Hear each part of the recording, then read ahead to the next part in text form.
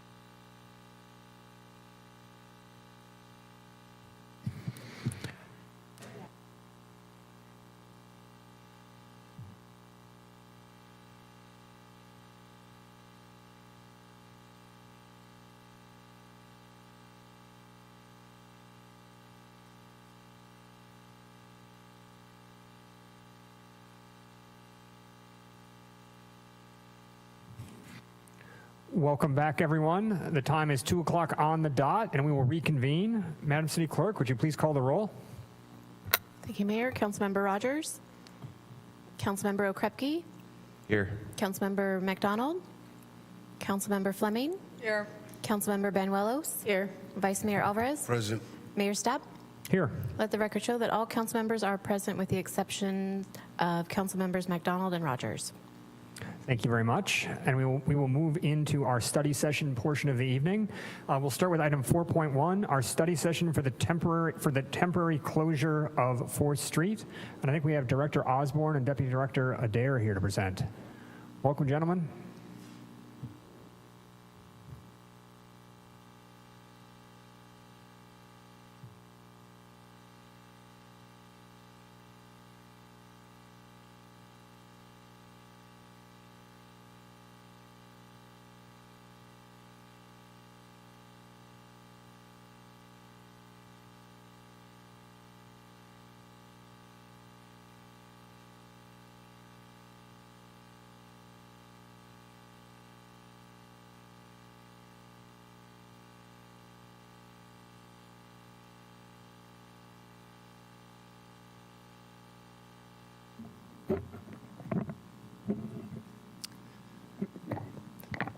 Okay.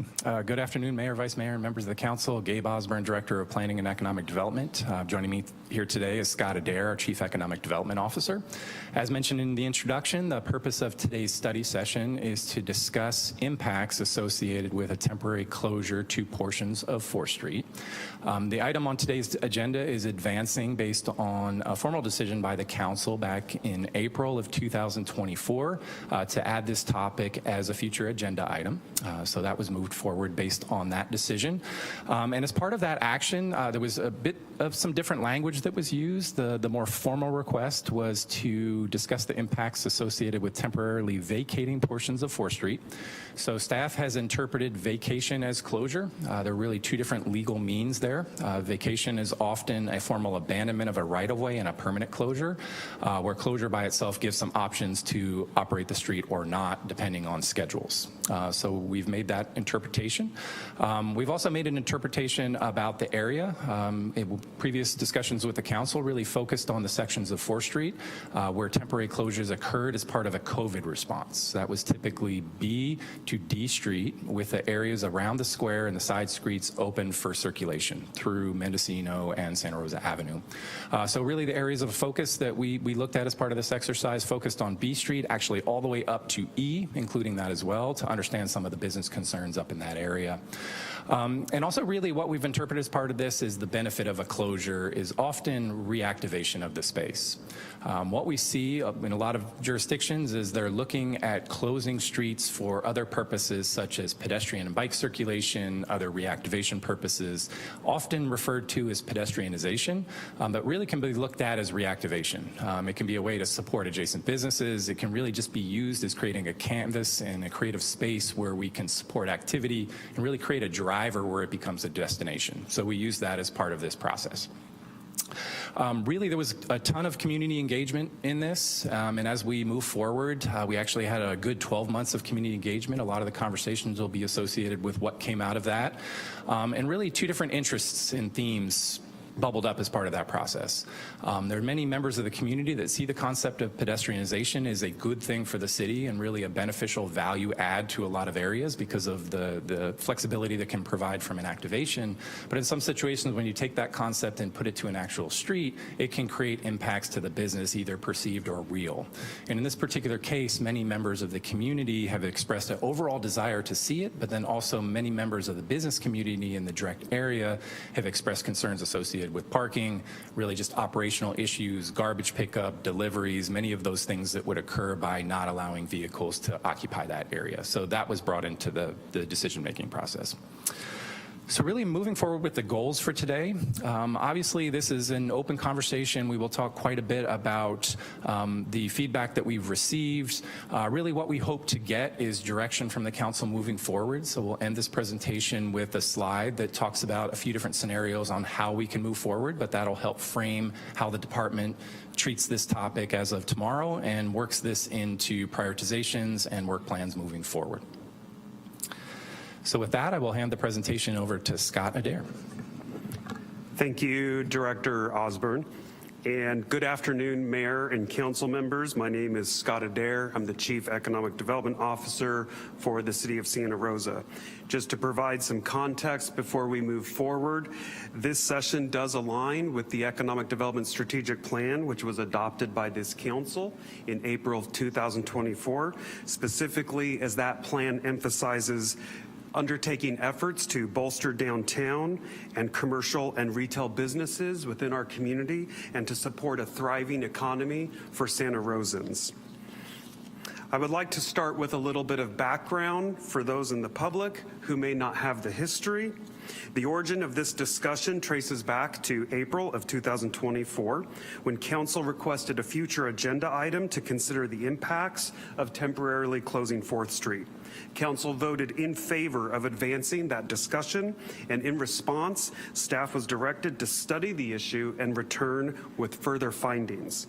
Since that time, the city's economic development and planning teams have taken extensive steps to engage with stakeholders and to review conversations surrounding what is also known in the industry and a term used by other communities as pedestrianization or street closures, also known as street activation. And you may hear us use some of those terms interchangeably throughout the discussion. Staff also studied peer cities, which have piloted it or permanently implemented similar efforts in this regard. To inform our work, staff examined case studies from a number of cities, including, but not limited to, Grass Valley, San Jose, San Diego, and cities outside of California, such as Charlottesville, Buffalo, Boulder, Colorado, etc. Each of these cities had experimented to some degree or another in closing downtown streets to vehicular traffic for the purpose of creating commerce and other activity. Some efforts from cities that we researched were deemed by those communities to be successes, and others were deemed to be failures. The examples that we reviewed made it clear to staff that success in those communities depended heavily on program design and execution. It was found that pedestrian zones thrive when they are thoughtfully programmed, actively managed, and supported by the community and the business sector. Importantly, in those areas where there were failures tended to occur when closures were implemented without sufficient planning or when they failed to account for the community, i.e. resident and business, desires and needs. In short, staff found that through the exploration of other examples in other cities, street closures or pedestrianization efforts are not plug-and-play concepts. They require careful tailoring to the unique dynamics of the community and the neighborhood as a whole. I'm really pleased to say that staff made a very significant effort to seek out and hear the community's voice in this conversation. Staff from the economic development team and also from planning and our other partner teams conducted door-to-door outreach along 4th Street, engaged directly with businesses either in person or by phone or by email, held one-on-one discussions with commercial real estate brokers, other professionals, business support agencies. Staff also communicated with downtown-centric organizations such as the Downtown Action Organization and the Railroad Square Community Benefit District to capture those perspectives. Additionally, staff convened several community group meetings. These meetings were held at the new One-Stop Shop Business Lounge at City Hall and conducted both resident and business surveys. Staff also brought the discussion to other department and division heads to gather their input and brought the discussion to the Economic Development Subcommittee for formal review. This multi-pronged approach was used in an attempt to solicit feedback from a diversity of stakeholders. So the surveys that I just referenced were developed in close collaboration with our partners on the city's communications team and distributed via social media, newsletter, email. There were QR codes put on postcards that were handed out. More than 1,300 individuals, residents, and 30 businesses responded to the surveys over a 30-day period.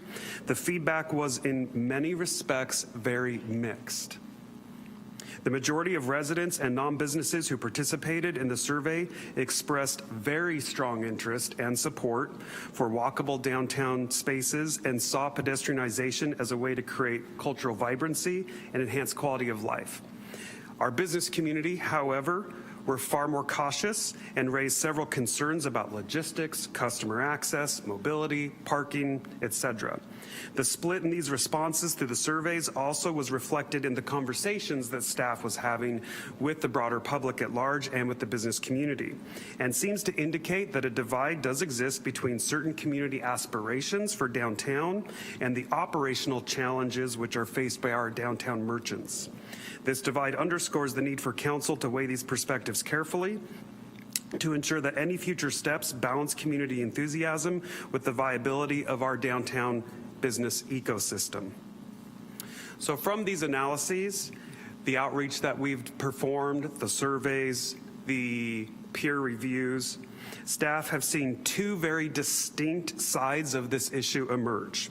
On the opportunity side, street closures or pedestrianization, if done correctly and following other successful models, is thought by some to create shared community outdoor gathering spaces, to promote recreation, cultural activities, and strengthen community identity.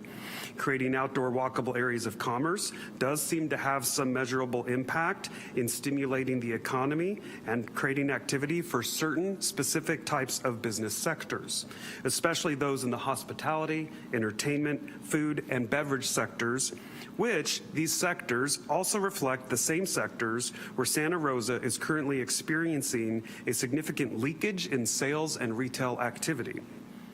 On the challenge side, however, pedestrianization or street closure efforts have a more significant impact on those types of businesses which are not dining, food, or entertainment related.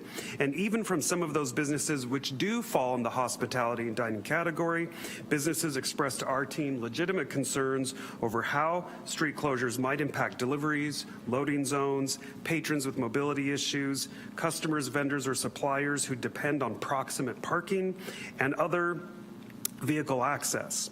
Some businesses also expressed to our team that the type of activity generated through street closures may not align with their business models, and the type of patrons who frequent some of these activities may not be the same patrons who frequent these long-established businesses in the downtown. These challenges again highlight that a one-size-fits-all approach likely does not work, and that careful consideration, or perhaps a pilot approach, which could be studied and then evaluated, might be needed before further implementation of a pedestrianization effort. The city also has received feedback from other organizations and groups with regards to this topic. Some late correspondence from businesses, residents, and organizations like Santa Rosa YIMBY was received via email or letter and attached to the agenda for today's item. Previous correspondence from one of our key downtown partners, the Downtown Action Organization, or DAO, was also received and shared previously with the city's Economic Development Subcommittee. The DAO highlighted the importance of infrastructure improvements, robust programming, and careful traffic circulation planning. The DAO expressed in their letter that without these, street closures for pedestrianized activation would likely not yield the economic vibrancy that some may be seeking. The DAO's own perspective reinforces what staff observed in the peer cities that we reviewed, that any type of pedestrianization or street closure effort should be paired with active investment, programming, and community partnership, and that without these support mechanisms in place, such an effort could risk producing limited results or perhaps unintended negative impacts. One unexpected and unanticipated outcome that came out of the engagement process was some strong enthusiasm that was expressed by stakeholders for testing closures in areas beyond 4th Street. Several participants in the surveying and outreach process suggested that other locations might serve as a pilot, including Ross Street, Montgomery Village, or the depot lot at Railroad Square. These ideas were presented to staff as requests from community members, which included some businesses who were interested in alternate or additional pilot locations. Now, this feedback was shared with the Economic Development Subcommittee, who did note and observe the distinction between evaluating 4th Street, which was the original council direction, and exploring other sites. Staff is sharing these unexpected findings with you to give council the full awareness should it wish to consider targeted pilots outside of or in addition to 4th Street. In particular, a pilot closure on Ross Street or at other identified sites could provide a practical, low-risk opportunity to test pedestrianization in concept and to collect real-world data and make adjustments before expanding this program to broader applications. I would also like to share that another tool available to the community in the pursuit of creating vibrant outdoor spaces is the potential creation of one or multiple entertainment zones. Senate Bill 969, which was recently passed at the state level, empowers cities to establish districts where open container consumption of alcohol beverages is permitted on public right-of-ways. It is believed by some that entertainment zones can be successful economic drivers in communities where food, beverage, and performance-based businesses are concentrated. Entertainment zones could be considered either as a complement to a pedestrianization effort or a standalone activation strategy. They could provide a mechanism for downtown to feel livelier and appealing without closing streets, or they could create opportunities for business growth in the food, dining, and hospitality sectors. The potential use and adoption of entertainment zones requires further review and exploration. Staff from the Economic Development, Planning, Public Safety, and other city teams have been exploring the entertainment zone process in further detail.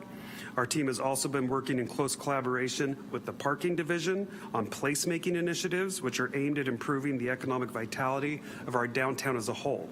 Entertainment zones and/or opportunities for economic development collaboration with other agencies like parking, police, or others are topics that, once vetted and fully understood and studied, will come before council at a future date for additional consideration.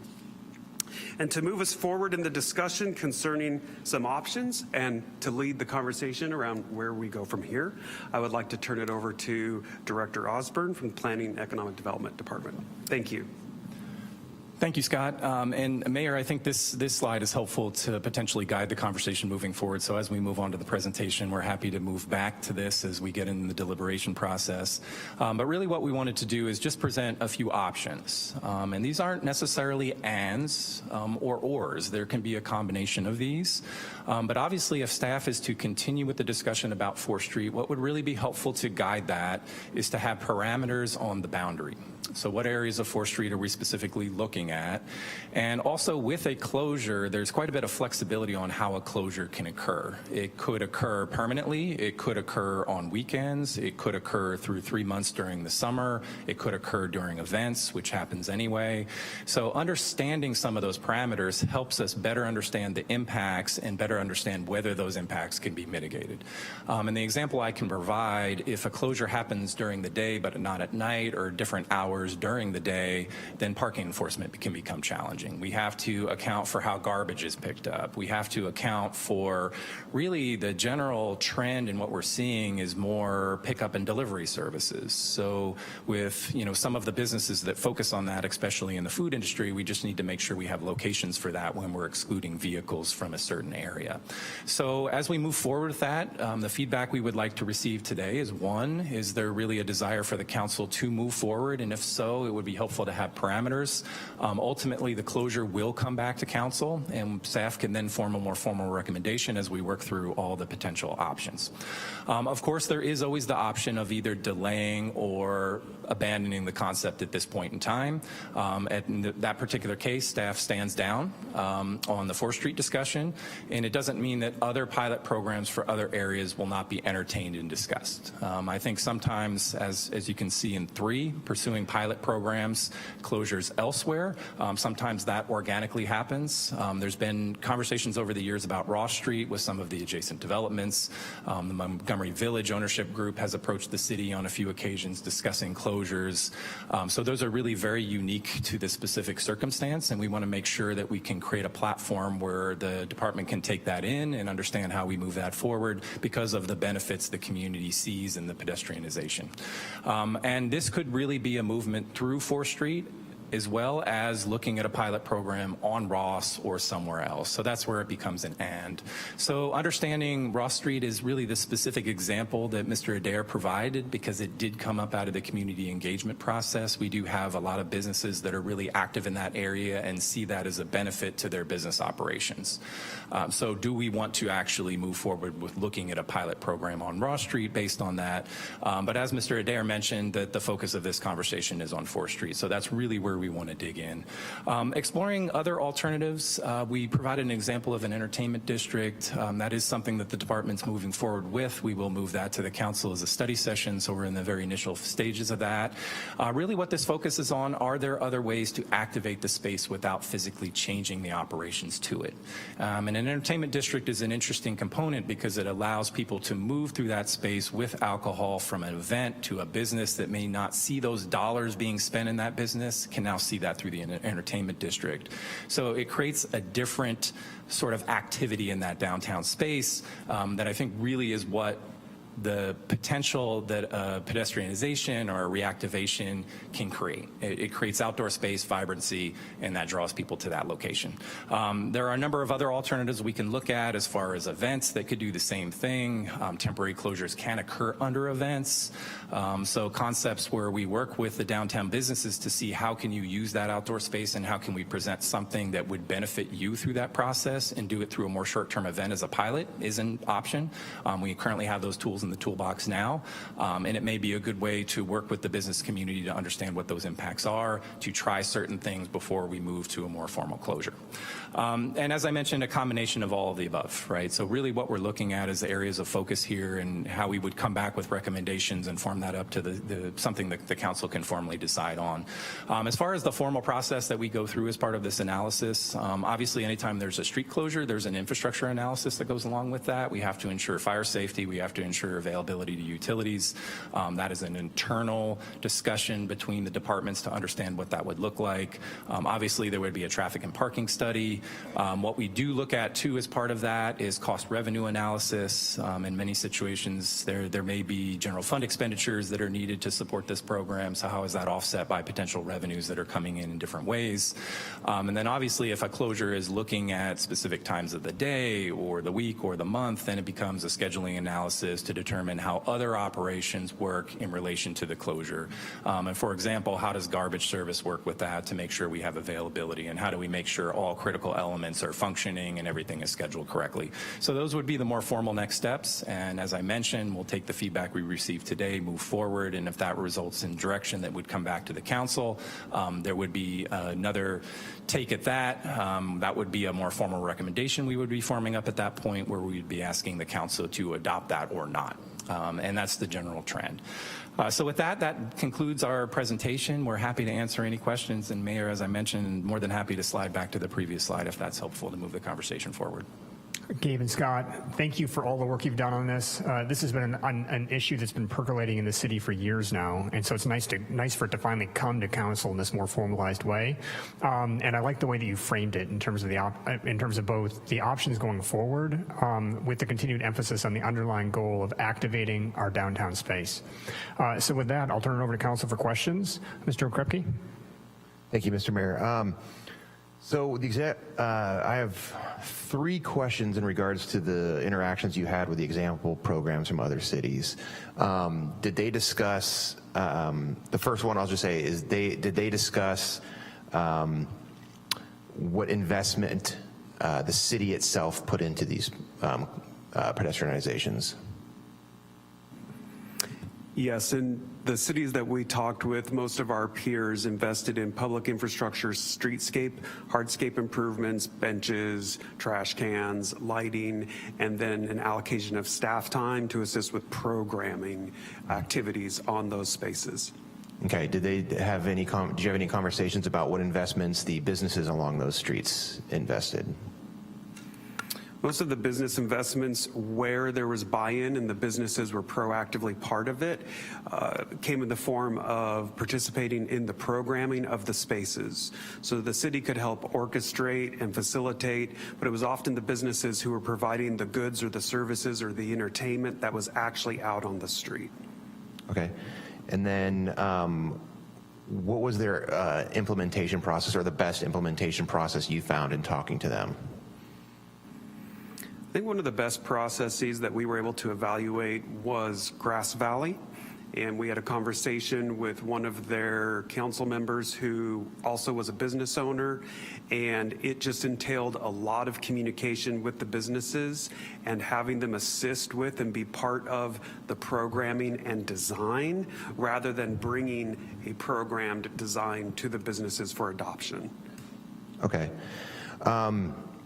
Then when it comes to the outreach, would it be accurate to say that general public non-business owners you interacted with were generally supportive, and that the business owners, especially those along 4th Street, were mixed with many of the concerns being logistics? I would say that's accurate. Okay. And then my final question is, in looking at other areas, specifically you brought up Ross Street, if I recall correctly, there's only 5 businesses on Ross Street: a brewery, a massage parlor, a Pilates studio, and a photographer, and an Indian restaurant. What kind of activation did they discuss for that? The recommendation for activation of Ross Street came from the 3 alcohol-centric businesses. Around the corner, you have Flagship Tap Room, and then you have Cooperage on Ross Street, and then you have Barrel Proof Lounge around the other corner. And it was actually those 3 businesses who were fairly enthusiastic about proposing some sort of closure or activation of Ross Street to activate that space with music, events, etc. They also had suggested doing it on off days and non-weekend days to offer an alternative to some of the events that are already happening downtown Friday through Sunday. Okay, I'll save my comments until after public comment. Thanks. Thank you. Ms. Benuelos? Thank you, Mayor. First of all, thank you so much for the presentation. It's really well done. And I've been waiting for this for, I know others have been waiting longer, but I've been waiting for this actually for a very, very long time. And Councilmember Okreki actually touched on an area that I was interested in, and that was community engagement. It looks like your survey of 1,300 residents, it's a good number. And I'm just wondering, because I think also in your presentation on the outreach piece, it talks about different community groups. And I was just wondering if you could talk a little bit about who responded, if you know any of that, and what community groups you talk with. I think what I'm concerned about is I know, as was just discussed, that some of the business owners, the merchants, are a little concerned whether or not this will be beneficial for their businesses. But at the same time, I'm really interested in what the community thinks and what the residents want, because I think whatever we do needs to be a combination of both, right? If the community wants something like this, this is something that can bring them to downtown, which is what we want. So that's why I'm really interested in the community outreach. The engagement and outreach process for this effort occurred over a period of many months, and it came in a variety of formats and through different venues. There were meetings that staff attended out in the public. There were also various meetings that we hosted here at City Hall. I mentioned a few of those in the presentation, but we did talk with leadership at the local chamber about this concept. We had conversations with our local small business development center leadership, conversations with our regional tourism partners, internal conversations with department heads. We had one group that came to the one-stop shop business lounge at City Hall, which represented mothers. It was a group of mothers who, through an organization, a French organization, Audubon Franquette, and in conjunction with the local French school and the mothers of students there, who came and had a discussion in our space about outdoor walkable spaces and pedestrianization. We brought the item to the Railroad Square Association Board, had a conversation there. We had conversation with DAO leadership, and they sent us a letter, which we shared with the Economic Development Subcommittee. It really was a smattering, a diversity of groups that we tried to approach and engage with. Certainly, we did not engage with them all. 1,300 respondents to a survey does seem like a good response, but we have 180,000 residents in Santa Rosa. So I'm sure there's a diversity of opinions out there, but what we can say is from the sampling that we took, there really was a sort of division between business and non-business sentiment that existed in the community over this conversation. Thank you. The other thing I think that's a concern I hear for the businesses, of course, is the logistics. I think that's a big concern. And so I guess the question that I have, having done events with the city, many of us have, who would be, I think, technically in charge, for lack of a better word, of those things like making sure there was garbage collection, making sure there was a place for truck unloading, all those things that businesses would need to buy into this? Because I think that's part of my concern, is that if they don't buy into it, even if it brought hordes of people downtown, it's not going to work if people are not happy. So. Yes, thank you, Councilmember. That's an excellent question. Really, some of that is related to what the closure looks like and how long the closure lasts.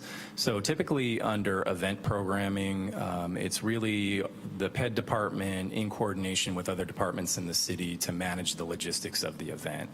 What we saw really with the more longer term closures that occurred through COVID, then you really run into this longer term. The event is usually 2 to 3 days.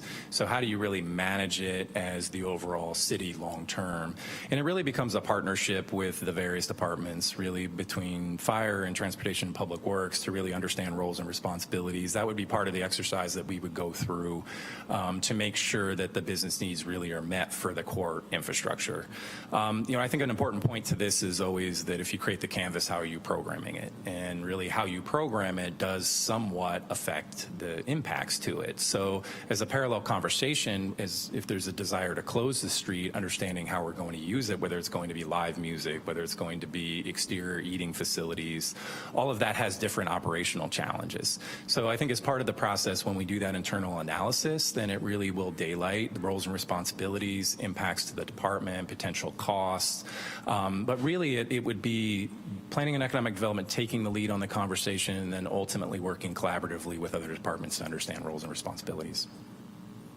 So would you say that the city would have ownership of the closure?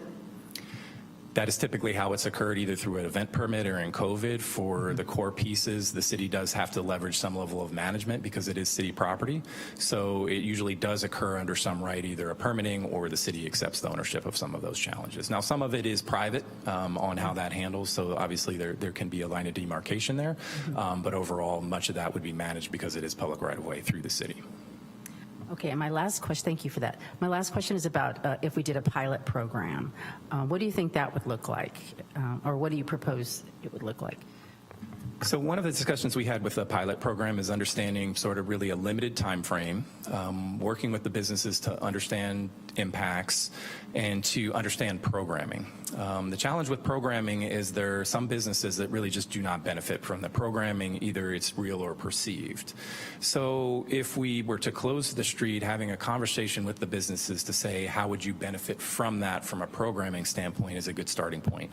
And at the end of the conversation, the specific business type might not benefit from that. As Mr. Adair mentioned, in most areas where it is really deemed to be successful, it is very heavy with food and beverage because they can use the outdoor space for that purpose. The entertainment district plays a pretty critical piece into that because it addresses some of the ABC licensing on how alcohol moves in and out. So what we would normally say as a pilot program is a very limited time. It could be through the summer months. We work with other businesses to see what it really looks like. There's a lot of off hours. Many of the sensitivities that we heard are around 8 to 5 and understanding parking around 8 to 5. And some of the businesses that don't operate after 5, are they okay with closures during that period of time? we can figure that into the equation. But what I would normally say is it's working with the business community to understand a limited amount of time, to understand what it would look like if you programmed it, and to better understand, does it act as the destination? Is it drawing people into the downtown? Because I think that's a really critical piece. With the absence of the programming under a short window, it might not provide the benefit that it would long term. So it really needs a better understanding of the staffing resources and the financial resources that would go into programming it to make it successful. So we'd have to make sure the pilot window uncovers enough information for us to bring back something to council where they can make an informed decision on that. But I think there would be a lot of work with the business communities and many of the individuals that have expressed concern about it. Is there an impact that we can mitigate in that through a pilot program? And that's what we would want to understand. Okay, thank you so much. You noted during your presentation that we already do close 4th Street on any number of occasions now for special events. We just did a few weeks ago for the Santa Rosa Marathon. Do we have any data with respect to increased foot traffic to our downtown commercial establishments, to money spent, any kind of numbers that come out of the times that we're currently closing 4th Street? With the acquisition of a new mobile analytics platform, which staff was able to procure this year, we are starting to pull data on the impacts of events in the downtown. We can pull that data on a per address or per business location. We can also create a polygon or an area, if you will, and pull the analytics for that particular area for any given day or time.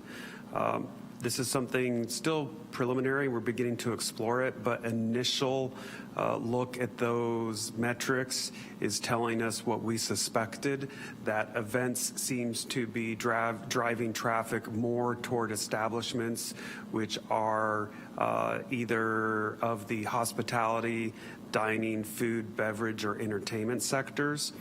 It's also important to note, too, that many events actually do occur in the evenings or on weekends. And businesses which do not fall into those categories typically don't have hours that extend well into the evening or sometimes on a weekend, like perhaps a Sunday. So it's difficult because those businesses are actually closed to understand and gauge whether or not those weekend or evening events are having a positive impact on that business immediately. Perhaps in general, as it's creating more vibrancy in the area, there could be an uptick in sales, but that's something that we would need to review further in collaboration with those businesses who are in the impacted areas. Thank you for that. And with respect to Montgomery Village and WS Development, my understanding is that they do have an active interest in running some kind of pilot along some of the streets in that area, including, is it Midway and McGowan? Could you say a little bit more about that? Yes, so there have been discussions with the new ownership group. Those discussions started when that ownership group took over Montgomery Village, and they have been associated with those streets. They've ranged from really more of a seasonal closure and a programming to more of a discussion about a permanent. As any commercial operation, it balances out the need for parking with that. So obviously the more short-term doesn't necessarily impact the long-term parking, where you do it more long-term and understanding how you're pushing vehicles around. Montgomery Village has really evolved the space, and I think in many situations as the business owner or the property owner moves forward in these directions and more tenants come in, a lot of times the tenants control that narrative to some extent because of the perceived impacts that tenants may see with the lack of parking. So a lot of times that does control it. It never moved beyond the conceptual. We were as staff willing to support that with Montgomery Village if they wanted to advance that and to work with the internal teams to make that work. But actually I believe even those conversations happened prior to the ownership group, because the streets really create this logical situation where you can close it block to block, still create circulation around the area, and allow really to more function from a programming standpoint in the center. Thank you for that. Any other questions, Mr. Krepke? Thanks. To follow up on the mayor's previous question about the analytics of sales, and you mentioned that there were businesses that were closed on Sundays or businesses that were not open for, let's say, the Rose Parade, right? They did not open early for that. In any of the discussions you had with these other cities, did they discuss or describe any sort of increase in demand for retail space in those areas once the closures happened? Yes, in conversations with our peers in particular cities where these efforts have been deemed successful, it was described to staff that there was an increase in backfill of vacant spaces and new attention into those areas by other retailers, either expanding into the area or looking to open second locations in the area. Thank you. All right, let's open it up to public comment. I know that we have a few members of the public who wish to speak. Let's start with Cadence, Bernie, and Adrian.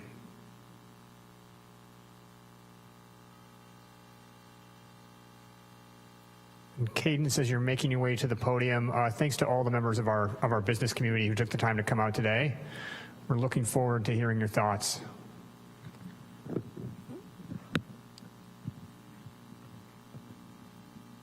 Thank you, Mayor Stapp, Vice Mayor Alvarez.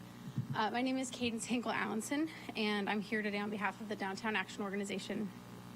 I want to start by apologizing because I am going to be a little bit repetitive in echoing some of the things that were shared by staff, but I want to thank staff for all of their work on this issue. The DAO wants to be an active partner in all potential programming and concept exploration related to downtown. We really appreciate the city's willingness to focus on spurring investment and activity in the area, as well as staff's inclusion of the DAO's position in their presentation today. To recap, the DAO believes there are 4 key points that need to be addressed for a successful pedestrianization effort. First, ensuring the majority of businesses within the closure area support the concept and are prepared to activate as part of it. Second, infrastructure improvements must be made to create and maintain a friendly, vibrant, and safe space. That means new pedestrian lighting, enhanced landscaping, improved trash collection, removal of parking infrastructure, and installation of safety infrastructure. Third, the city needs to invest in enhanced programming for any potential closure area. And finally, the impacts of potential traffic circulation changes need to be fully understood and explained to the community. The DAO believes all of these elements are crucial to seeing a pedestrianization plan succeed and bring the desired positive benefits to Santa Rosa. We look forward to remaining a partner in the discussion as further exploration occurs, and appreciate the time and effort that have gone into this so far. Thank you. Thanks to Cadence and the DAO. Bernie, you're up, and then Adrian. Good afternoon.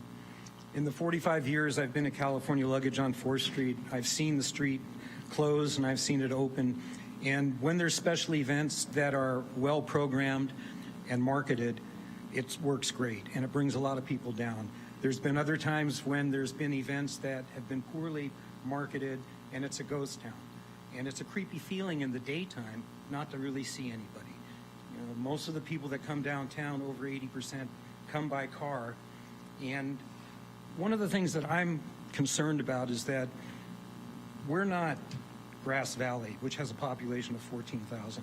We're the biggest city on the coast between San Francisco and Portland. And as such, we have been and still are a regional destination for commerce, for services, for culture. I have people coming from Mendocino, Humboldt, Lake County, and they come down once in a while. And if they come across orange barricades, they're not going to be able to locate, much less access, businesses that they haven't been to frequently. And so I don't want to lose track of the fact that we're not a small town. We are a regional destination. I also have a concern about what happens at night when we are a barricaded, isolated downtown and there's no passive surveillance of cars that are driving through. I see that we would be vulnerable to an uptick in particularly property crime, and I'm wondering if there's been any discussion with the police department on how they would patrol, if they would patrol a darkened downtown center. You know, I kind of feel that downtowns are meant to be hubs of activity. The activity that the cars bring, they're the ones that are putting the pedestrians on the street right now. There's no reason to think that taking the cars off of 4th Street is going to spontaneously generate foot traffic. And in fact, the Wednesday market this year initially closed the 600 block of 4th Street and put vendors on that carless street. And by the end of the run, they had to open it up again because the vendors couldn't make any money. There were no people walking in the street. I feel that there's going to be a sacrifice to our seniors, to people with mobility issues in our community, as well as inconvenience and disincentive to visit Santa Rosa from people out of our community. And so while I believe in street closures, I'm hoping that you guys won't close 4th Street. Thank you. Thank you, Bernie. Adrian? Good afternoon, members of the council. Adrian Covert with Santa Rosa YIMBY. I want to thank staff for putting together a great and comprehensive presentation about some of the options facing the city. Let me start, if I can, by being a bit pedantic. We talked a lot today about taking a right-of-way and reactivating it. And I think when you take a right-of-way and you're reactivating, you're bringing more people through more various means of getting there, that's not closing, that's reopening it. So when we're talking about these things with the public, I think it can be really confusing if you're saying, at the one hand, we're reactivating the space that we're closing. So I would say that, and encourage folks to talk about what this really is. It's closing it to street traffic, and it's opening it to pedestrian traffic. So reactivization is, I think, a better way of talking about this. Opening streets for pedestrian uses is become quite common throughout the United States and California. Staff mentioned a few of the cities that have done it and that have done it successfully. No doubt a lot of Santa Rosa residents have come into contact with these, which is why they're so supportive when polled and asked about it through the city's survey of 1,300 residents or through Santa Rosa's YIMBY's survey, which we conducted throughout Wednesday night markets throughout the summer, and we got over 300 signatures of Santa Rosa residents in support of making it permanent, of doing it and doing it right. The business concerns are really important because if you're going to do it, it's got to work, which is why Santa Rosa YIMBY, we launched a survey of storefronts affected in the towns of Grass Valley and in San Jose, a much larger city that pedestrianized one of its streets, to figure out what had happened. And we heard from them that there were a lot of initial concerns about parking and crime and public safety, and yet 70% of respondents, representing almost half, 48% of all of the affected businesses who responded to the survey, 70% said this has increased their foot traffic and resulted in increased business and sales and receipts for their businesses. So this is a good thing despite some initial concerns. Our survey also showed that and reinforced staff's message that the importance of infrastructure and programming.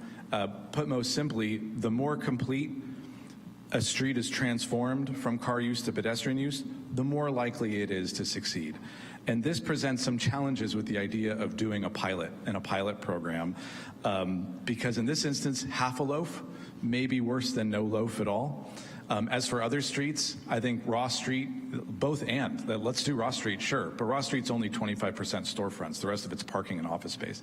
So respectfully encourage the city to be bold, go for the full loaf, and continue planning for pedestrianizing our Marquis Street on 4th. Thank you. Thank you, Adrian and Santa Rosa YIMBY. Are there any other members of the public who would like to comment on this item? Seeing none, we will close public comment and bring it back to council for final thoughts and direction to staff.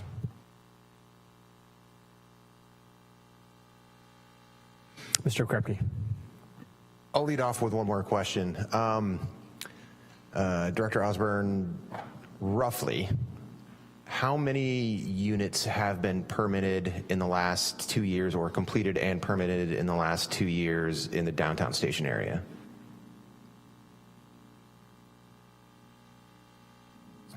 Roughly, because I don't have that number off the top of my head, 500. All right, so we have 500 new units that have been either completed or in the process. Building permit process or completed. If we look at entitled units, it gets a little higher than that. But I think that's a good estimate of the number of units that are potentially being delivered in the downtown core. Okay.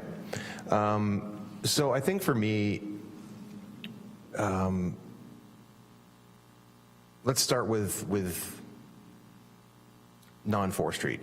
Ross Street, I'd be open to entertaining that if they want to do it on off days, temporarily closing that in conjunction with the entertainment zones. I'd be willing to entertain that.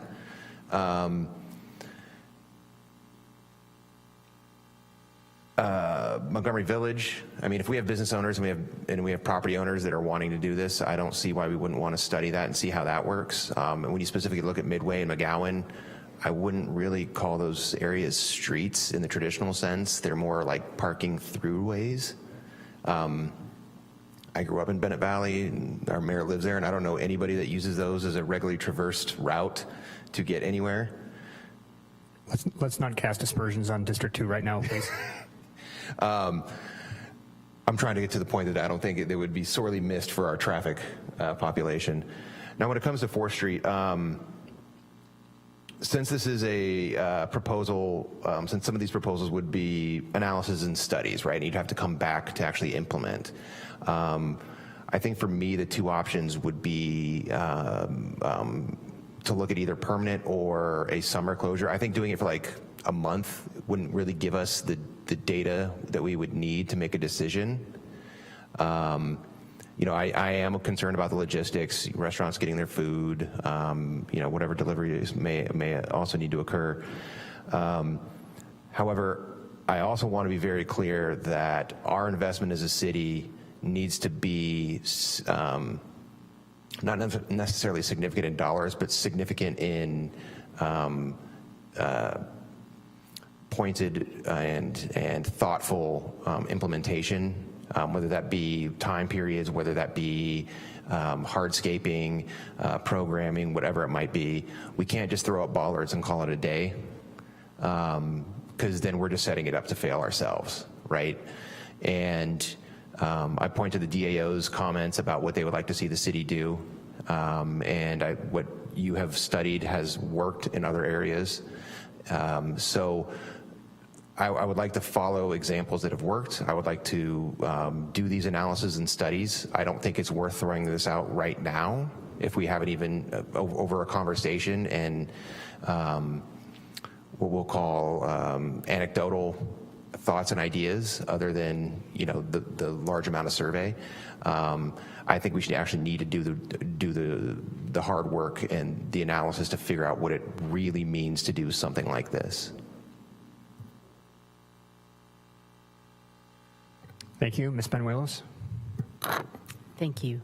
Well, first I want to start out by just saying I really like the concept of, however it's referred to, pedestrianization. And I think for downtown, and I've lived here a long time too, really very, very long, and I've seen, also the streets closed, the streets open. I've seen all of that. But I'd like to see our city try something different.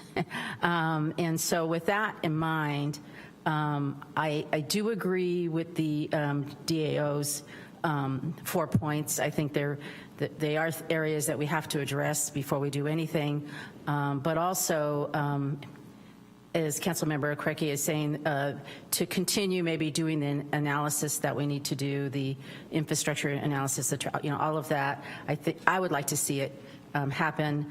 I am also very concerned about logistics and also merchant buy-in. I would love to more of the owners be in favor of this, and I know it's for some folks it's going to be a little bit of a risk, and I understand that, so that's why I think it is important. I agree that we do as thorough a study as we can on all these other issues, but I would like to see us move forward. And I mostly focus on 4th Street. I, Ross Street would be fine as well. Montgomery Village is an interesting one. I hadn't thought about that, and I agree that most of those streets are really for parking as well. So I think We could certainly look at other streets, maybe if this doesn't pencil out, as they say, but I really would like to see us continue to study the concept of doing it at 4th Street, because I think that would be something exciting for downtown, which is what I think we need. You know, people are always saying to us, how are you going to, what are you going to do to improve downtown? And I know they say it to you as well, but they say it to us all the time. And, you know, here's a concept that I think would be new and exciting, and it could be a great thing for our businesses. But I know it needs further study, so that's kind of where I land. Thank you. Ms. Fleming. Thank you. You know, the way that I look at this is kind of a holistic approach, and I'll start with talking about, I'll say with Ross Street, I'm agnostic. With Montgomery Village, I think it's a really good idea, and why I think it's a good idea with Montgomery Village is that you have a unifying force with the property owner and the tenants saying that this works. And I think that because those things are in place, it's not just a matter of public opinion, but it leads to a good planning decision when everyone's rowing in the same direction.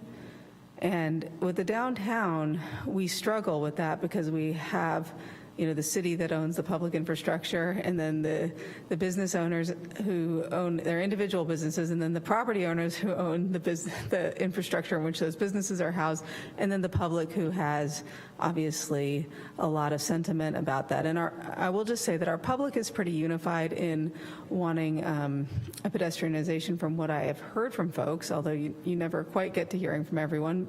But the challenge with that is that I think that Mr. Schwartz makes a really good point, that this is a regional landing place for people from all over the North State and beyond, and that while I'm personally in favor of fully pedestrianizing this, you know, full stop, I am fully in favor of it, I want it to be planful.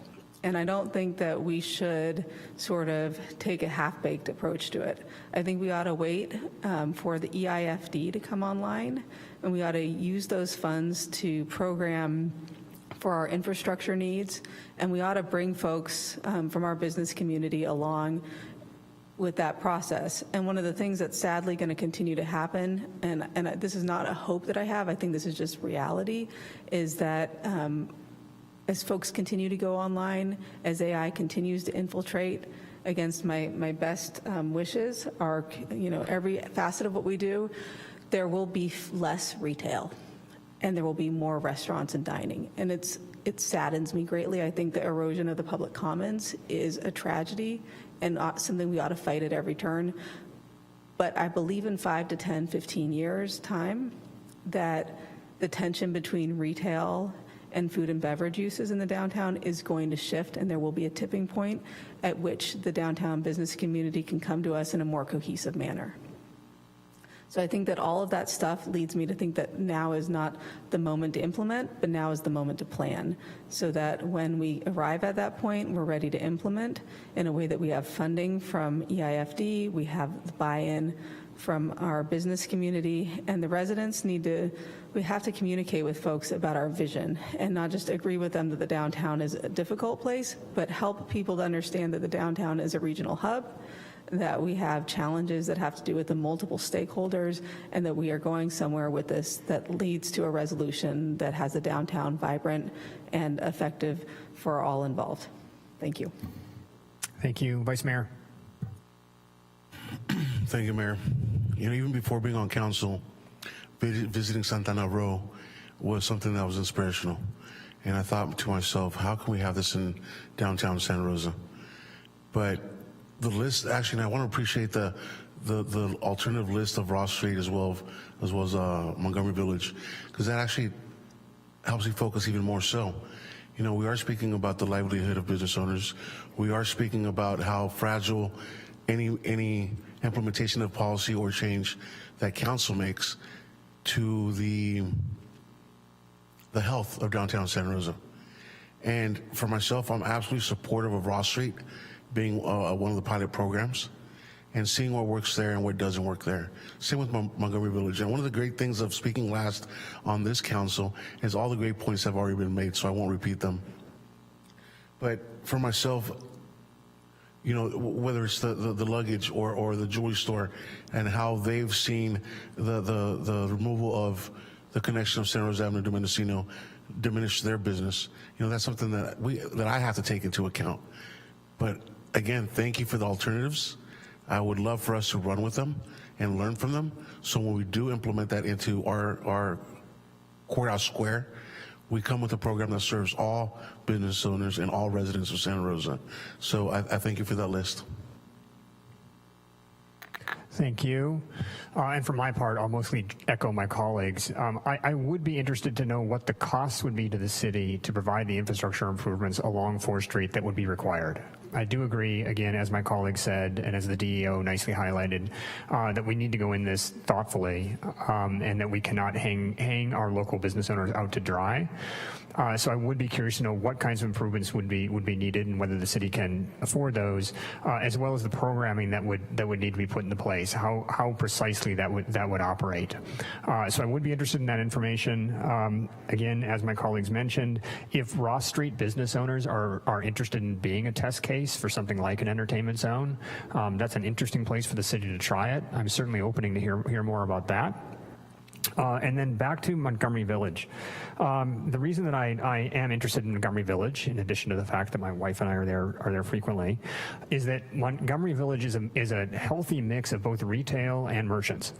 So you've got a lot of stores there. In fact, an increasing number of stores where people are going not just to dine, but to purchase things. And District 2 is proud of all of its streets, including those that some might cast aspersions on as just being for parking. But actually, I would point out that makes that an interesting test case for another reason, because if you close down either McGowan or Midway or both, what you are doing is you're forcing people to park their cars further away from the shops and restaurants that they want to visit, which I think is an interesting test case, because that will provide some useful data potentially for 4th Street or other spots in the city to answer the question of whether people are willing to walk from their cars, from their parking lot, a little ways to get to the stores they want to go to. And in my mind always goes in these discussions to a common refrain in this area, which is, why does downtown Santa Rosa, or why does no place in Santa Rosa look like Petaluma and Healdsburg? And yet people forget that when they go to Healdsburg and they go to Petaluma, they're almost never parking their cars right in front of the stores or restaurants they want to visit.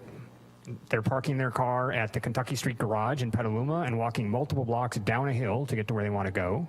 Or in Healdsburg, they're parking their car several blocks away in a kind of nondescript surface lot and then marching themselves over to the square to get to both the merchants and the restaurants that they want to visit. The difference again in those towns is that there are a lot of restaurants and merchants that people want to visit, and we've got those here too, both in the 4th Street area and in the Montgomery Village area. So again, coming back to Montgomery Village, I do find that to be an interesting test case for the reasons that I named, that it would be interesting to see how far people are willing to walk for the stores that they clearly want to go to, since Montgomery Village is bustling. And as well, what will the effect be on merchants, on folks who are selling goods rather than just restaurants? Those are the end of my thoughts. Anything else from my colleagues? All right, Gabe and Scott, can we provide any other direction or answer any other questions? I really appreciate the direction that was provided, Mayor. Just to summarize, really what I heard is that we can move forward at the staff level with requests on Ross and Montgomery Village. We will run those through the process and work with those adjacent business owners to see how we can get that to the finish line. As far as the 4th Street conversation, it sounds like it's a study and come back with information. As part of that study, we will look at the staffing impacts, we will look at the operational impacts, we will look at the potential funding sources. We will also overlay the conversation about potential programming options. And I think unless there's any other direction from council, we'll remain in that E Street to B Street corridor. Obviously it can expand and contract, but we'll use that as our study area. And then we'll just move forward with doing the analyses that we had mentioned in the slide deck, which are very traffic parking specific, and we'll initiate that process, ultimately come back to council for additional direction. Perfect. Thank you very much. Thank you both for all the work on this. Yeah, thank you for the opportunity. And with that, we will move on to item 4.2, which is really a continuation of our discussion on how to activate our downtown area. We've got item 4.2, our downtown Santa Rosa parking and rate adjustments. The cost of parking in downtown, could there be a more fraught issue in Santa Rosa politics outside of pickleball and versus tennis? So, Chad and Tanya, thank you for joining us.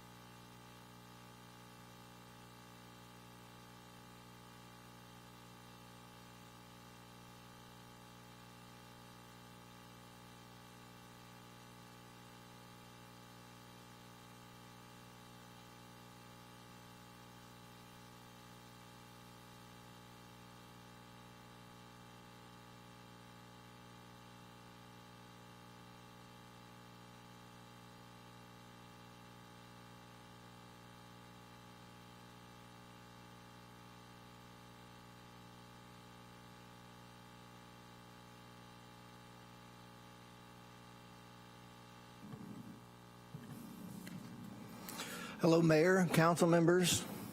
I am Chad Hedge, Parking Division Manager, City of Santa Rosa. With me is Tanya Cordova, Parking Division Manager. Parking Division, I'm sorry, let me take a pause.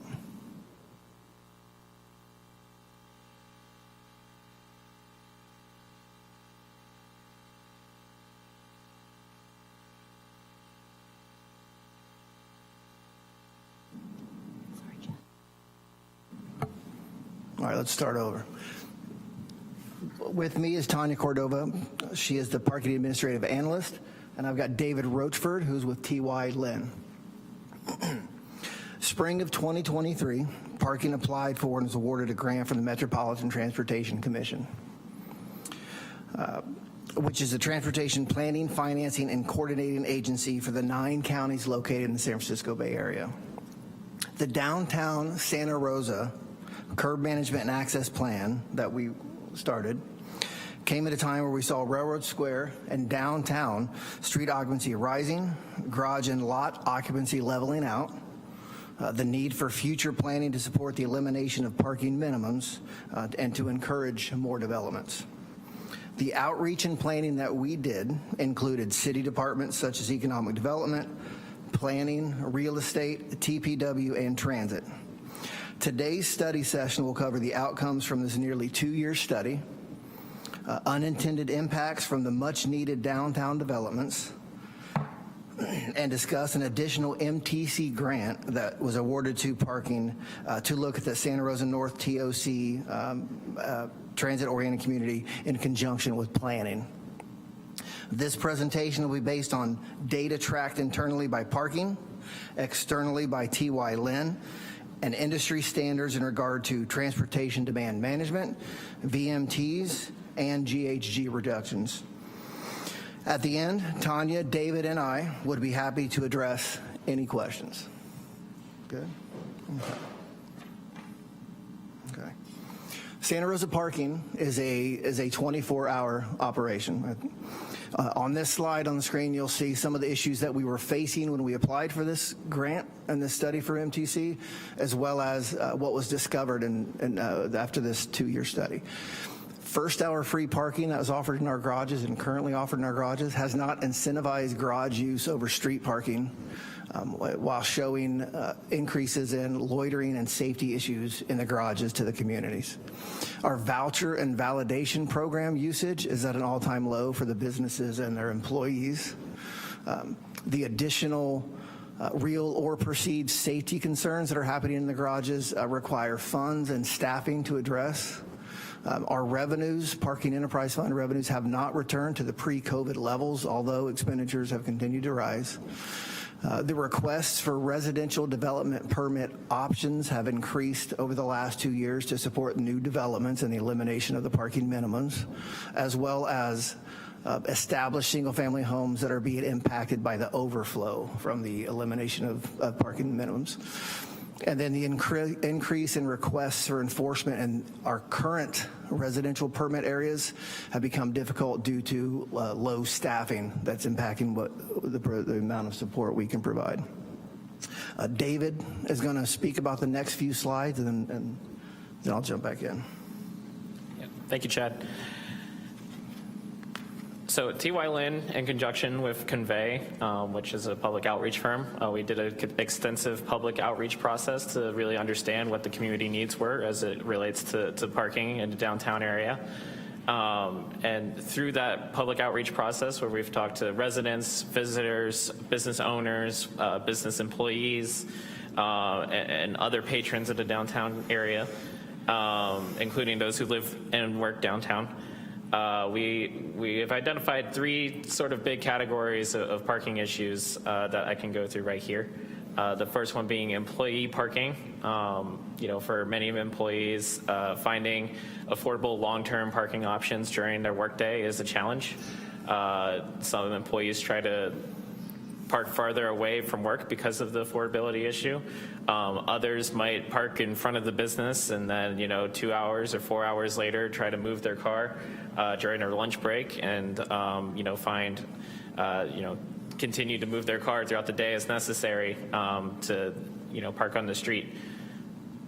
In addition to that, we also have employers sometimes paying high parking costs for their employees. And so, especially in the post-COVID era, as many people have switched to hybrid work, a parking pass that is for an entire month when you're only there 1-2 days in the office doesn't really make sense anymore to be able to require those parking passes. And so, thinking about how we can address that was part of the study.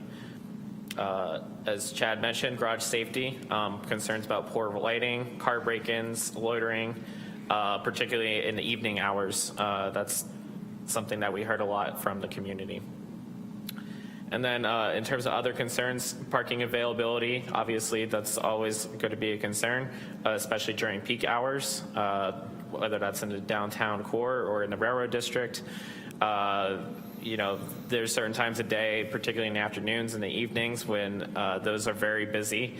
And, we want to make sure that people have parking options in those areas or in close proximity to those areas to allow for people to want to go downtown and want to spend a night and enjoy the many restaurants and businesses and that Santa Rosa has to offer. We also heard some concerns about the inconsistency across zones, hours, and incentives. And I'll just jump ahead a couple of points here to include signage in that as well. I know when we were doing the study, the 3rd Street garage is on 5th Street, or garage number 3 is on 5th Street, and garage number 5 is on 3rd Street.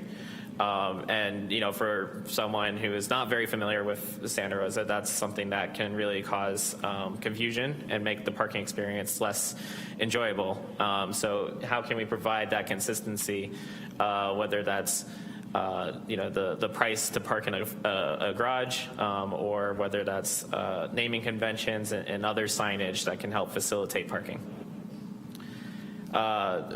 High cost for long stays. This is particularly for smart users who are looking to take the transit in and out of the city. There was concerns about parking there and then taking transit, what the cost of that parking is and how that can better interact with the transit service. We also heard about businesses. Not many businesses are offering parking validation, and so we did a survey. So this would have been 2024, late 2024 when we conducted this survey. It was part of the early process of developing this project. We had almost 1,600 responses for the survey. Again, reaching every different corner of the business community, residential community, and visitors. And the top 4 responses really were distance to destination, availability of parking spaces, coming in 1 and 2, and then safety and security, and then price, whether that's making sure that we have an affordable price for parking in the downtown core areas. So in terms of study recommendations, we have seven main recommendations that we'll review if you hear. The first one is revising our public parking fee structure. The second one is implementing a new residential fee schedule. 3 is construction management and planning amendments. 4 is wayfinding. 5 is garage space allocation for employees working in downtown and Railroad Square. 6 is curb management, including the identification of shared parking spaces for delivery drivers and for rideshare operators. And 7 is EV implementation. And with that, I will kick it back to Chad here to talk a little bit more about the priorities and talk more about the findings. Perfect. And if we could go back real quick, Tanya, so a couple updates. Number 3, the construction management planning amendments. After the start and completion of 420 Mendo, we worked closely with planning, and we've created new processes so that the contractors and all the subcontractors will now work directly with parking to make sure that the hundreds of contractors we have will go to the garages as opposed to parking on the street all day, having a smaller impact on the businesses. So planning was a great help on that. Number 7, or I'll start with the number 6, we've been working with economic development, and just this week I think we've identified at least a minimum of 4 spaces throughout downtown and Railroad Square that will be identified as pickup drop-off, Uber, Lyft, to help support that goal. And number 7, if you haven't seen Garage 9, we have the PG&E and the contractor installation is complete on our 4 new dual-port level 2 chargers available for public and fleet use. 2 of those chargers are active and ready to use. The other 2, we're waiting on some parts that the ChargePoint forgot to send us. And then we're working on the final application approval, so we should start construction on Lot 10, where we're going to have another 4 dual-port level 2 chargers available for public use, as well as 2 single-port DC fast chargers available for public use. PG&E funds are covering 90% of those costs. We are also awarded funds and grants through Cal EVIP and Communities in Charge, which is going to be huge for us. So I'm hoping spring we should have both projects completely available. Okay. All right. So let's start with our parking meter fees as we jump into this. So Santa Rosa and most agencies around the country, and especially in the state, try to follow a progressive parking model when it comes to paid parking, right? Our goal, and a goal of other cities, is to try to keep on-street occupancy around or a little bit below 85%, right? The higher rates in the busy zones and the lower rates in the less used areas. So what we want to do is as the occupancy goes higher, 85, 90, higher than that, well, what's that doing? That's creating a lot of circling. That's creating a lot of EMTs. That's creating a lot of GHG emissions. We want to create lower price options farther out from the core to allow people to know that they can go here, they can stay for longer terms, and avoid the like David mentioned, folks, say maybe employees parking in spots in front of these businesses, the high use spaces, so we can keep those spaces open for customers that in and out. Again, the reduction of GHG emissions via circling, 100% of the parking fees from the enterprise fund are invested right back into what we do, whether it's the lighting, the security, the patrols, the wayfinding. And then the last time we've adjusted our meter rates was in 2017. Okay. So the map on the screen shows you Railroad Square and Central parking occupancy. Both these maps are taken 1 p.m. through dinner, Thursday through Saturday in both areas. The red is the peak above 85% occupancy.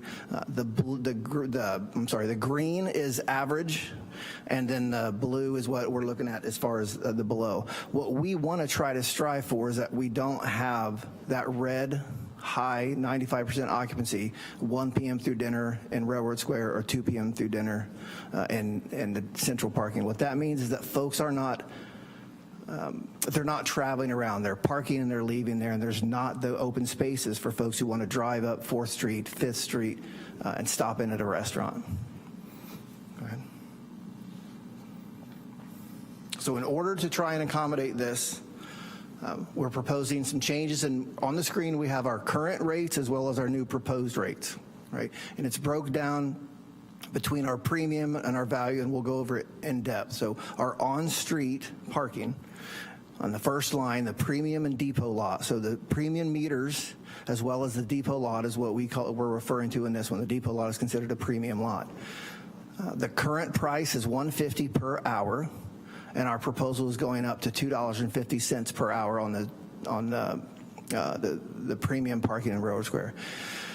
We've had a lot of conversations with the Railroad Square board, and we actually adjusted our initial presentation based on suggestions from them to support the $2.50 per hour on the streets. And as you can see below on the Railroad Square 13 and 14, the lot, we're not going to raise any prices in there because the conversations around is we want to try to get people off the streets in Railroad Square and push them to those lots, or push them to the free parking that's a little bit outside lot 13, 14, which is the lots underneath the freeway. The value lots in the areas on the on-street, which are the farther out from the map we just saw, we're looking at $1 to $1.50 proposal increase. And then right there where it says free, what we're also doing in the areas farther outside of our premium values, what we're going to do is we're going to remove some meters, right? We're going to create some time limits. In areas where we can make that third option, we're going to try to create more of those spaces to try to support the community. If they're okay with walking a little bit, we're going to create some more free spaces for them with time limits. Premium lots right there, so lots 10 and 11, Russian River lot, and then lot 11 is the one right behind Belly, we'll say. Right now it's $1.50. Our proposal is to take it up to $2. Our value lots, which are lots 2, lot 4, and lot 7, $1 to $1.50. And again, we're not making any changes in 13, 14, the lots in Railroad Square. And then the garages, as David mentioned, we currently have different prices in the garages. So what we're going to do is we're proposing making all of the garages $1 per hour, so that way there's no confusion over cost.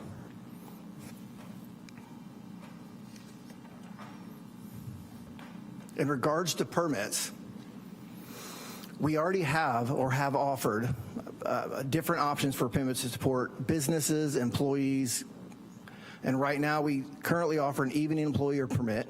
It's $10, and that's still going to stay. Although it says 3 p.m. to 1 a.m., there's no end time on that permit. It's just they can't go into the garage until 3 p.m. to be able to get that evening employee permit. We're looking at offering discounts for new business accounts as far as all the new developments that are coming in, trying to figure out a way to support the growth in there. We currently have and offer low-wage permits. Currently right now in Garage 1 and Garage 12 only. So what we're looking to do is expanding that not only to all garages, but also reducing the cost from $31 a month to $25 a month. The part-time permits, like David again mentioned, there's some folks who don't work in the office 5 days a week, but they still want to have that option to pay for a permit, not have to pay every time they come to the garage. So we're also going to create a part-time permit.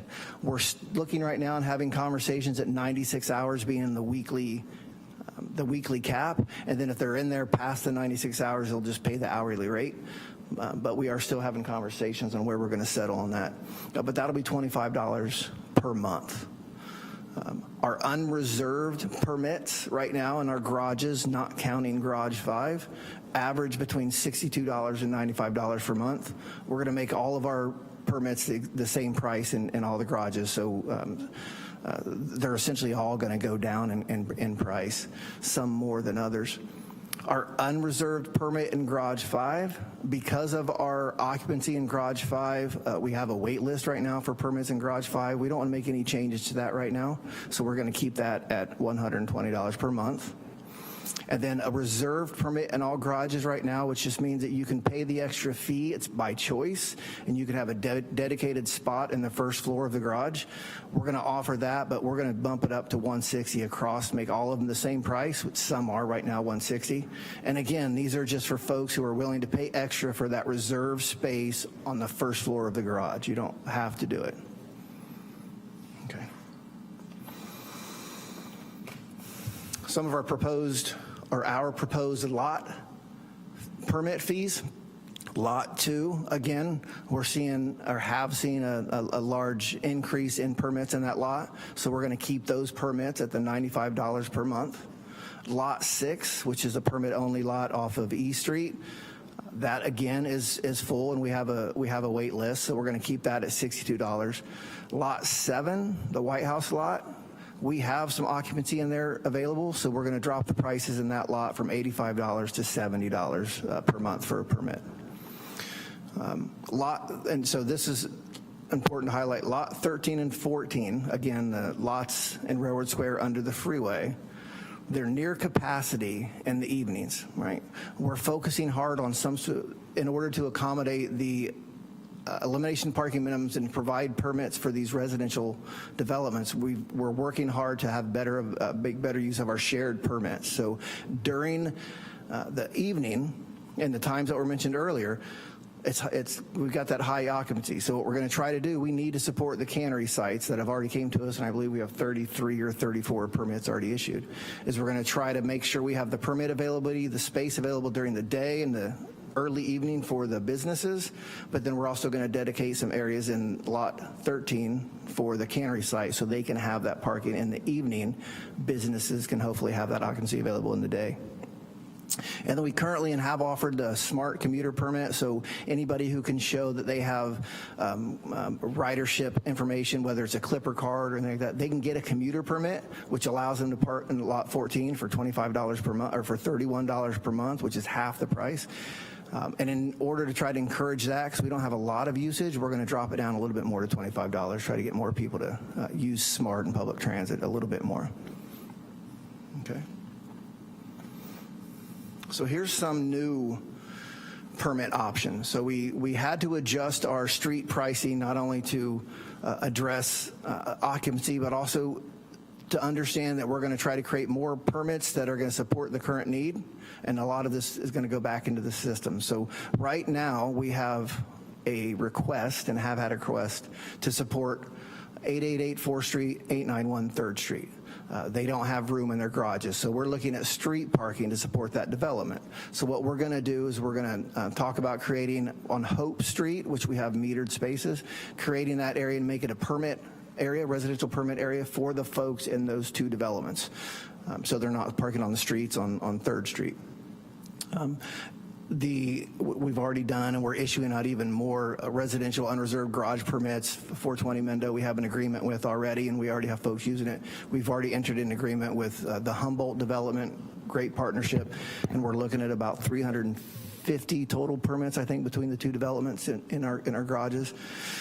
And those are going to drop to $60. It's going to be great to encourage these developments. Again, our residential reserve downtown garage permit, which we don't have right now, these will be specific to the new residential developments. Again, it's a special consideration. If they want a reserved spot on the first floor, we're going to charge that premium for them so they can have that. Lot 13, which we talked about, the Stewart Cannery development, the permits that we are creating and offering up to them, they're going to be $50 per month. And we're going to try to set them up on lot 14 closest to 3rd Street, so it's hopefully a little bit easier for the tenants to get parked into their residence. Our current residential permit program, so our RPP zones, which we have throughout all of Santa Rosa and have had them, communities will have to, they approach us and they have to do a resolution, and they have to get 60% or more of the community that signs up to join it. Right now it's $20 per transaction. So if you come in and you have 3 vehicles, for $20 per year, you can register all 3 vehicles with us, and you've got a permit for the entire year. Well, what we're going to do is we're going to raise it to $30 per vehicle, which is still annual charge. So if you got 1 vehicle, it's $30. $100 a year for that same 3 vehicles is still a very, very cheap price considered neighboring agencies for the enforcement and patrols and the signage that we provide. With all of these changes right now, the approximate change in revenue to the parking fund, we're looking at a net total of about $1,033,000. Again, that'll go right back into the parking enterprise fund that we can do to increase lighting, security, patrols, painting projects that we've been working on.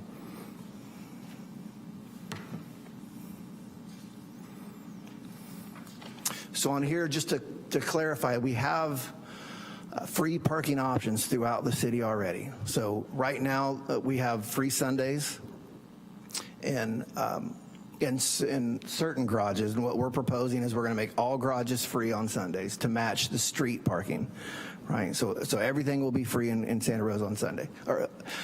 Currently, there's a mix of locations, and we're going to offer that across the street. We are currently working on removing meters, again, throughout the city to try to encourage a little bit farther of a walk, but where folks won't have to pay. So 600 block of 1st Street, Sonoma, 900 block of 7th Street. Some of these areas have already been taken out. The 800 block of 5th Street, and then all the blocks of Morgan Street over in Railroad Square. Including the meters that are here outside on Sonoma Ave. We're going to take those out to try to and put in time limits. Meters we've already removed are on Riley Street for the 420 Humboldt, where it used to be one way and now it's 2-way. We took all those meters out to support. A Street in front of the Caritas house to try to support the residential permit that we have there. And then 6th Street and Railroad Square, again, to try to encourage more street parking farther outside of the high occupancy zones to support the businesses. And again, the validation and voucher program that city parking has, we've had it for years, and we're trying to get more businesses to utilize this voucher program for guests. So what we're doing is we're going to replace the first hour free that we have in the garage currently, which has not encouraged growth or more usage, and we're going to start having a targeted incentive to the businesses. We're going to work directly with the businesses. We're going to offer discounts to businesses who want to sign up for the validation program. Parking staff will go to the business. They'll set them up with access to this, show them how to use it. We'll be available to support them on this. We're working closely with the DAO to help with outreach and set up meetings so we can, and we've already done, to set up meetings to get more businesses to either return to using the validation program or learn more about it. And with all these steps, the cost of the program to the Parking Enterprise Fund will be approximately $5,400 a year. The $30 validation discount won't be a lifetime discount. It'll be to try to get people into it, encourage growth, and then eventually the discount will go away.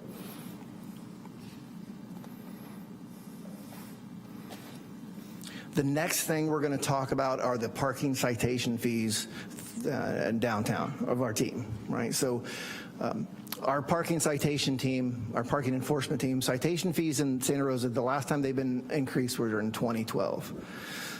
So again, you can a $12.50 surcharge is paid for every citation written in the city of Santa Rosa, regardless of the cost or the amount of the fine. That money goes directly to county for fees and court costs that everyone has to pay. In addition to that, the processing fees that we pay to the company to handle all the billing, handle all the mailers is $93,000 a year. So those two things combined are hitting the enterprise fund, which in turn hits the general fund, and we're looking at ways we can address this. So as you can see on the screen, we went from 21-22 through 23-24, right? And I think what it highlights is you can see the difference in the revenue through the different years, and that's directly related to staffing shortages, right? So when we're out or short on parking enforcement, it's more about when you see those revenue numbers, I want you to see that there's red curb parking that can't be addressed. There's ADA abuses that can't be addressed. This isn't necessarily about getting more people out there so we can write citations. This is about our lack or our inability to help keep the community safe. And then in addition to that, again, the costs stay the same. So the revenue goes down, and then the Parking Enterprise Fund can't cover these costs, and then that burden will be placed on the general fund. So you can see the net revenue in 21-22 was $37,000. We were fully staffed at that point. And then it went down in 22-23. It went down again in 23-24 due to staffing. And then 24-25 is actually a negative number due to the staffing shortages and increase in costs combined.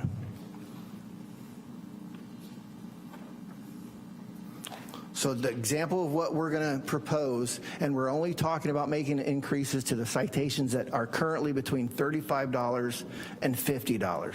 That's it. And we're doing this to get in line with neighboring agencies. We looked at Rohnert Park, we looked at Santa Rosa, we looked at Napa and Healdsburg.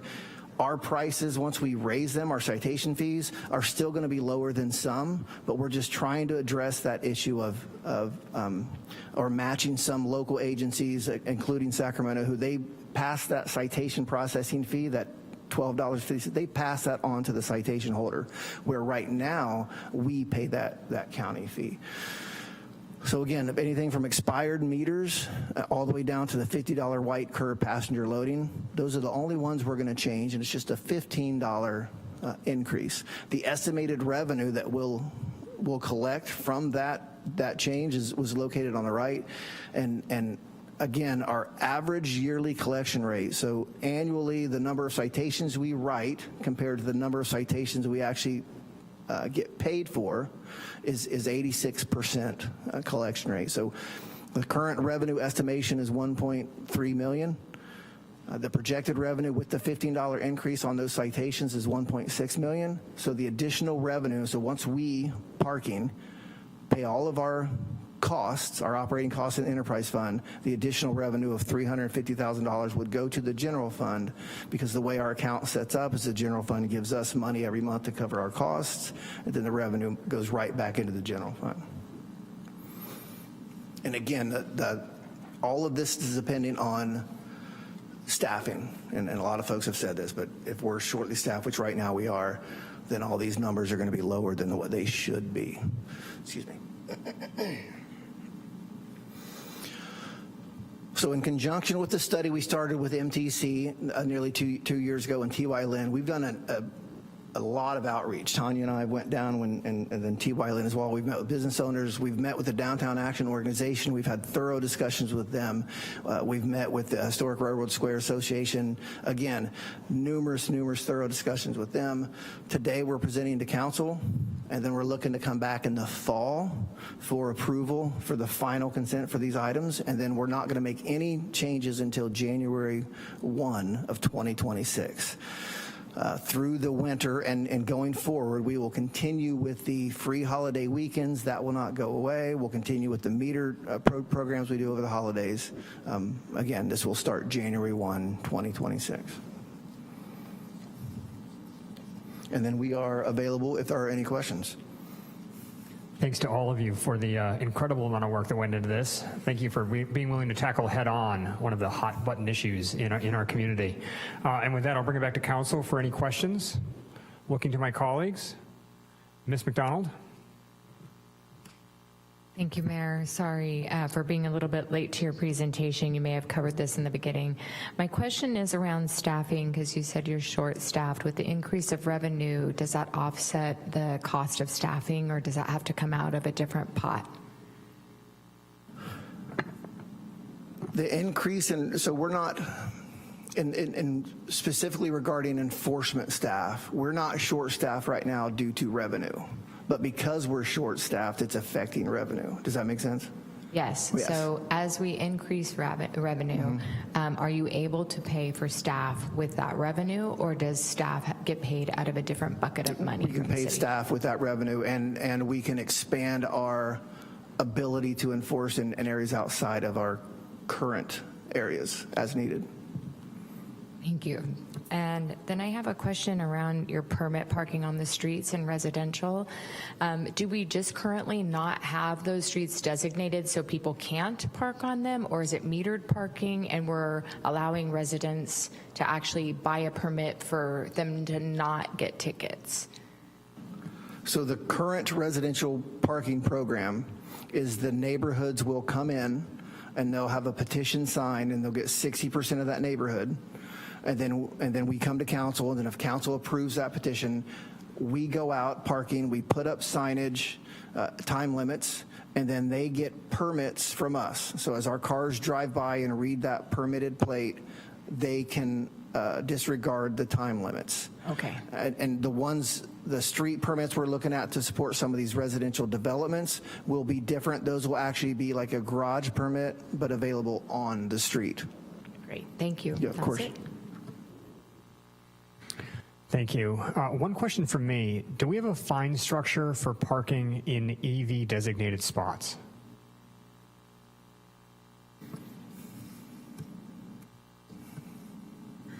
Hi, I'm Tanya Cordova, analyst. We currently do have a fine for an EV space. Off the top of my head, I believe it's around $50. And it depends on how it's signed. So if it's signed that it's EV only, the only person, you can only be using that space, that parking space, to be actively charging the vehicle. Thank you for that. I thought I'd mention it first because you had the good news about how the city is putting in more chargers, including fast chargers, into its garages. In the spirit of this general hunt for revenue, there are very few fines that you can levy that will meet with a lot of approval and applause from the community. But from the EV community, to protect those spaces that are often used by cars that are not EVs, or sadly, shamefully, EVs who park in those spots but don't plug in. Any efforts that the city can make to enforce those spots would not only increase revenues but lead to happiness among EV drivers. So thank you for that. And if I can mention, I think you're referring to the ones in Courthouse Square. In particular, yes. But Yeah. frankly, anywhere. Yeah, and those have always been issues. So what we're doing, because we're going to have the 10 essential total new ports in Lot 10, is we're going to move the chargers that are currently in Lot 10, or in Courthouse Square, and they're going to go to Lot 10. And some of those spots in Lot 10 we're going to make for the pickup drop-off, create additional ADA spaces because of the issues we keep having in Courthouse Square with those EV spaces. Perfect. Sounds like a thoughtful solution. Any other questions from the dais? Mr. Okrepke?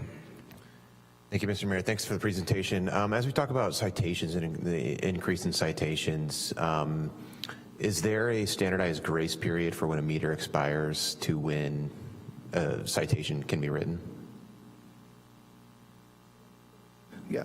So there is a 5-minute grace period that the citation will not be written for those 5 minutes. Okay.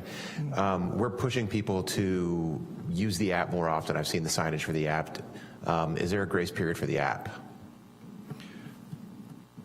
Yeah, go ahead. The app does pose a little bit of an issue with grace periods.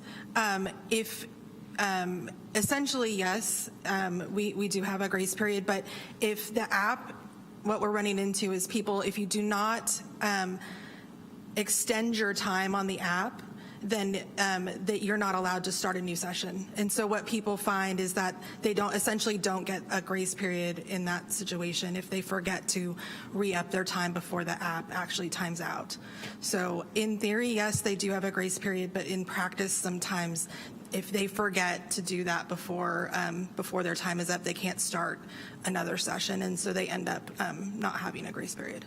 I've also been told, though, from city staff that there's no car-specific timer. It's whether they are paid or they are not. It's not when it expires. It's when they come up and they scan a car that's used the app or enter a car that's used the app, it's they're paid or they're not. Not that it expired 2 minutes ago or that it expired 7 minutes ago. Is that true? I'm not the one that issues the tickets, but it's my understanding and practice that they are able to look up the expiration time on the app. Okay. My point being is if we're pushing people towards the app and we can't have ways to give grace period versus using coins or credit cards, then it presents a little bit of an issue that we're benefiting people to use something that we don't want people to use necessarily versus penalizing people or potentially penalizing people for something that we're pushing people to use, especially as we increase citations. Yeah, no, that's a great point. And to repeat what Tanya's saying, so yeah, it's not a paid or not paid, it's a you're paid from, I'll make up a number, from 1 o'clock to 3 o'clock. And then the grace period will be in there. There's also a lot of folks who have figured out and they know that they can pay on the app and then go out and pay on the meter, and then they're overstaying those time limits. And so those are some of the safety features in the app to try to make sure that we can create that turnaround that we've talked about. And the one signs you saw maybe was we're implementing also a text-to-pay app in conjunction, so we'll have the Passport and the IPS app. And again, that's so you'll get the automatic alerts to your phone. Folks outside of the city can go to the website and they can put in the directions to the city or restaurants. And we're looking at a conjunction with a text-to-pay app to where now you can get business directions or advertising. It's a lot of technology involved in there, but if there's ever any issues, feel free to reach out to us and we can look into it. Thank you. Ms. Benuelos? Thank you, Mayor. Thank you for the presentation, and so thorough. I had a question around the proposal of replacing the first hour free with a targeted incentive for people coming to stores, restaurants, and businesses. What does that mean exactly? Yeah, but great question. So I want to say it was 2 years ago. We brought forward a proposal and we made the first hour free in every garage. The intention in that, and when we met with council, was because we wanted to try to encourage people to come to the garages first and not automatically look for a street parking space. Based on the data that we can track hourly and annually, it shows that the garage occupancy has not increased due to that first hour free, and in some cases quite the opposite, where street parking occupancy has drastically increased. So the validation that we're talking about is it'll be garage only validation. So if you choose to come downtown, we're working with the businesses, there'll be a sign or a sticker on the door that says we validate your parking. You'll go to the garage, you'll go in and shop, and you'll be able to have your parking validated based on either your license plate number or if you have your ticket with you or a phone number. It's a really convenient process. And so that should help get folks to stay longer, because now they'll park in the garage, they can go to multiple businesses and they can work through this validation program, as opposed to parking on the street, short term or long term, and leaving employees especially leaving their cars there all day. So just to follow up, so who will do the validating, the city or the businesses that you go to? The businesses, correct. We're going to work with the businesses, create accounts for the businesses. They'll fund those accounts, okay. And then they'll also advertise validation available if you park in the garages and come down and shop. So I asked this because I've seen this conversation just lately on social media about one parking lot across from a city parking lot. Mm-hmm. That belongs to, it's private, mm-hmm. It belongs to the business. I'm not going to mention it right now, but it's a downtown business. Mm-hmm. And when folks go in to validate, the business is saying they don't validate. Mm-hmm. So I'm just, how are we going to incentivize the businesses to validate? Great question. And I do know what you're referring to. We've worked closely and will continue to work closely with the businesses. When we had our downtown action organization meeting, we had, I think, a dozen businesses there that we gave this presentation to, and we're going to work directly with the businesses through the support of Railroad Square and DAO associations. Again, we'll go directly to the businesses, set up their validation account, show them how to use it, and we'll work directly with them to make this as convenient as possible. Okay, that sounds good. That sounds like a good plan. The only thing I want to say is that I, did not know that we had the first hour free in our garages, and I think a lot of people don't know that. And I personally feel that that is the problem and why people don't use it. Once I found out, just me personally, I use it all the time, and I see other people using it. So I know it's not like, many people are using it. I understand that, but I feel like we're not marketing that, and that's, to me, what the problem is, more than, and I'm worried about validation because, like, for example, that one business that we just talked about, that I think you know which one I'm talking about, I'm just worried that some businesses may not be willing to do that. Thank you. Ms. Rogers? Thank you, and thank you for the presentation. You were talking about the expansion of ADA spaces in some lots. I have a problem and a question about ADA space right in front of the Central Library. It's something that I have brought up in the past, but it has come top of mind again, watching a lady circle trying to find a place in front because she would not be able to safely cross the street, and there were no spaces in front. So I'm asking again if we can look into that, because it is a problem for us to have people that require the ADA spaces to get to the library and they're not able to find those and use them, and crossing the street does not always work for everyone. That's why we have ADA spaces. Thank you. I would enjoy having that conversation. All right, thank you. We'll go to public comment then. Cadence, we'll lead off with you.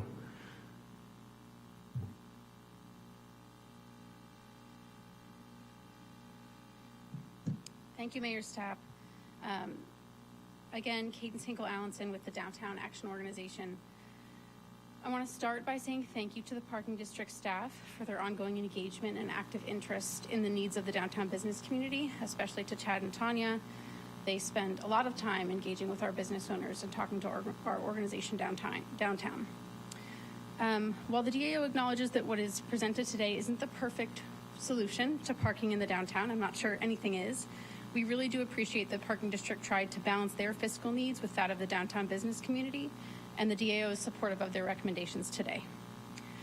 I will say, though, I hope that the $30 a month program for our businesses to incentivize them to use validation is not a temporary one. $5,400 does not seem like a big expense to maintain a program and encourage people to come downtown. The DAO has heard repeatedly from property owners and brokers that the cost of parking is a deterrent to new leases.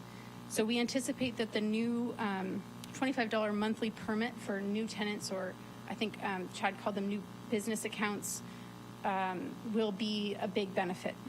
I think some of the other permit additions too, the decreases and in cost, as well as the opportunity for part-time employee permits, will all help remove that barrier and bring new business to the downtown.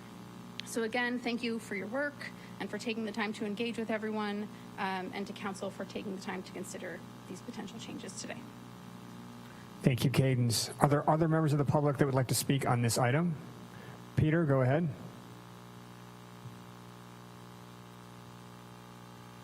Afternoon. Parking, making money from parking, incessantly nickel and diming the public, already being nickeled and dimed by the DMV, the IRS, and the Fed. It seems we have permanently parked our minds and our capacity to think into some permanent spectator non-action mode. Has our American spirit been flushed down the commode? We're better than this. I mean, we're sending billions of dollars to Israel. The CIA Finders, which is run by someone that's not dead, his name's Jeffrey Epstein, is an international child sex ops. Over at the courthouse, people get dinged all day long, including me, for doing business over there or making public comment or paying other fines. You get fined for paying fines over at the courthouse. Meanwhile, billions of our dollars go to Israel. The same courthouse that released Dr.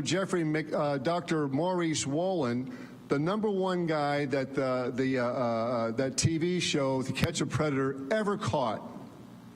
He has terminated the lives of millions of people, and he's been involved in doing things to kids, including murdering them. And this was proven and verified by Ted Gunderson, former head of the FBI, my friend, who was murdered by the same group of people in 2011 by poison. Israel. Yeah, there's some good people there, but they're also the purveyors of adrenochrome. They are also the purveyors of harboring actively organized pedophiles escaping prosecution from American courts.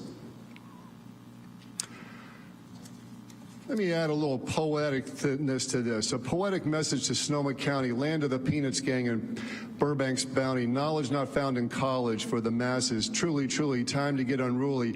Yes, you inmates and slave classes. I was recently chilling with troubadour Bob Dylan as we agreed to take the lead and cease the killing. Bob says, Peter, you're the king of Masterpiece Theater. To be a true servant is indeed a true leader. We both got respect for brother Sonny Barger. He knew true history, the Constitution, Constitution as a patriotic charger, you are in the presence of and surrounded by the light of Christ. Such power and authority the world could never heist. And regarding the corrosive corruption of warmongering rich, all who claim concern, listen, learn, discern, or burn, better simply turn off the switch. We are the most powerful people on the planet. We're the ones that are allowing all this to happen. We got better things to do than to charging people for the money we give away. Thank you, Peter. Are there any other members of the public who'd like to speak? You have the floor.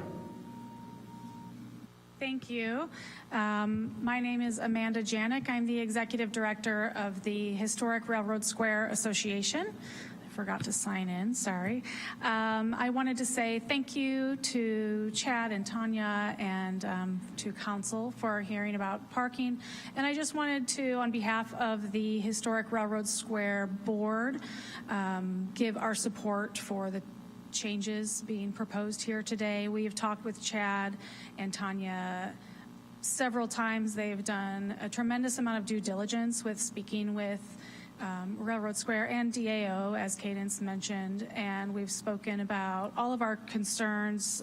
They've all been addressed, and we are looking forward to clearer, more concise signage to help people who are coming in to ride smarter, want those value parking spots. It'll be a lot easier for people to find those spots, which right now it is a bit confusing. So we've walked our entire district more than once looking at how we can make it more accessible to everyone. So I know I and the board are all very appreciative of that, them taking the time to do that for us. So I'll keep this short and on topic. And so barring not being able to offer the same kind of parking advantages that Healdsburg and Petaluma, as you mentioned, Mayor, have, they have free, and Montgomery Village, they have free parking, and we don't. And so that's understandable. And having to work with parking fees, we support the fee changes that are being requested here today. Thank you. Thank you, Amanda, and thanks for all your work. Janice. Janice Carmen. I just want to say, and I've said it before about Calistoga Road, I'm really pleased to see that Calistoga Road is on the agenda today. So Janice, this is about downtown parking rate adjustments? I know, but okay. This is parking. This is parking related. Right. Okay. So anyway, late at night, it's bumper to bumper parked on Highway 12. Those aren't really parking zones. And I just want the city to know about it, because these people are coming in from somewhere. Maybe they're sleeping on the floor of the apartments. I don't know. But it's a parking issue. Thank you. Thank you, Janice. Are there any other members of the public who'd like to speak? Seeing none, we will close public comment and bring it back to the dais for any final thoughts or direction to staff. Ms. Rogers. Thank you. So thank you for listening to my ADA request. But in addition to that, I really wanted to thank you for the engagement with the community and the rest of the stakeholders. That's something that, as a council, I think we really pride ourselves on encouraging and supporting the staff in doing. So thank you for doing that. And then I always have to give a shout out when parking comes up to Chad and Chris. Chris is like one of the most amazing parking enforcement team members. And for someone to be able to give you a ticket and you still walk away from that gentleman smiling, I think that says a lot about the staff that you do have. So, but that comes with great leadership. So thank you so much, and shout out to Chris. Thank you. Ms. McDonald. I just have a follow-up question on the ADA question that Councilmember Rogers gave to you.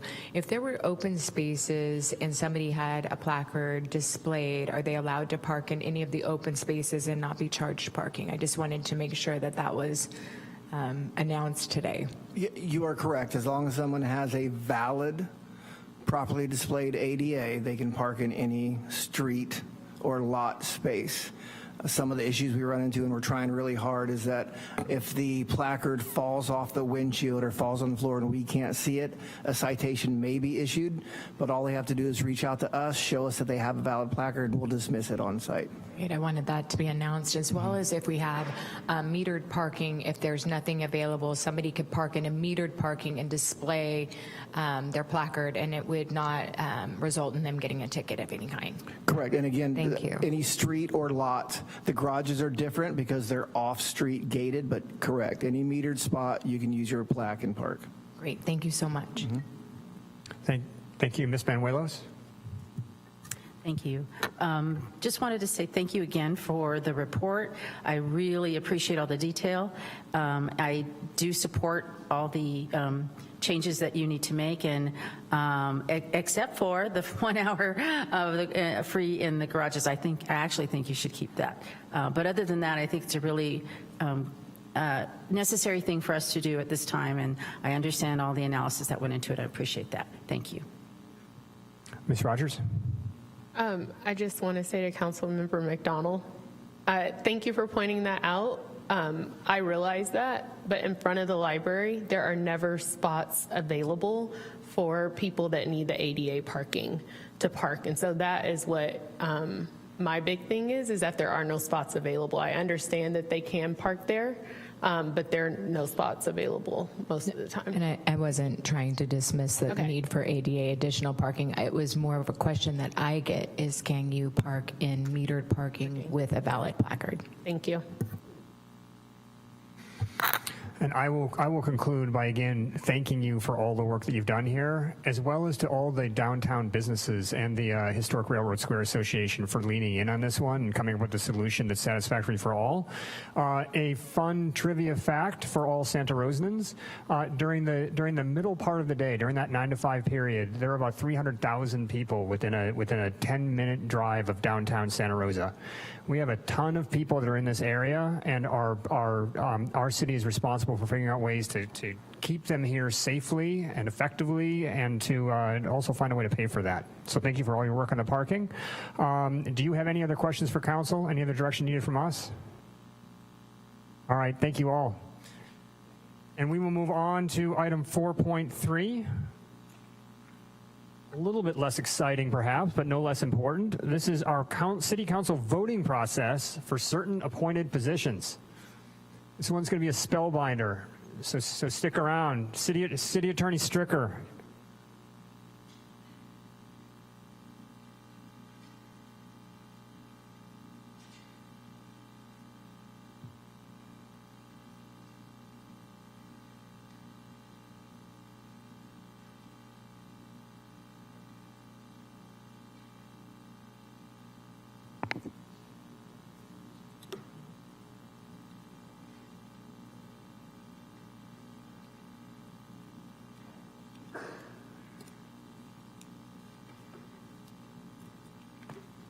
Mr. Mayor, if I may.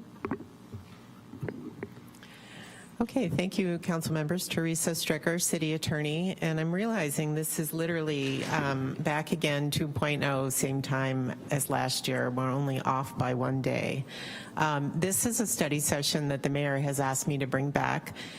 You heard some of this last year.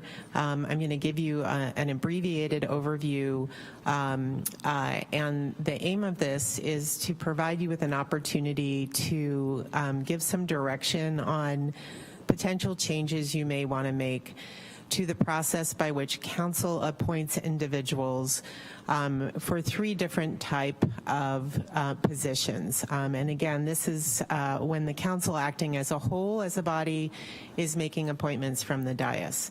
And those 3 different areas are situations where there's a council vacancy and the council has made a decision that it is going to appoint rather than calling a special election. The second situation is to fill boards, commissions, and committees that the full council appoints. As you all know, sometimes individual council members get to appoint certain commission members, but there are others where the full body together appoints. And so making that selection process is another situation where all of you make appointments from the dais.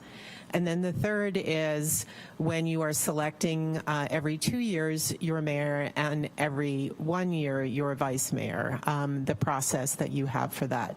So I'm going to do a very brief overview of what the current process has and areas where we historically have found that your process doesn't give you a path forward. And so when you get to those places, you may get stuck. And then I'm going to walk through options and recommendations and give you the opportunity to provide some feedback. Okay, so the first area is, again, in that situation where there is a vacancy on council. Under our charter, if that happens, the council has a choice. It can either call a special election to fill the vacancy, or the council itself can make the appointment.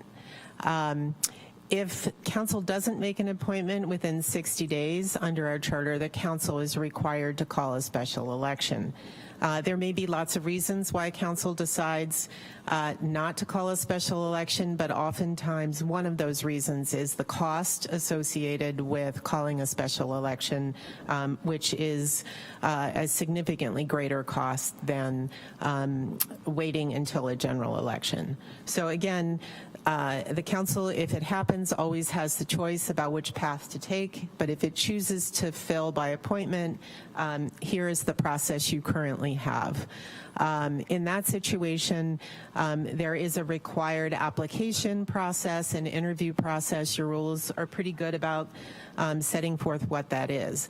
But once you've interviewed the candidates, there really is no rule. And what the rule says is if that the majority cannot agree on an appointment, then the council really has to adopt some other process at that point in time. So this is a situation where you really don't have a rule and you end up having to kind of make it up on the fly and decide really in that moment what the process will be.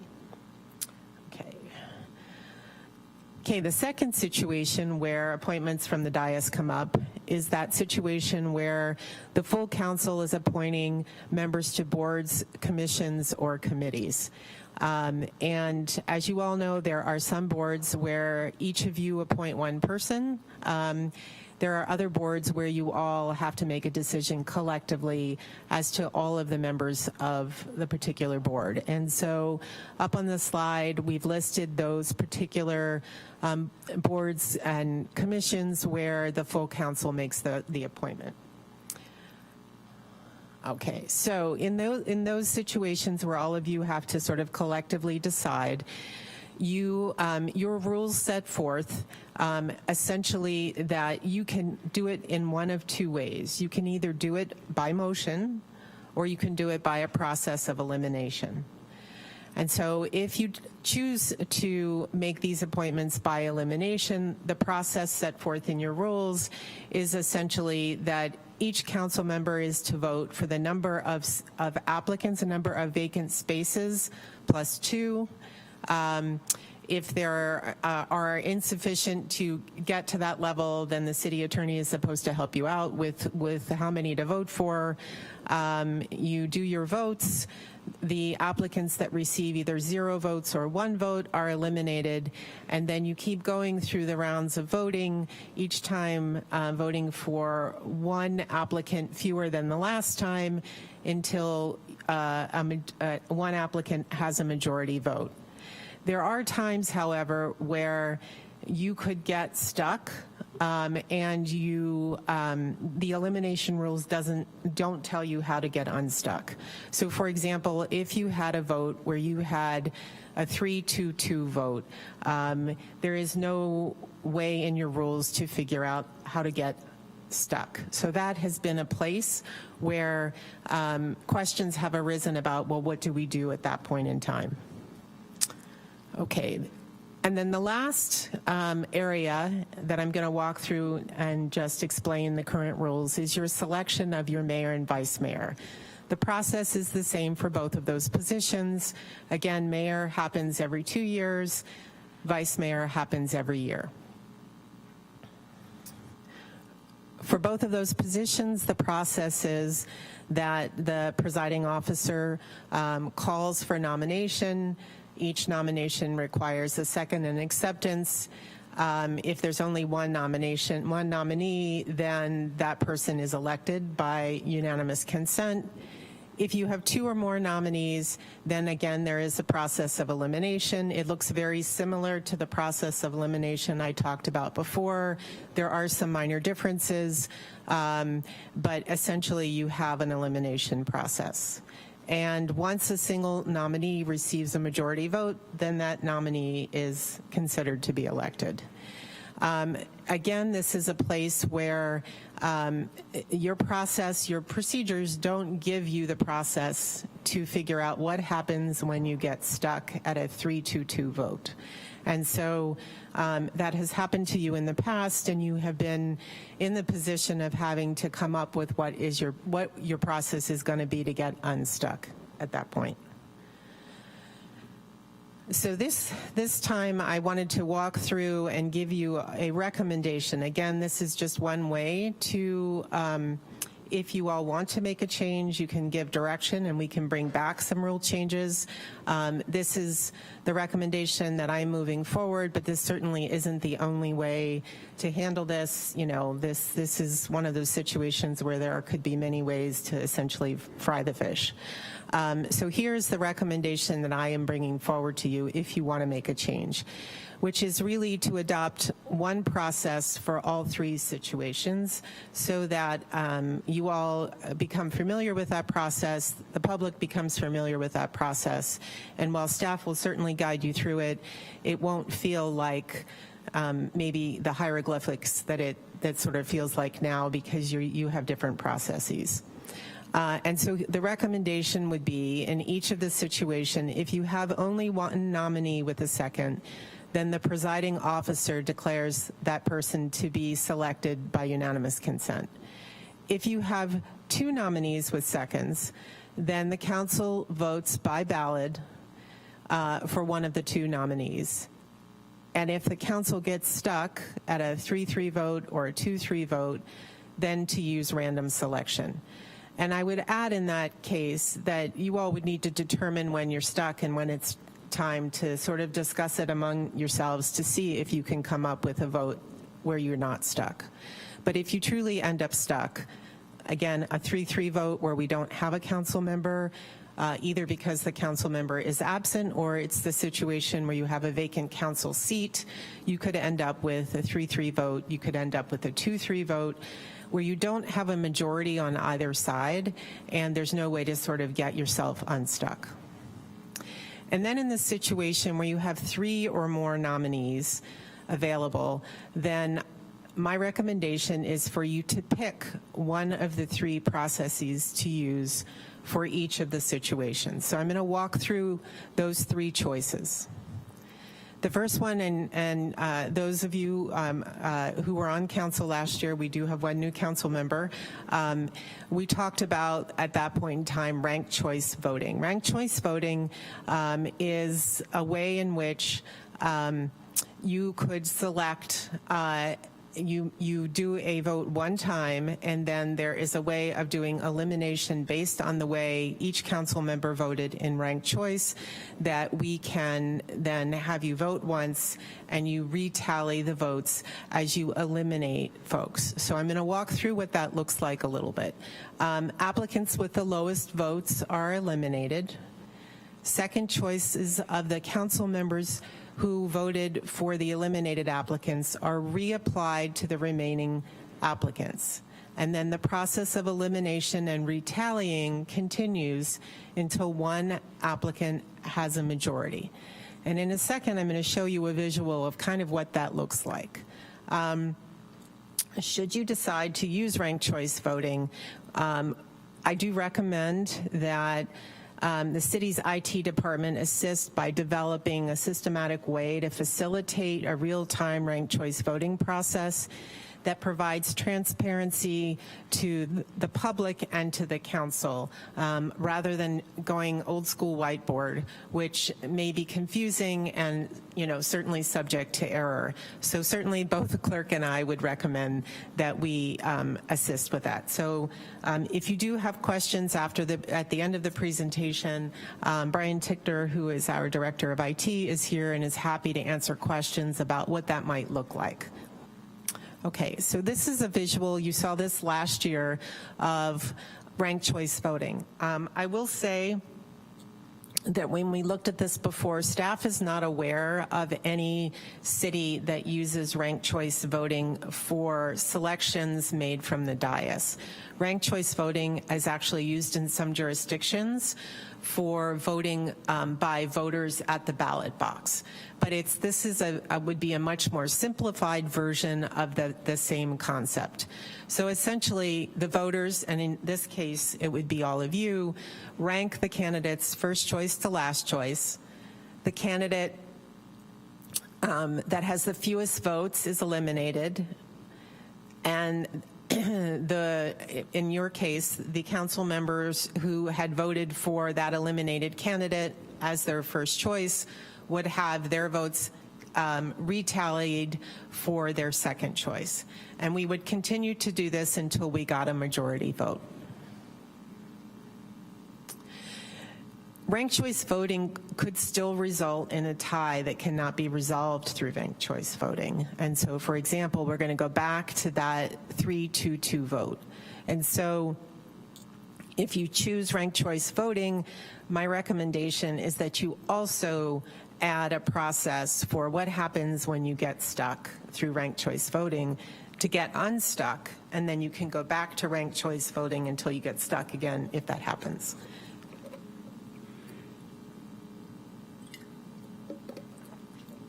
So the two options for what do you do when you get stuck would be to have a runoff vote by ballot, to eliminate one of the lowest vote getters, and then proceed with ranked choice voting. Now you have done, you came up I think several years ago before I joined the city, that you had a situation where you were stuck at the dais and you all came up with a process that was really like this. It was a runoff. And in the situation, for example, where you have a 3-2-2 vote, you'd have a runoff between the two applicants that are, or nominees that are 2 and 2. The winner of that would then be, the loser of that would then fall out and be eliminated, and then you can proceed with ranked choice voting here. The other option, instead of a runoff vote to eliminate one of the two lowest vote getters, would be random selection. Your clerk has an amazing Uncle Sam hat that she brought with her today that could very easily be the way to facilitate literally names in the hat. That random selection would literally be random, and so we would then be sort of giving up to chance how to resolve sort of getting stuck at a 3-2-2. Okay, we're still on ranked choice voting. How to break a stubborn tie. What the heck is a stubborn tie? Well, a stubborn tie could happen if, for example, you only had 6 council members at the dais. So that will come up every time where you have a vacancy, but it could come up if someone is absent. So what do you do with a 3-3? We don't have a runoff ability. It just, you'll be in an endless loop, an endless circle. In that situation where you have all decided that you're truly stuck in what I am calling a stubborn tie, my recommendation is your Uncle Sam hat, to go to random tie. We have not been able to come up with any other option for that particular problem, but again, we would all need you to declare we're officially stuck before we move on to that. Okay, the second option now, instead of ranked choice voting, if you decide you don't want to do ranked choice voting, would be a process of elimination. So you have this process in a couple of your rules now. We would try to simplify as much as possible, but at least you would have one process of elimination, and staff can always walk you through it. This is a situation, unlike ranked choice voting, where you really vote once, and then you go, the system essentially tallies and retallies the votes. This is a process where you do several rounds of elimination. I do recommend that you do it by ballot. If you do it by ballot, no one is tipping their hand, and the last person who gets to vote, which traditionally is the mayor, that person isn't able to see where the other people are voting. So that is why voting by ballot is often, in this situation, what is done and what I would recommend. So we would do a process of elimination by ballot. Just like the ranked choice voting process, however, you could get stuck. Elimination does not resolve with every case. Again, I keep using the 3-2-2 tie that could fairly easily come up. So what do we do in in process of elimination if there's a tie? It's the same choice that I just gave you before, just like with ranked choice voting. You could do a runoff vote by ballot to eliminate one of the tied lowest vote getters and then proceed with elimination, or you can select by random selection, either one. What do you do if you have a stubborn tie? Again, you could really end up with a stubborn tie when you have only 6 members at the dais, or 4 members at the dais if you were in that situation. Again, if you're really truly stuck, at that point we would go to the Uncle Sam hat. And then the final method, rather than ranked choice voting or process of elimination, would be to make appointments by motion by ballot. Again, I would recommend by ballot. In this case, motions are taken one at a time, nominee by nominee. Under Rosenberg's Rules of Order, which you all have adopted to fill in where your rules leave off, motions are voted on in the reverse order made. So if you have 3 motions on the floor, you would take the last motion first, the second motion second, and the first motion last.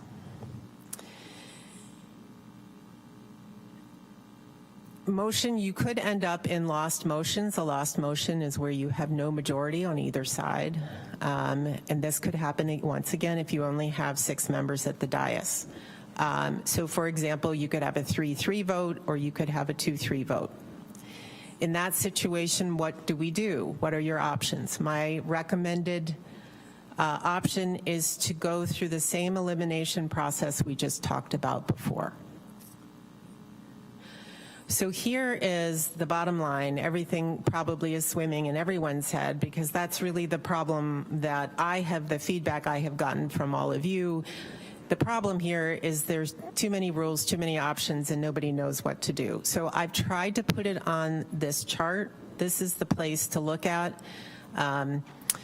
This chart walks through that there are 3 different situations that we talked through. Again, a vacant council seat when no special election is to be called, the boards, commissions, and committees that you all are appointing as a body, and then your mayor, vice mayor. I have tried to shorthand a bit the current process. There is no selection process for the council vacancy and no method to get unstuck. For boards and commissions, you can pick on the fly whether you want to do it by motion or process of elimination, but again, no method to get unstuck. And for mayor, vice mayor, it is process of elimination by ballot, but no method to get unstuck. So this walks through the recommendation that I made. If one nominee, then that person is appointed. Of course, all nominees need to be accepted.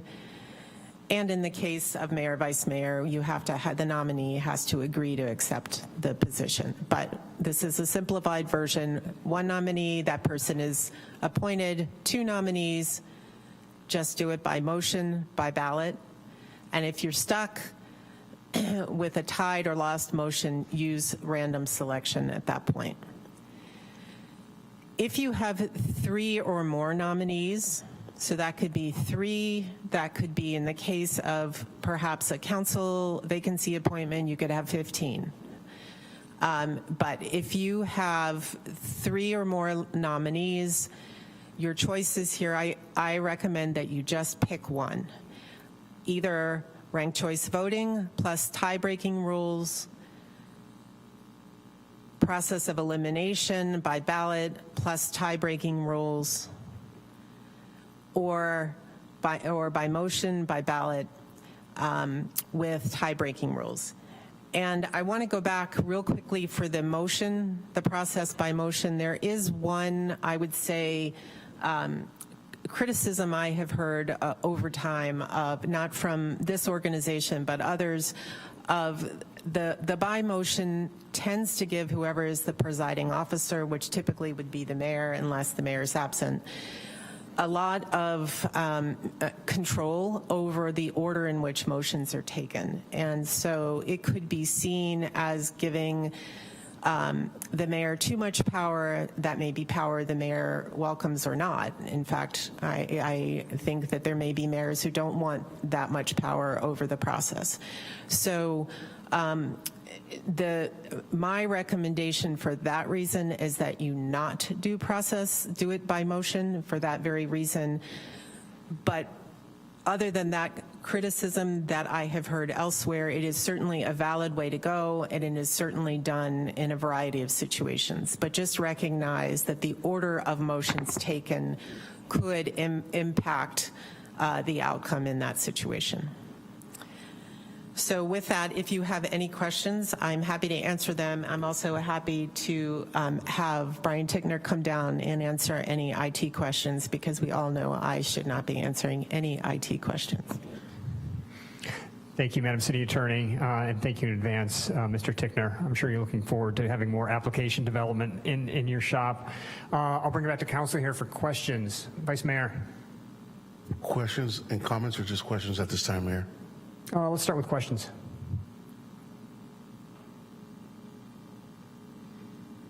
Your feelings on by motion. You stated that one of the things that you might see as a benefit to the current mayor is how he or she may choose the order of nominations.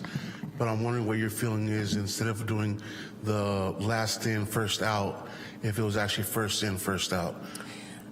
In my opinion, you still end up with the same problem, because I think there is a way in which, and again, I'm not commenting on any particular mayor, and certainly not the mayor that you currently have seated, but there could be a strategy both with how quickly you raise your hand, as well as who gets recognized first to make the motions and in what order. And so that could impact the outcome. I don't think it would impact the outcome in every situation, but I could see a world in which that could impact the outcome. So I honestly just wanted to name it, so that if you do select that, you understand there could be a situation where there could be at least an appearance that that was happening, even if it wasn't truly happening. So again, just 100% out of transparency, I just wanted to name that out loud. But it is a perfectly valid way to go. It is a way that lots of decisions are made.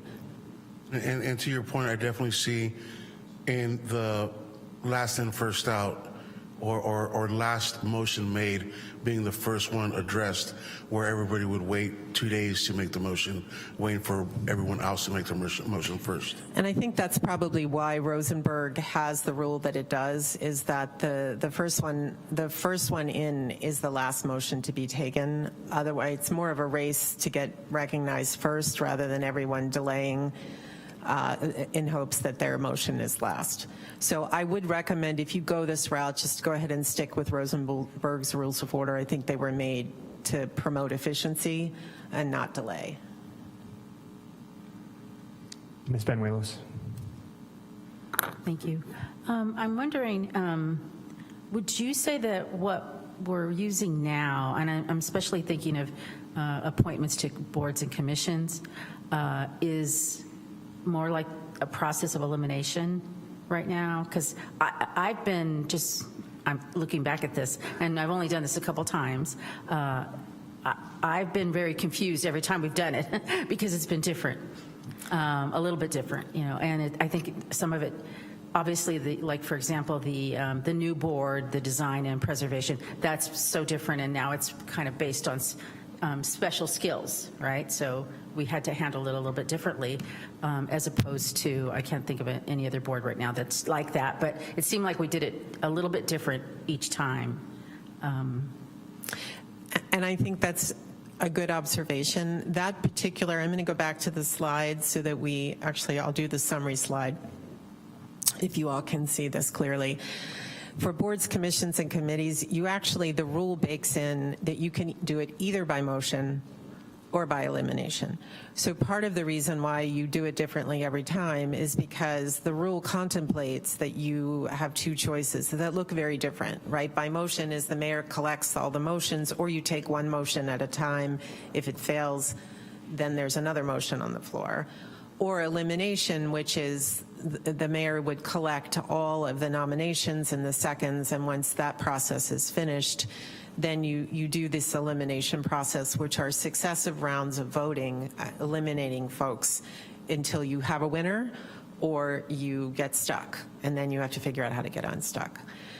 With the Design Review and Preservation Board, for example, we have different seats with different criteria, and you saw this most recently with a housing authority appointment, where you have different qualifications for so many seats are reserved for folks with specialized criteria. And so if, for example, you were to roll back that housing authority, we're filling different seats with different criteria. So you would have to take those selection processes as if they were completely separate because they have different criteria. That looks different than if you were, for example, filling housing authority seats, multiple ones that all have the same criteria. That gets baked into one selection process with process of elimination. And as I'm understanding from Brian Tickner, that if IT were creating a ranked choice voting process that allows for example, multiple seats that are exactly the same, that becomes, I think, a more complicated programming exercise than the situation where you're just selecting, there's one seat and you're selecting for one seat. So Brian, do you want to just come down to maybe talk about that, because I'm definitely over my skis on that one.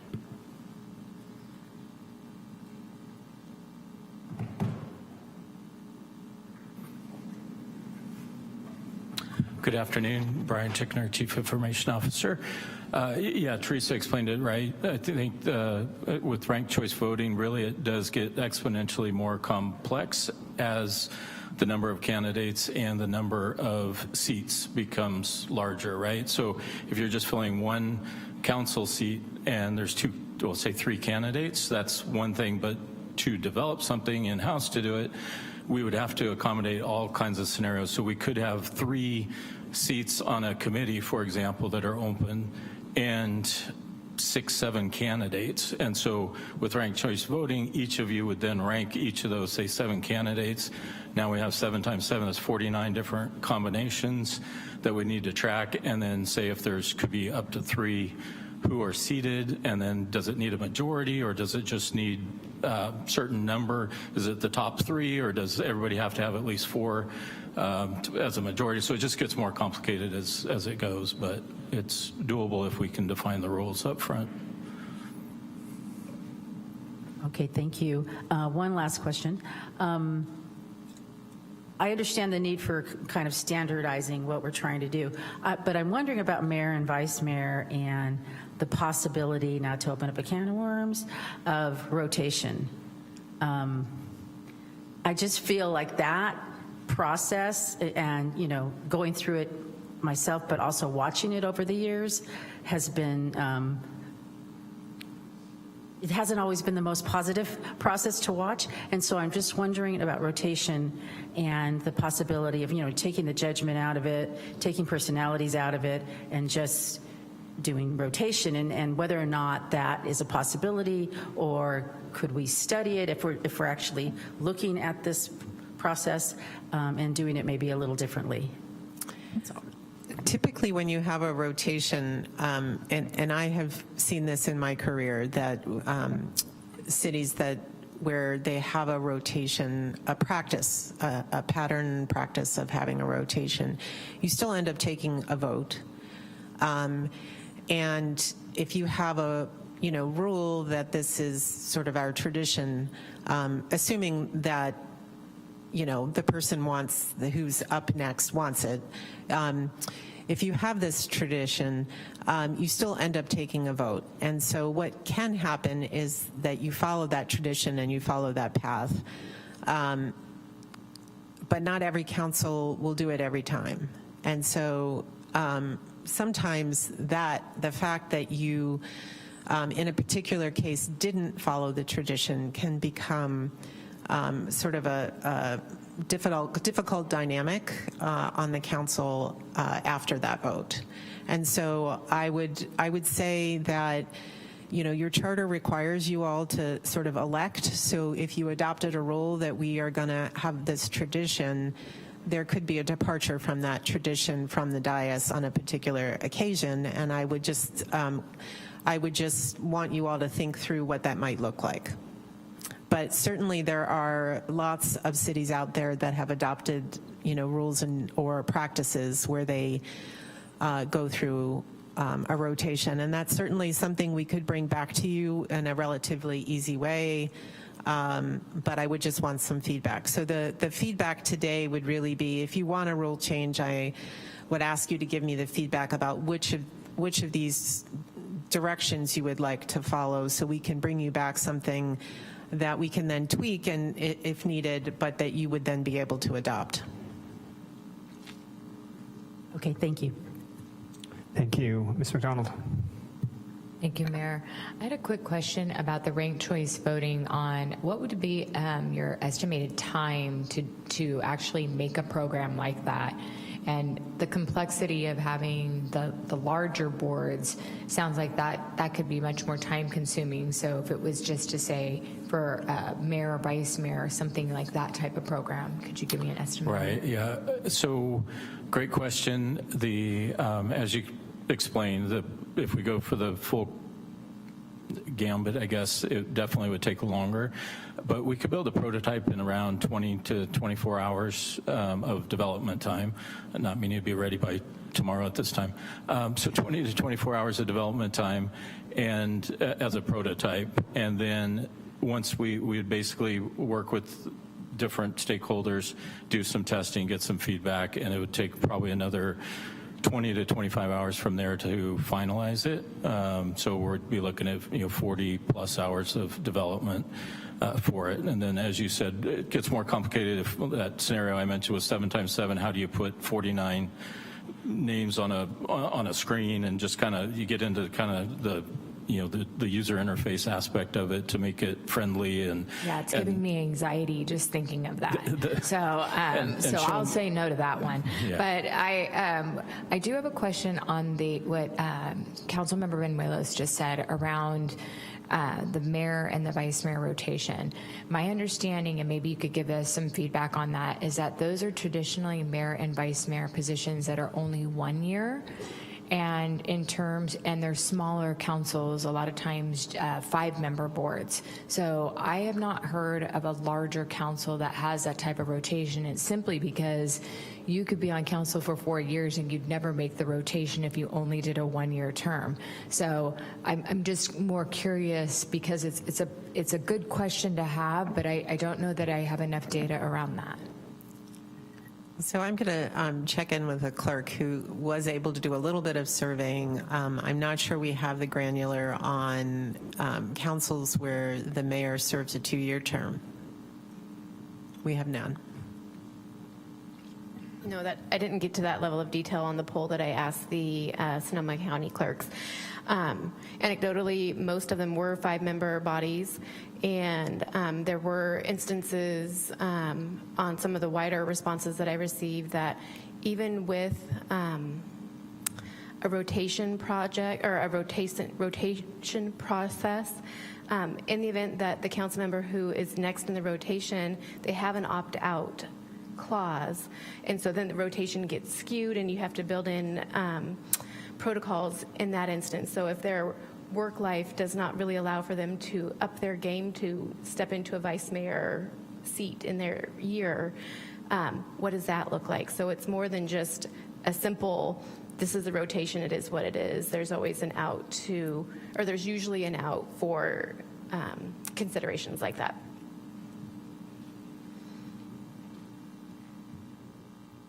Anything else, Ms. McDonald? All right, thank you. Ms. Fleming?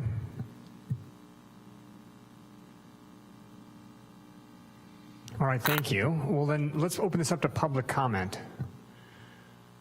Are there any members of the public who would like to weigh in on this item? Peter, we'll start with you, and then we go to Janice. All right, Janice, you can lead us off. Peter, you can be next. Thank you, Mayor. Janice Carmen. Does this mean that you're eliminating running for city council in the future?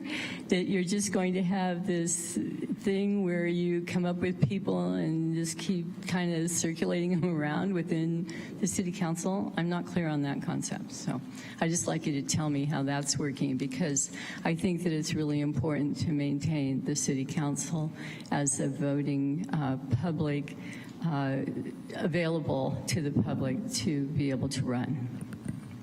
Thank you, Janice. And just to confirm, this is for unexpected absences. Everything else remains the same. Peter, go ahead.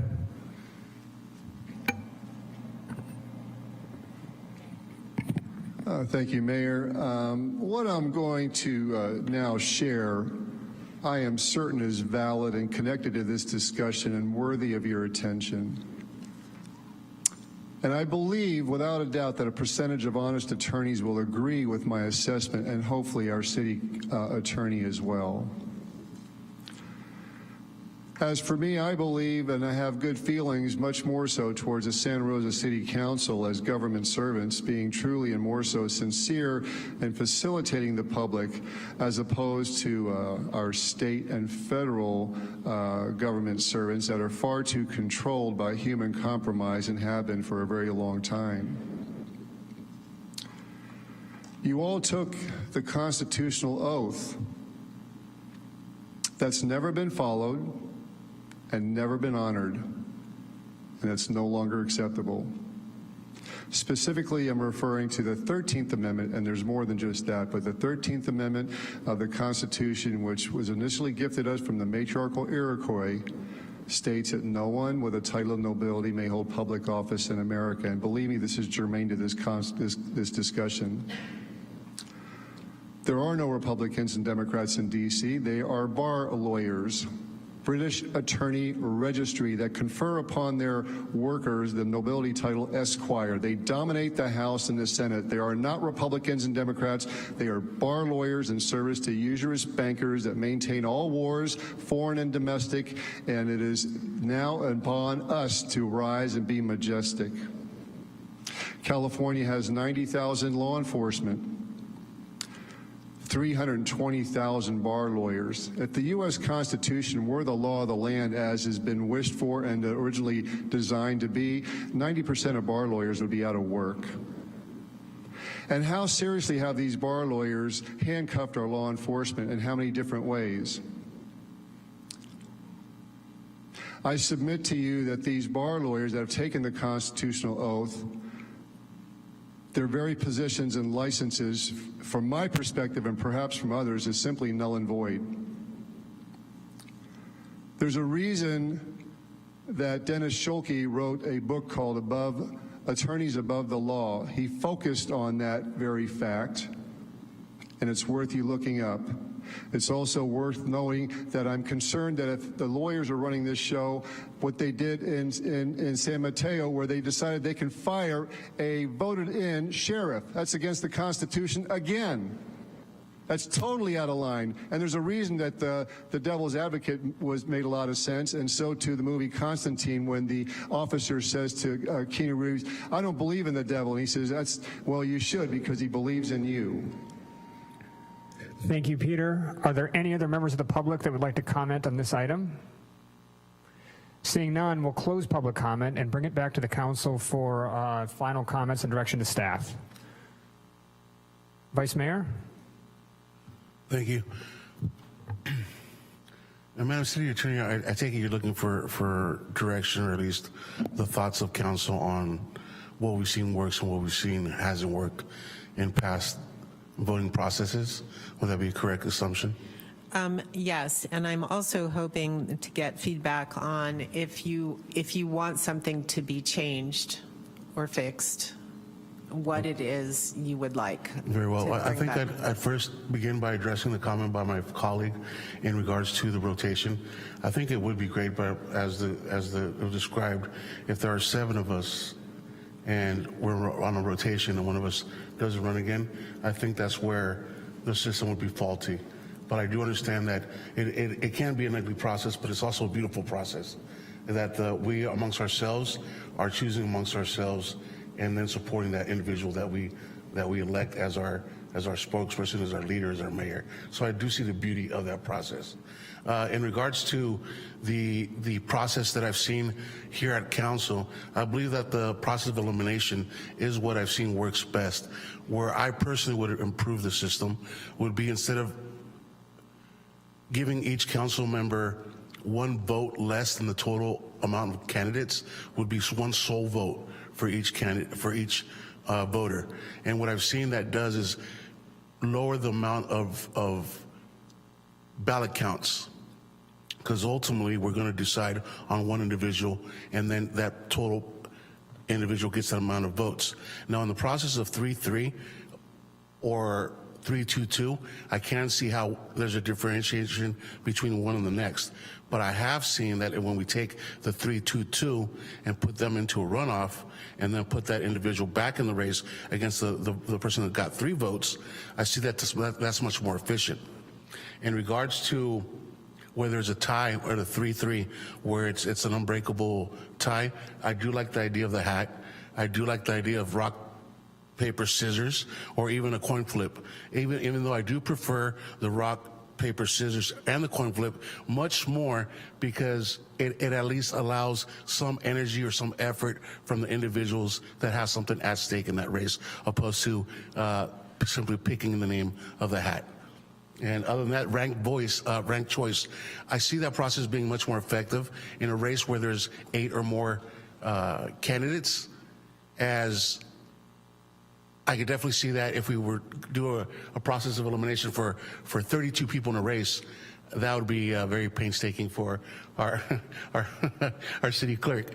But nonetheless, though, when it's a lower amount, I don't see ranked choice being something that's very effective in that lower count of candidates. Thank you.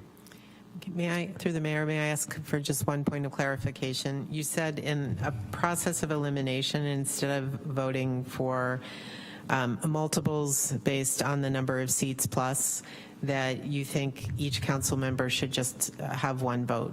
Correct. And when I said multiple, it's because when we look at, if we have 3 candidates, we're allowed 2 votes, and then amongst those 3. But if we simply voted for 1, I think that hurry up the process. And I've witnessed or observed that in the past, each member ultimately voted again for one of those multiple votes anyways. So if we just hurried up that process, I see as being more efficient. And that's my observation of the process. So essentially 1 vote per open seat for each council member. That is correct. In the runoff, and whether it be the mayor or the vice mayor. Thank you. Thank you. Mr. Okrepke? Yeah, I tend to agree with most of what the vice mayor said. I think my one concern with a 1 vote would be if there's 3 individuals and it comes down to a 3-2-2 vote, then a majority of the council did not vote for the person that got the 3 votes, who would then become mayor. That's where I see some inequity in the process. I would be completely okay with using the process of elimination we have now, and then to get unstuck, use your recommendations with a runoff, and then go to the whatever random luck throw darts, I don't care, pick it out of a hat, that's fine. As far as ranked choice voting, I just don't see the benefit of staff time to do this on a very rare occasion, as well as I don't think it still leaves the possibility that it doesn't solve anything. So I think that's where my direction would lie. Thank you. Ms. McDonald? Mr. Mayor, may I just clarify real quickly? My Please. apologies, council member. I have the same question. When you say process of elimination, do you mean, again, with the number of seats -1, or do you mean with 1 vote per seat, as Vice Mayor Alvarez? Yeah, like I said when I started, I think there's structural issues with the 1 vote where you could get to a majority of the council not wanting whoever gets the 3 votes, right? So you'd have 4 who voted another way, and then 3 who voted one way, and the 3 wins. I don't think that works, right? So then what I would suggest is what we do now, or what we've unofficially do now, which is the runoff of the 2 and 2. Whoever is the victor of that vote goes against the 3, and then you take the majority, unless it's a 3-3, and then we go into the stuck process. I agree with you that if you ended up either because you each only had 1 vote, or at the end of a longer elimination with 3-2-2, you're stuck. And so that's when we would pull out one of the 2 tie-breaking mechanisms. So I agree with that. So we would never, I need a majority of you to vote, right? Mm-hmm. So 3-2-2 doesn't get you a majority anywhere. So my question then is, are you suggesting the same idea that Vice Mayor Alvarez was suggesting, which is rather than the number of seats, a number of nominees -1, are we just giving you each 1 vote, so that you're not getting to, what 1 vote does is it allows you to vote for your top choice, but it doesn't give you any say in others that you might prefer as a second or third choice. So the benefit of the elimination, which takes longer to get there, granted it does, is it does give every council member the ability to weigh in. So are you suggesting that we do what the Vice Mayor is suggesting, which is you've got each person gets 1 vote, and let's see what happens? Or are you suggesting kind of the process you have now, where you all have the number of nominees -1, and we go through multiple rounds? I would suggest whatever my colleagues agree with, between either a runoff of the 2 lesser or number of nominees -1. Okay. And if through the mayor, if I can clarify my statement to my colleague, what my thoughts were is, if we do have a 3-2-2 vote, and as you stated, I wanted to vote for one of the 2 2s, that would run up into a runoff where your vote again would be applied to one of the 2 2s, which would ultimately be bringing that winner back against the 3. So you don't actually eliminate the person that you might have wanted to get, but you definitely bring them back to life through that 2-2 runoff. Right, but regardless, if you're voting for 1 less than exists and there's only 2, then you're only voting for 1. That is true, but you just saved 1 runoff, or one. In my mind, you're saving 1 ballot count. I think, if I may, Please. Mr. Mayor, I think, and my question, and I just want to make sure that I'm understanding the feedback, is that if you ever end up with 3-2-2, we have to go to one of these options, whether that's random or you do the runoff. You have to. But my question is, before you get to the 3-2-2, if you're doing random selection, the Vice Mayor has suggested every council member would get 1 vote, even if you have 4 nominees. Everybody gets 1 vote because it's only 1 seat. And let's see what happens. If you end up with a 3-2-2 in that situation, we would have to go to your tie-breaking mechanism. My question for the council member Okrepke is, are you suggesting that approach, or are you suggesting we have 4 nominees, so every council member votes for 3, and we eliminate and then go back again and do this successive voting?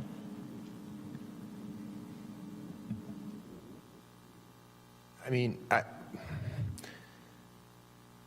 I understand the efficiency of what what Vice Mayor Alvarez is saying, but I also understand the value in saying, all right, there's 4, here are my top 3. There's 3, here are my top 2, and going that route. And I understand it may take longer, but I think it gives you voice on multiple people than just one and seeing what happens. Thank you both. Let's move on to Ms. McDonald right now. Thank you, Mayor. Thank you for the presentation. So I am for the process of elimination and by ballot. And I think in the case where you have a 3-2-2, something that may be able to get us to a quicker decision would potentially be that the person that got 3 votes automatically moves forward to the next vote. And the 2 that are tied, the 2-2, there is only a vote between those 2, and each member would get 1 vote. And then that person would move forward.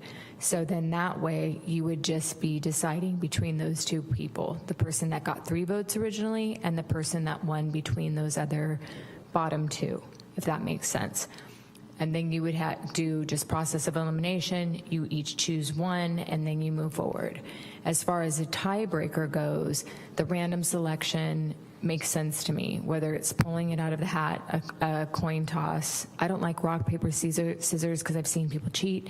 So I would like to do something that's a little bit more like the coin toss makes sense. We do it in football, that type of thing. So, but I think that there's a way that we can get to something maybe a bit quicker. Where I don't appreciate the process is when we change the rules on the dais as we're going along. That's when it feels like something's being done inappropriately. And whether our mayor would choose to take nominations in order or not, I'm not for the by motion simply because of how that can look to the public. I think it's important that we keep the process as clean and simple as we possibly can, because there's been confusion not only from us up here, but actually of the public of how we're making the decisions. So as clearly as we can delineate out not only the rules of engagement prior to going into the votes, but also how we would treat it during this. That's the part that I think can get confusing, because we actually have the power to continue to change the rules as we go. And that's what I think is important, is that when we make the decision today, that we keep those rules clean. If I may, Mr. Mayor, the process that you talked about for having a runoff between the 2-2s is, and I think you explained it more artfully than I did, but that is what I was suggesting when you get to 3-2-2, is that the person who got 3 gets set to the side, they're going to go in the final round, and then we do a runoff between the 2 lowest vote getters. One of those individuals gets eliminated, and then you do your continue with elimination with the person who won the runoff and the person who got 3 in the first instance. Correct. And then if you had 4 people or 5 people, then we'd just have to do the eliminations, as Councilmember Okrepke said, where you had 1 fewer until you get to that tie or until we are able to make that elimination. So, but I've seen it where we've had a tie. I've seen it where we've had 4 people. So I think it's important that, like, your 49 different scenarios, this could actually be some of that where you have to write it out. If it's 5 people, it goes to this vote. If it's 4 people, if it's 6 people, it could be 7 people, to be perfectly honest, because somebody could self-nominate. So I think it's important to just write that all out so that we have the rules and also the public is informed of how we're choosing mayor, vice mayor, or any of the board members or any of the other positions you're asking for guidance on. Thank you. Ms. Benuelos. Thank you. I agree with what Councilmember McDonald is saying. I think that's fine for the council vacancy and the appointments to boards and commissions, at least for me. And I would like to see us explore rotation for mayor and vice mayor. Thank you. Ms. Rogers. So no on rotation. For me, 2 years is a long time. And then also, I would do the process of elimination by ballot. And to clarify with Madam City Clerk, we hand in our ballots, but you'll still say it out loud. what the votes were. That was a nod of a yes. And then I think we can eliminate some of the rounds. So I wouldn't say -1. I would say even if we had 4, we would vote for like 2. But that's just me, because I think we always get there anyway. And I think that would be, and I don't really know what to do about a tie. Too much chance for me. I don't know what to do about a tie, so. Thank you, Ms. Fleming. Thank you. I've heard a lot of great stuff today. I've done more of these than I care to remember. And I think that there's a bifurcation between boards and commissions and the mayor vote. And I'll talk about boards, commissions, and even a council replacement. I think that for boards and commissions, I'm comfortable with a mayor taking a motion and us voting on the motion. And that seems to be pretty straightforward. I don't know that we need to go through, the process of elimination. I think we are pretty good at dealing with that here and not a lot of issues from that process. I think that for council replacements, I like the idea of process of elimination, because there's a lot more nuance and texture to that process and a lot less gamesmanship that can be baked into it in the process in general. However, when it comes to the mayor, it's my experience that there's a ton of gamesmanship that goes on, and when you have the chance to do process of elimination, you can also do bullet voting. And that complicates the whole thing at the dais, and I think that it distorts the will of the council. And I actually don't think that this belongs in the will of the council, and I don't think that these comments belong in the purview of this discussion. But since the city attorney has not stopped my colleagues from discussing this today, I will say that we are a large city. We're not a large city in terms of a metropolis, but we're a large city in terms of cities. And cities our size across the nation and beyond do not choose their own mayors. And that power, in my opinion, belongs with the will of the people. And that decision should be made in a charter review and cannot be made from the dais. And so my opinions on it are really irrelevant, but that is the process. And I do hope that we get to the place of our glow up, both in our infrastructure and in our processes. So and then I will just say that I am in favor of using Dina's hat. I don't know what the succession planning for the hat is if Dina ever moves on. We're going to have another succession plan. But I do think that we ought to be moving away from anything that obfuscates the process from the voters and from the viewers. And we need to be really clear about what we're doing. It needs to be pretty straightforward. So I think the vice mayor had the best suggestion of one person, one vote when it comes to the mayor, until we get to the point of hopefully the people of the city of Santa Rosa voting on it, that it should be, you say who you want the mayor to be, and you go from there. If you end up with a 3-2-2 or 2-2-2, whatever it is, it doesn't really matter. Then you go from there. But this process of elimination is too gamey for my taste. Vice Mayor. Madam City Attorney, one thing that we didn't speak about is the majority, that we don't need a runoff. If we're covering all bases here, if any of the candidates were to obtain the majority at the beginning, then there would be no need for a runoff.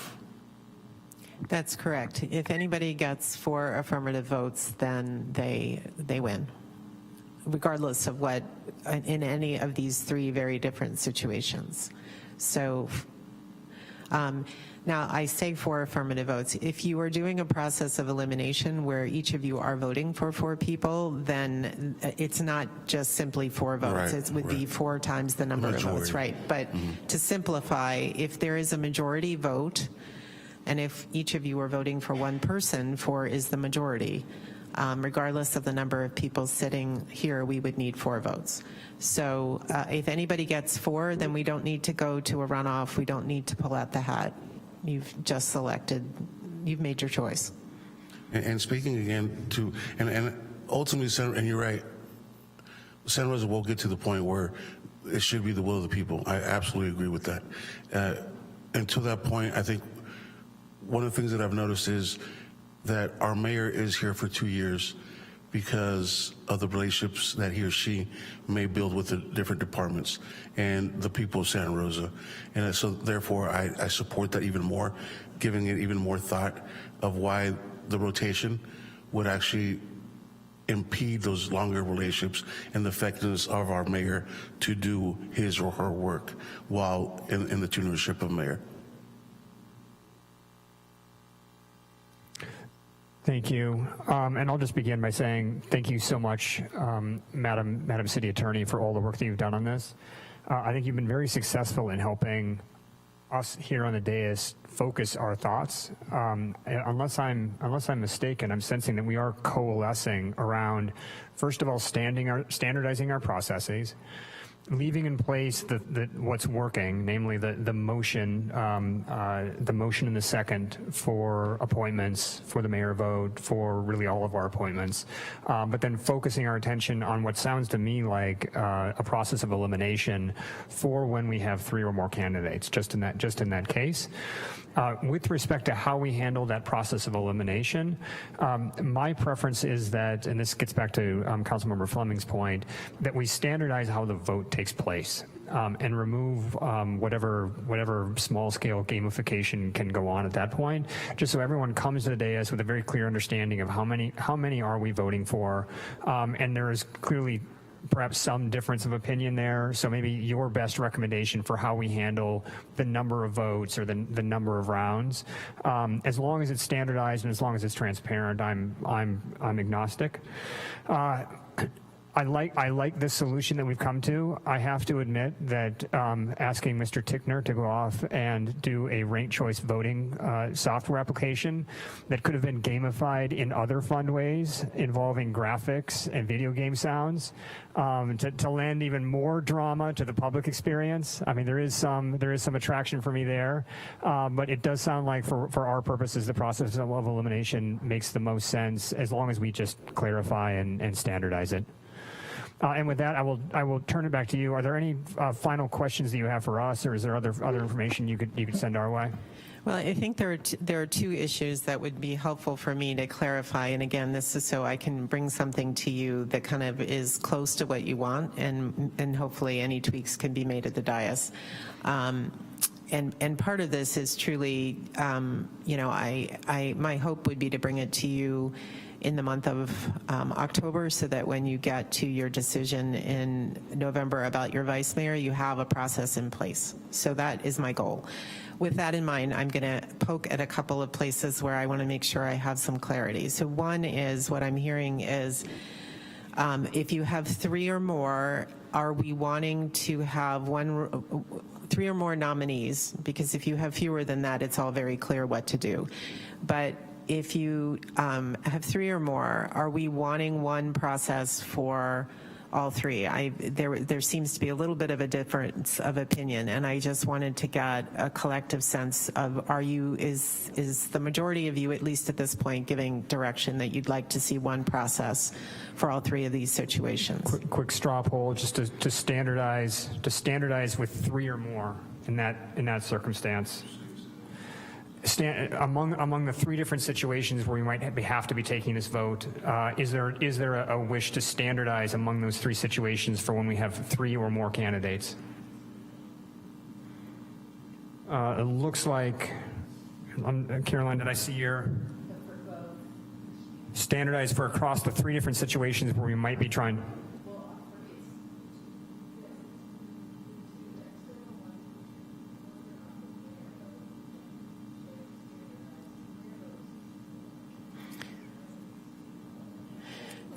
Councilmember Fleming, I'm sorry, I can't hear you. May I have the floor? Thank you. I think that the mayor vote is so specific because you're voting in your own self-interest rather than the interest of the people. And so I think that we have to treat that differently in order to tighten that process to better reflect the will of the people, and taking out any potential for gamification, and that means one council member, one vote. It makes it more transparent to the public. So I'm in favor of doing, X amount minus 1 for boards, commissions, and for replacements. But I think that for our mayor vote, we ought to really try to just do, if we have more than 2 candidates, we ought to try to vote for the one we want on one go. So that would be an elimination process where everybody gets one vote, or are you doing back to motion by motion? Motion by motion, if you have 3 or more, means. So it's my understanding that when we get to these situations where we have more than 3 folks on that, so let's say there's, council members A, B, and C are on the floor. They've all accepted the nomination. So there essentially have been 3 motions on the floor at that point, right? There are 3 nominees on the floor. Depending on which of these processes, the mayor could collect all of the nominees. You have council members A, B, and C who have been nominated for mayor. Mm-hmm. You could either then do an elimination where everybody votes for one time, or you do it by motion, which would be. Yeah. So I have seen it done by motion, and I've seen it done by nomination collection, and it's done by motion in my experience when there's a coalescence ahead of time from the community around usually 1 or 2 people. I've never seen it done by motion without a collection of nominations when it's a jungle. Yeah. So given the more political nature of the council after moving to districts, I think that it's essential that we do it by collecting all nominations and not by motion. That gives everybody who wants to participate a fair chance to have their day at the dais. And then 1 council member, 1 vote. And if you get to the 3-2-2, which is the most common scenario, then you have the 2-2, 1 vote, and then whoever prevails from that goes against the person with 3 with 1 vote. And it's, not very many rounds. I don't think that we need to be all that worried about doing it quickly. I think we need to be worried about doing it in a way that's understandable and clear. I understand what was just presented. I guess the question is that, am I getting for mayor? This is mayor, vice mayor. A follow-up question for me. Is there a reason we wouldn't apply that to the other 2 situations? It's the issue of standardization here. Yeah, what's the advantage to have multiple systems? I'm not an order muppet, so standardization is not necessarily the highest thing that is important to me. I think that getting it right is my North Star here. I think that it's possible to apply it to the other ones. I think that it's just a matter of how much the council wants to play with that. I'm kind of agnostic about it. If it feels really important to the council to standardize, I'm okay with applying it to those other processes. I don't have a real strong bias against that. I was just trying to say that because it felt like everyone was going the other way, and I was really trying to fight for where I thought it was the most contentious and important. Right. No, I take that point. As I mentioned, I'm somewhat agnostic on the actual mechanics of what is in a sense still an elimination process. But if we think that's the most transparent and the best, then I can't think of a reason why we wouldn't apply it to the other 2 and keep it the same. The reason why you might consider not applying it to, let's say, a board and commission is because you sometimes have so many more seats available, and it might be difficult for us and for the public actually to understand in the process when you're taking lots of different nominations. So let's say you have 3 people, then you'd be taking slates, potentially slates of 3, lots and lots of 3 people. Whereas if you ask Councilmember Rogers to give you a slate of 3 people, then if we really disagree with it, which we rarely do, then we can get into it. It's just sort of to not make it overly technical when it's not that high a stakes. Fair point. Other thoughts from my colleagues? Ms. McDonald? Yeah, I think this is getting a little bit convoluted because we have, like Councilmember Fleming said, we have several different things. So as far as boards and commission goes, I think the way that we've been doing it by motion is fair and clean, and it's because we're able to say this person who meets that qualification. When we have those types of seats that you have to meet a certain qualification or a certain age group in order to represent on that specific board, such as the Housing Authority, which we just recently did. But as far as the mayor, vice mayor, or even the vacant council seat, I think those are the ones that we go back to process of elimination. And so I just want clarification when we have more than 3 people nominated specifically for mayor, vice mayor, but you could have it for a vacant council seat as well. That's where I still think the process is not clean. So if we had 7 people or 6 people that were nominated for those positions, a process of elimination by one fewer makes sense to me. But if you only have the 3 people, going back to the 3-2-2, that's a clean enough system where the person that got the 3 moves on, the person that got the 2, you're voting between. Where I've seen it get messy is when we don't have that process, when we've had more than 3, and we have had that happen recently even. So I think that's where I would like the clarification, and it's because that's where it gets confusing from the public and from us. The other one, when it's a smaller nomination, it's not as messy. It's when we get more nominations that I think that needs to be clarified and standardized, but mostly with mayor, vice mayor, and even the vacant council member seat, which I think I was the last vacant council member seat that got filled, and it was also confusing during that time. Ms. Fleming? Yeah, I think that if you wanted to standardize it in any way, I would apply the protocol I set forth. I still wouldn't do a process of elimination for a council member seat, but I think that you could apply the process for the mayor the same as you could the process for a council member seat. The chances of us getting more than 7 or 8 applicants from any one district are pretty low because we're a lot smaller. I think we haven't had more than 10 for a single district vacancy, while we have had upwards of 20 when it was at large. And so I think that if you wanted to standardize the one council member, one vote to the applicants for the council seats and for the mayor, it's pretty straightforward and similar. I personally think that the process we use now for the boards and commissions is pretty good and allows for, a more collaborative process. And just to be clear, would you then suggest that we go to the essentially drawing out of the hat when we get stuck on some of those? Unless someone wants to arm wrestle me, I think that the hat is okay. Appropriate. Okay. Vice Mayor?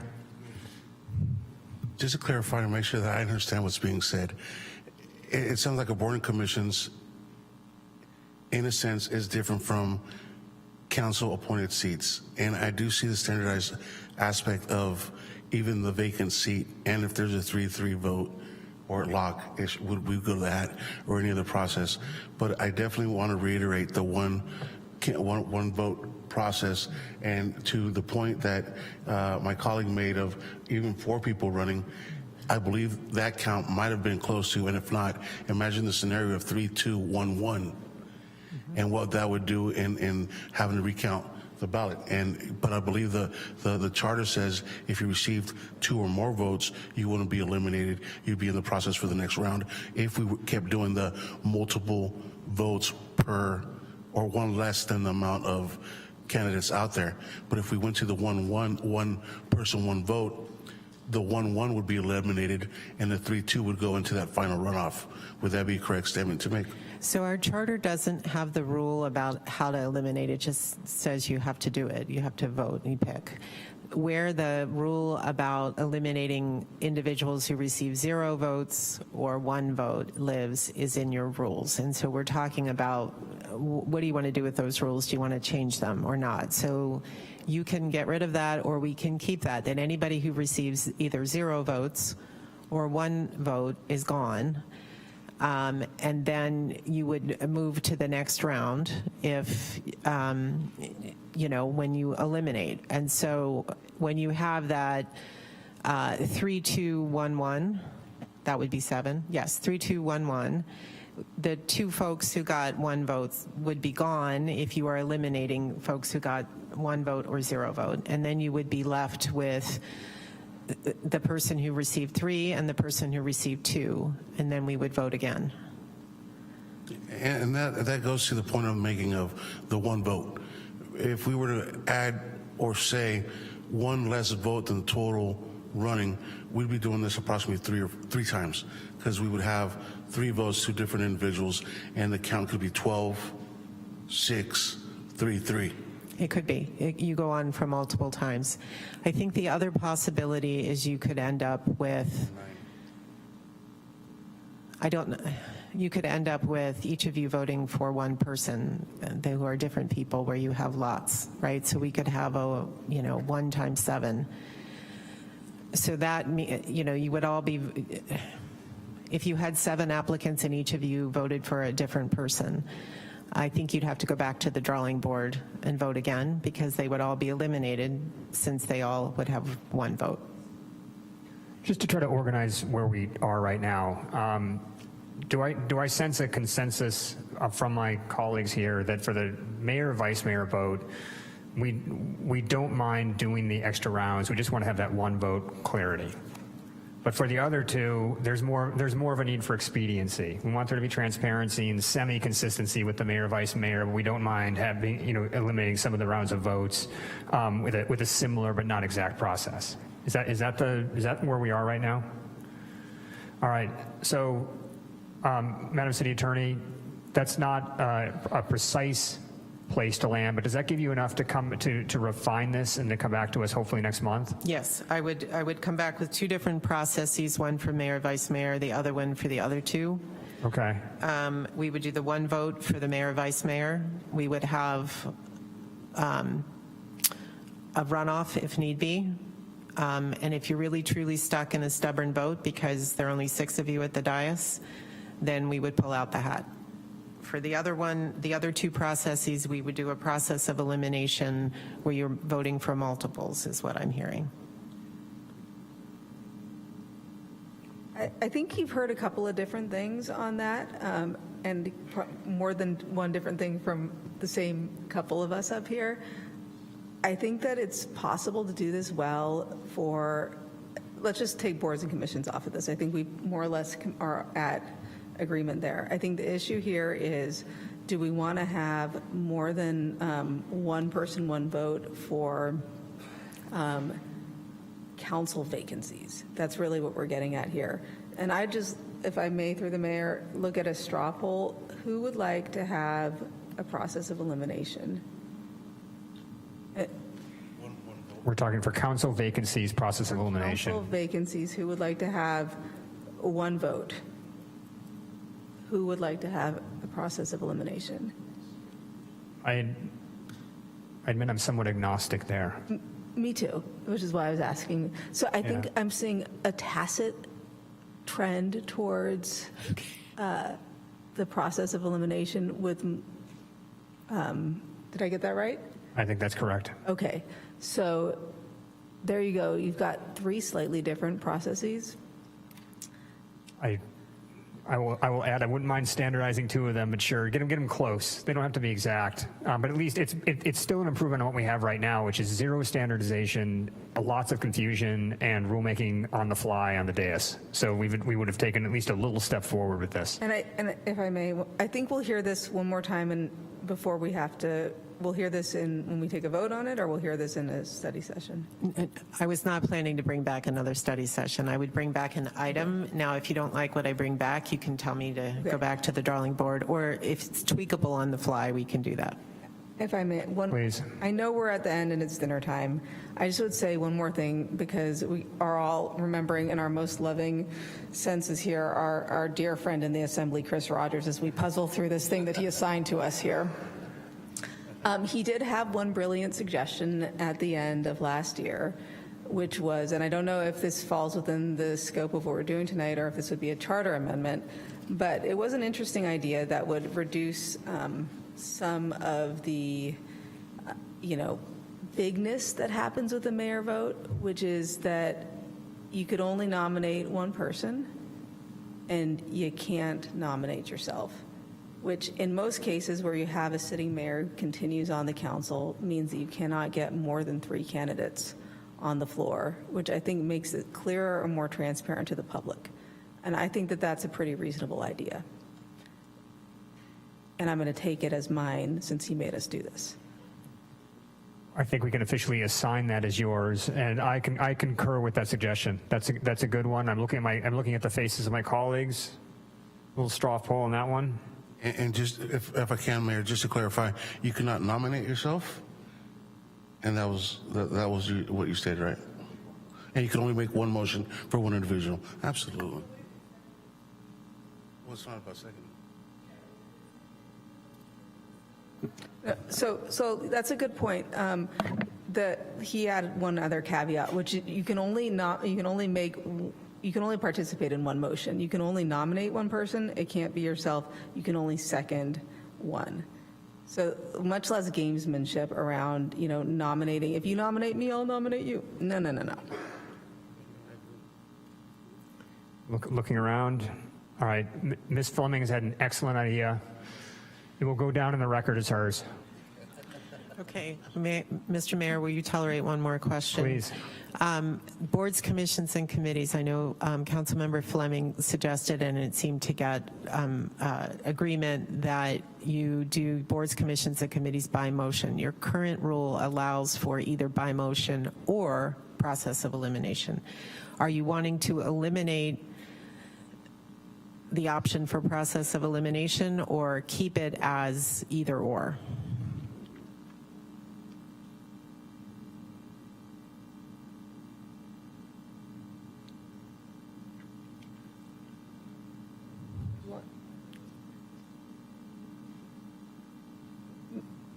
I'm thinking that through. Are there strong feelings in the dais? Yeah. All right, Ms. Fleming, what are they? I know that you're really at the end of my strong feelings for the day. But the thing is that it's usually okay to have it just be one way or the other, but there are rare times when you want it to be flexible. Like if you have a really, let's say there's something that comes along, it doesn't happen all that frequently, but where it's a big process and people have a lot of feelings, you're going to want to do the process of elimination. Most of the time, it makes sense the way that you do it now, where you assign a motion and we vote on that. Isn't this accounted for in the recommendation that the city attorney had? Like the simple cases are all taken off the top by simple motion process. So we're the only thing we're just debating here is when we got multiple. 3 or more, when you have 3 or more for the same seat. So again, not a board where you have multiple seats with different criteria like the Housing Authority one that you just had. But I do think that you should still be able to make a motion or ask one of us to make a motion at your discretion. That's my opinion on that matter. I'm not opposed. Mr. Okrepke? Yeah, I would say if you want to throw in caveats, you could also say that we're not allowed to put forward slates. So if there's 3 positions and there's like 7 applicants, you can't make different motions of 3 different individuals, right? So you just go seat by seat. If there's 3 openings, you do one at a time, boom, boom, instead of saying like, I want A, and B, she says I want X, Y, Z, someone says they want L, M, N, O, whatever. So you don't get into that process. It's just first seat, who's the first motion, everybody agree, yes, no, move on to the second seat. You just can't put forward slates. Understood. Vice Mayor? Just thinking of all possibilities, what would trigger one need opposed to triggering the other need to be the process which we move forward with? And I think that's where maybe having 2 options, we'll have to have the clarity of why one would be used and one wouldn't. I think you've asked why when would it be ideal to use a motion and when would it be ideal to use elimination? And I think where you have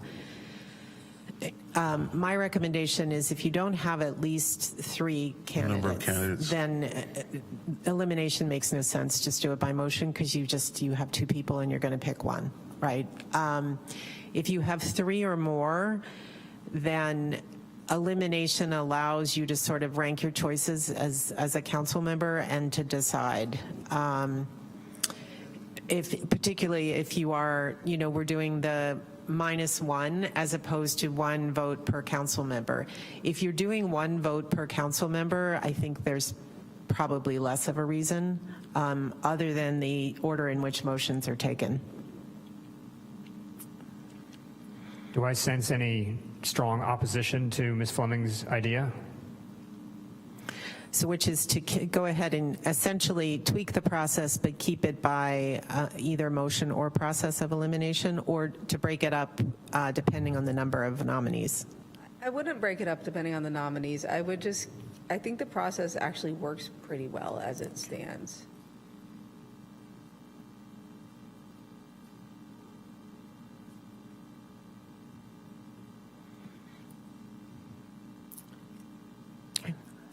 Does that give you enough, Madam City Manager, to get us close? And then once we have rested and we see the polished version, we can make any final tweaks. And of course you can. Of course you can. I think my sense is that we're very close here, and then our heads are swirling a little bit. Are we close? Are we close enough, folks? All right. I think as long as you have what you need to come back with a next draft, I think we're close enough to work out any final details on when we see it again in October. I have what I need. Thank you for your patience. Thank you both, Brian. I look forward to working with you in the future. All right, thanks. All right. One other little straw poll here before we continue. Are there objections to moving on? Everyone good with continuing to go? All right, there we go. We're going to, Ms. Benuelos today. All right, we're going to continue to move. Thank you all for sticking with that. Never let it be said that this Santa Rosa City Council does not get its head into the process weeds. We will move on then to, let's see, our item number 6, our report on our closed session. Madam City Attorney, when you have a chance to be settled, we are back to you for closed session report. Thank you, Mr. Mayor. There was no reportable action taken during closed session. Thank you. Thank you. And now we can move on to a more relaxing item, but also a joyous one. Item 7.1, our proclamation for Creek Week 2025. Ms. Rogers, would you please lead us off? Thank you, Mayor.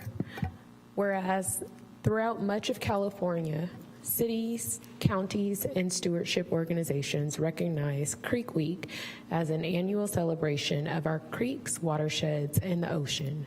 And whereas the 238 creeks and approximately 360,000 residents of the Russian River watershed are connected and mutually supported each other, making the Russian River and its tributaries important resources to the people of Sonoma and Mendocino counties. And whereas pollution in the form of trash and debris, chemicals, nutrients, and sediments have the potential to degrade the quality of life and the quality of resources within the Russian River watershed. And whereas the city of Santa Rosa strives to protect our lands and waterways through ongoing pollution prevention outreach to raise awareness of the harmful effects of pollutants on our natural systems.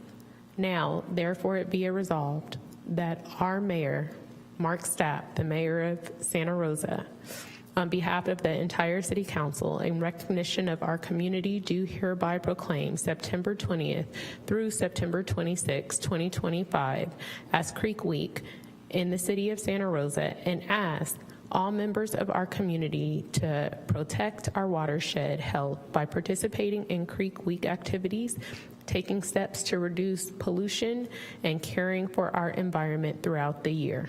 Thank you.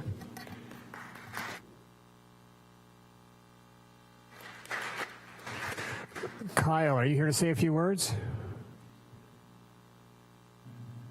Good evening, Mayor Stapp and members of the council. My name is Kyle Sponberg. I'm an environmental specialist with the city's water department, and I'm excited to be here this evening to talk to you about some of the fun events that we have upcoming this year for Creek Week.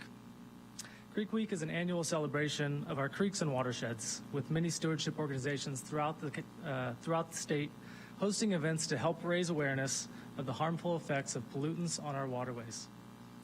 To kick off Creek Week and celebrate California's Coastal Cleanup Day, we will be hosting a cleanup along Santa Rosa Creek on Saturday, September 20th.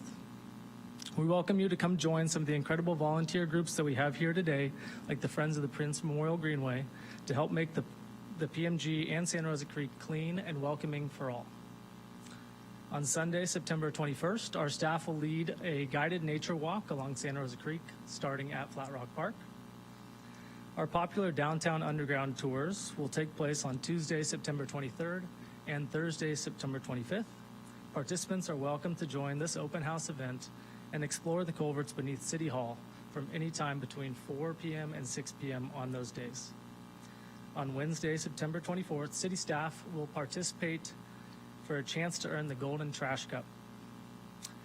We will have cleanup stations with supplies set up near our municipal buildings downtown at Prince Gateway Park, along Santa Rosa Creek at Stony Point Road, and near the Laguna Treatment Plant along the Laguna de Santa Rosa.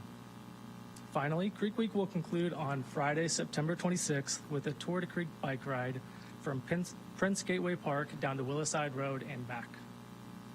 We ask that anyone interested in attending one of the events, please go on to our Creek Week website and register, as some of these events will reach capacity. Thank you for your time, and we hope to see you at one of our Creek Week events. Kyle, thank you so much, and thank you to the entire team. Before we invite people down for a photo, are there any other members of the public who would like to speak?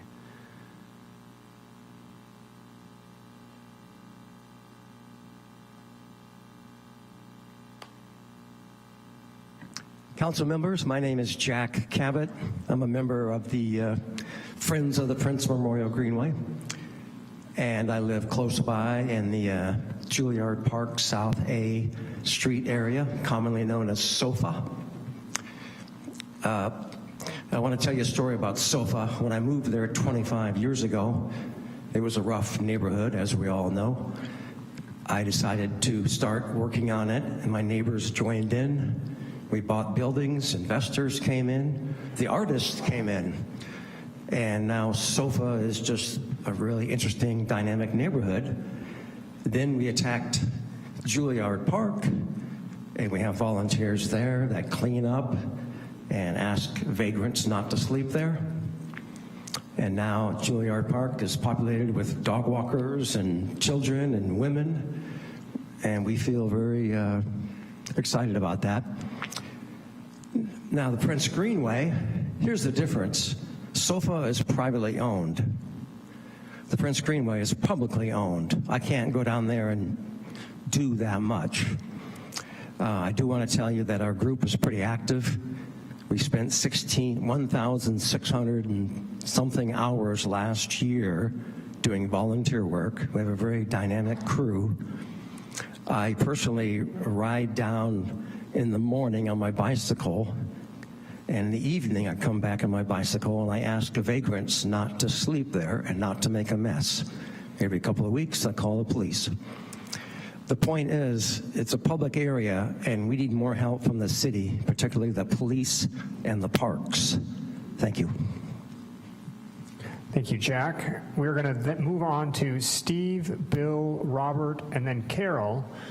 All right, let's use both podiums to be efficient. Councilmember Rabinowitz, welcome back to City Hall. Thank you. Thank you for doing your work.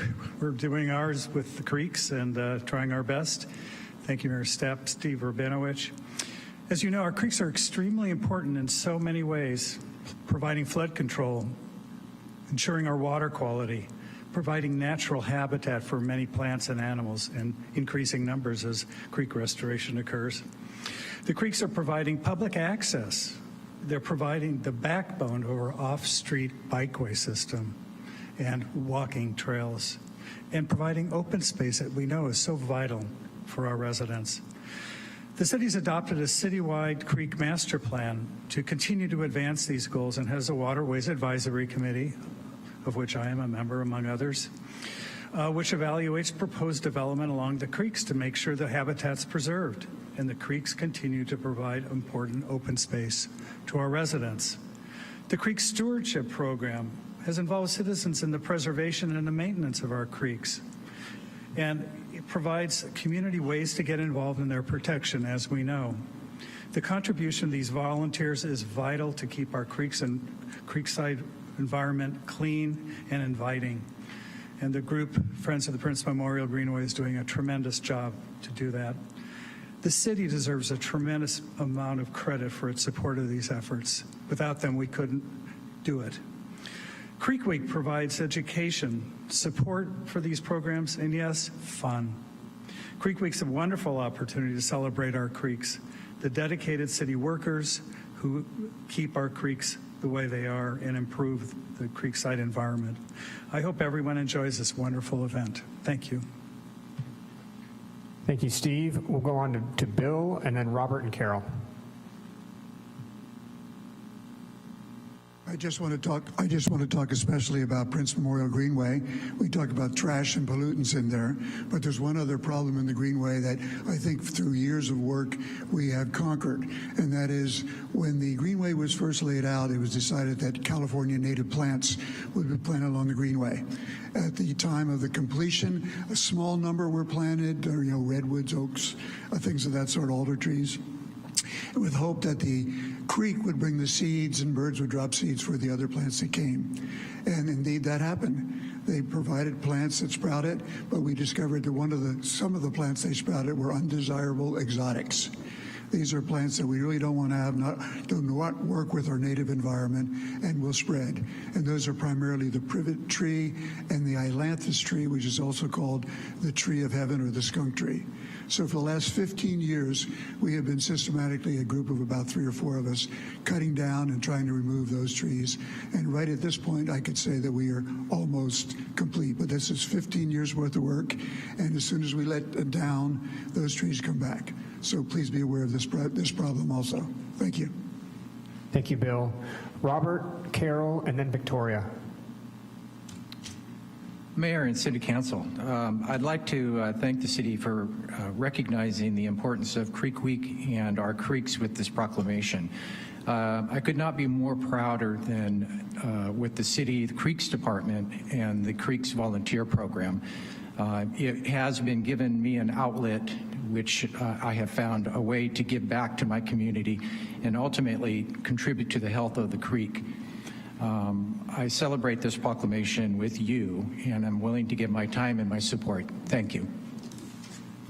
Thank you, Robert. Carol, and then Victoria. Quant, City of Santa Rosa, volunteer with Friends of Prince Memorial Greenway. I celebrate with you Creek Week. The Friends of Prince Memorial Greenway celebrate Creek Week every week. Some of the members of the group celebrate it literally every day. Park a Month started at 9 a.m. on Prince Memorial Greenway this past Saturday. It was a joy to work with so many representatives of the city on all levels.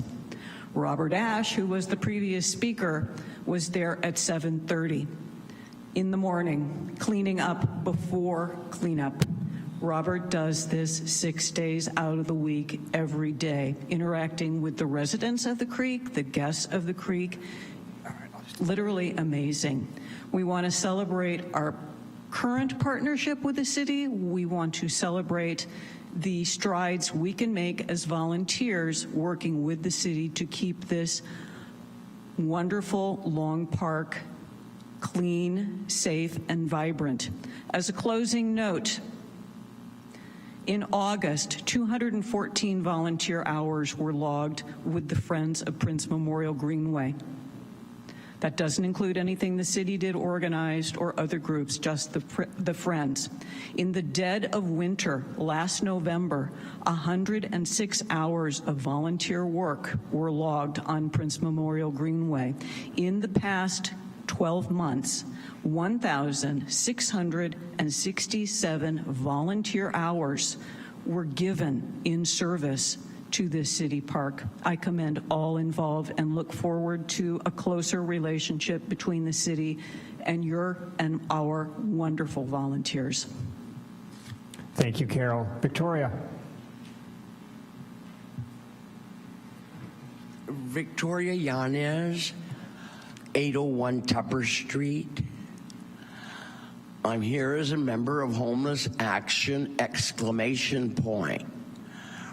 I hadn't planned on commenting on this item, but people were kind of like speaking in code, calling them my neighbors. And we're talking about poor people, the most impoverished in our community. They have to sleep outside. Now, I think the city could cooperate better with these organizations if you had a humanistic plan as to where people should go. when they leave the creek or wherever it is that you want to get them out. You know, it's the H word. I want to commend you for not using that word. It's kind of like a classist term to be free to hate.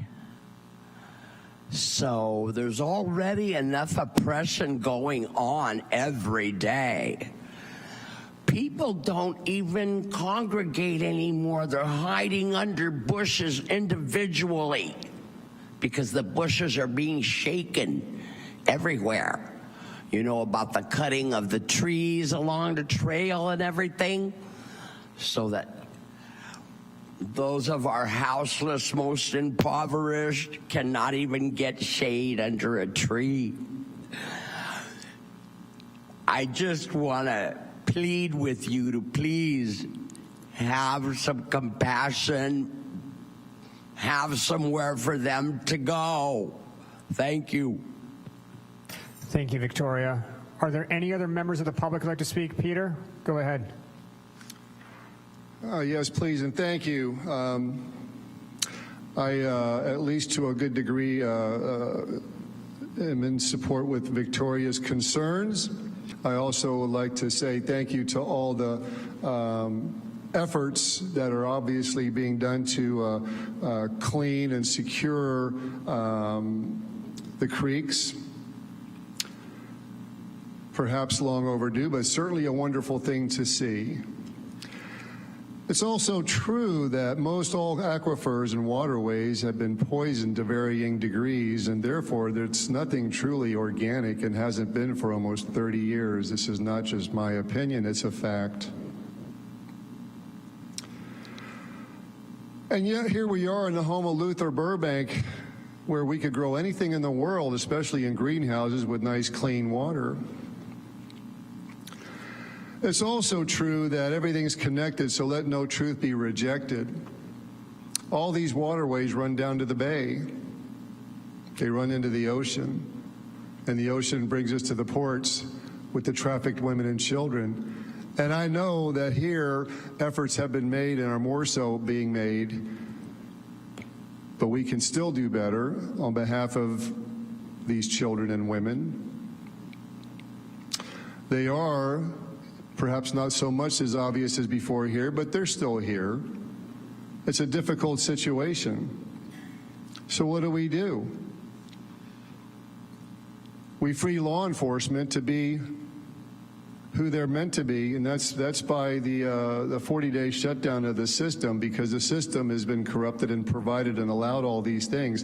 I can tell you that I know someone in Napa that presses 10,000 pounds of cactus every month in Mexico and sells it as cactus water in these counties because the water just isn't clean. These plastic bottles emit problematic scenarios, and again, I applaud these people that have been doing their efforts, but we all need to do more and better with this regards. And in regards to these children, the waterways run down there, and these trafficked women and children end up all over the place. It's been going on for a very long time, so it's not an easy thing to deal with. And I know that people in the City Council have put efforts in that arena, and I applaud you for that. But the King of Kings never lies, never dies, suffers neither fools nor alibis, and sees all things. And so it is that a greater effort from the spirit and the soul is required to fix all these problems, because as you do unto the least of me, which is the children and the animals, we end up doing unto ourselves. And we are in a very blessed place in a very powerful time. Thank you, Peter. Are there any other members of the public who'd like to speak?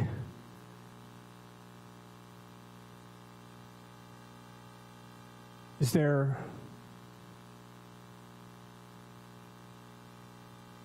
We may have one person making her way to the podium. No, you're not. No, apologies. I didn't make... You had your star turn. Thanks for being here. All right, we're going to close public comment. There are no other members of the public here wishing to speak. If we could invite everyone involved with our water team, with the Prince Memorial Greenway volunteer group, come on down. Let's do a photo.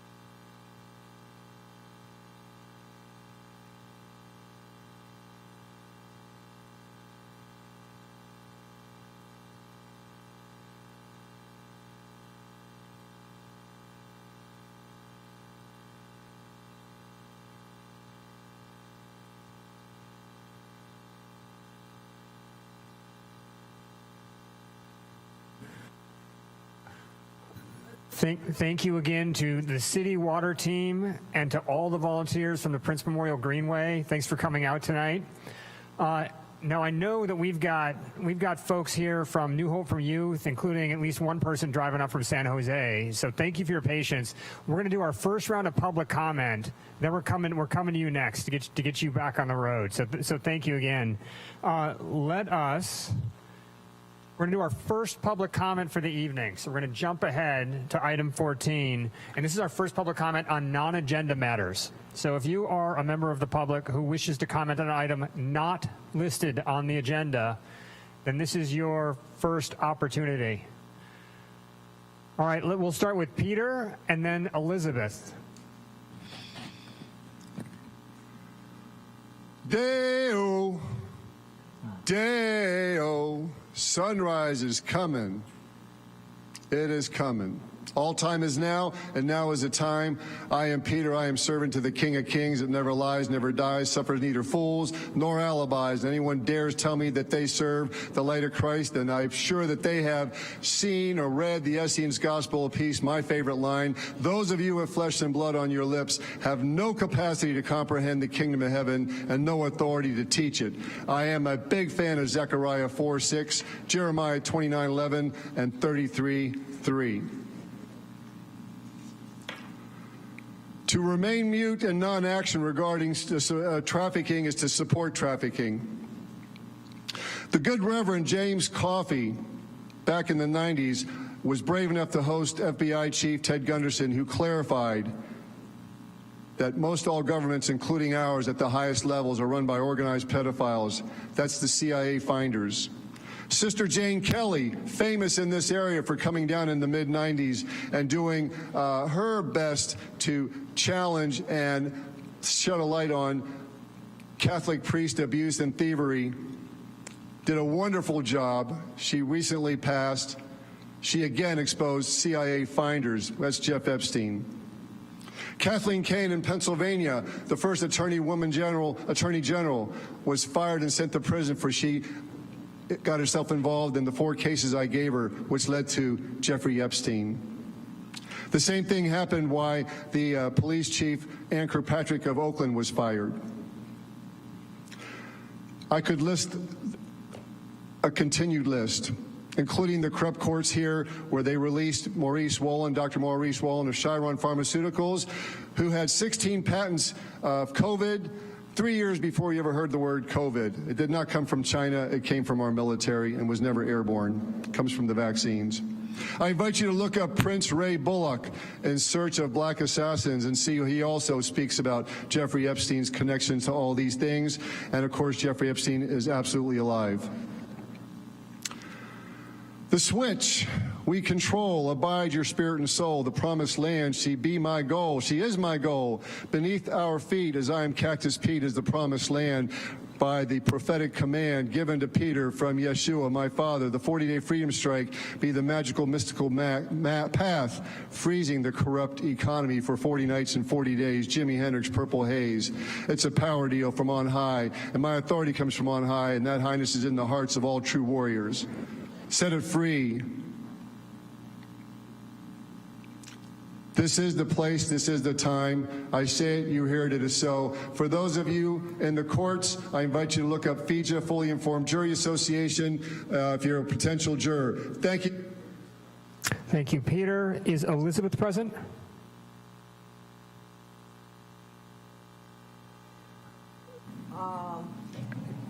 Put this down a little bit. Hey, yeah, I'm Elizabeth Nealon, and somewhere I have my notes here. Let's see. I have remained in the United States for 77 years. I have lived in quite a few different states. But I moved to California in 1968 to fight the Vietnam War, which lasted 20 years, from 1955 to 1975. I live here in this country to oppose the war machine. The government gives $800 billion each year to the current entity, Israel is a puppet of the United States war machine, and 800 million children in Gaza have been murdered, and 3 million have been had either arms or legs blown off. Let's see. I read a book by Donald Trump's niece, Mary Trump, who has a PhD in psychology, and the book was called Too Much and Never Enough. She diagnosed Donald Trump with 3 psychoses: narcissistic character disorder, all 9 traits, antisocial personality disorder, and dependency personality disorder. I only read the book once, and I quickly wrapped it up and gave it away. Let's see. Yes, Donald Trump is a psychotic individual with a very low IQ, and I really don't have any admiration for that dude. I personally was a raging granny of Sonoma County a couple of times. The second time through, I was one of the leaders of the Raging Grannies of Sonoma County. Let's see, 31 seconds. I'll just say that my brother was in the Air Force. He was born in Toronto, Canada. When he got out of the Air Force, they asked him to denounce his Canadian citizenship, and he said, "Why would I want to do that?" And at this point, he's lived in Canada for 50 years. His 4 sisters all live in this country. Thank you. Thank you, Elizabeth. And it appears our next speaker is my mom, Sandy Stapp. Greetings to our regular viewers back in Gordon, Wisconsin. All right, Mom, you have the floor. Brief. Is this on? Can you hear me? All right. I'll make this brief. I'm so pleased to be here tonight. My husband, Bill, and I regularly watch your meetings from the wonder of YouTube and live streaming. And so tonight to be here in person, it's just a pleasure. I want to thank you all for creating this amazing picture of democracy in action. You've got this terrific staff who comes prepared with all of this information for the community and the board. You have the place filled with community members that are so dedicated and give up time to sit here and listen and then to bring your concerns. And then, of course, you have the terrific council members sitting there listening and sharing and trying to do the very best they can to strengthen the community. So Santa Rosa is absolutely awesome. We are cheering for you all the way back in Wisconsin. You face difficulties and painful situations, and you just keep on doing your work and going forward. So thank you very much. Thank you, Mom. Victoria, are you speaking? Yes, please. All right, your turn, Victoria. Thank you. I am normally a happy person. I was even accused today of being drunk. I'm not. But anyway, I'm concerned about the poverty in our community that is being criminalized. People are going to jail because they have nowhere to live, no house to live in, I mean. I remember when I was homeless, I would cry to Elizabeth, the one who just spoke. I would cry to her that I just wanted a place to live so I could get up in the morning, take a shower, do normal things. And And she would tell me, "You're not homeless. The earth is your home." So that was comforting. But then thanks to the living room, they put me in transitional housing, and then they put me in permanent housing. So now I volunteer for the living room, and I see every day people walking with all their belongings. They have to keep moving now. And I'm scared. I don't know what's going to happen when the executive order from number 47 goes into effect. I would like to see the city of Santa Rosa do something official to show your compassion for people who have nowhere to live inside.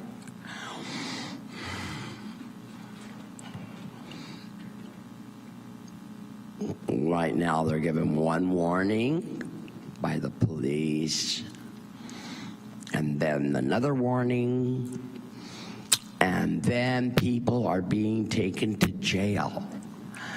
So I'm going to ask for a little moment of silence here to remember all the people who have nowhere to stay. That isn't illegal.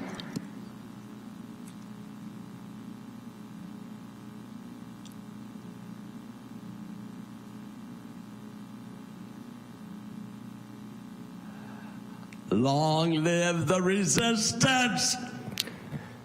Thank you, Victoria. Are there any other members of the public who'd like to speak? Seeing none, we will close public comment.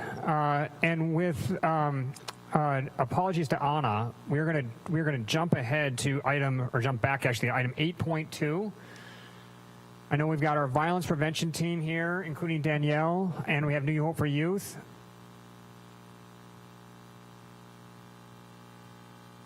This is a great item. Thank you for coming today to present.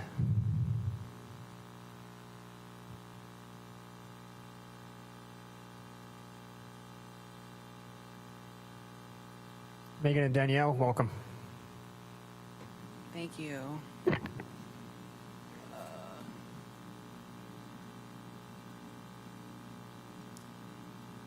Okay.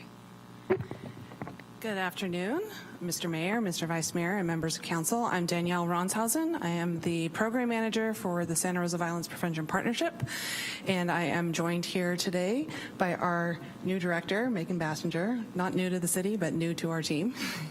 As well as our team from New Hope for Youth. So we have in the audience with us Philip Rodriguez, who is the president and CEO of New Hope for Youth.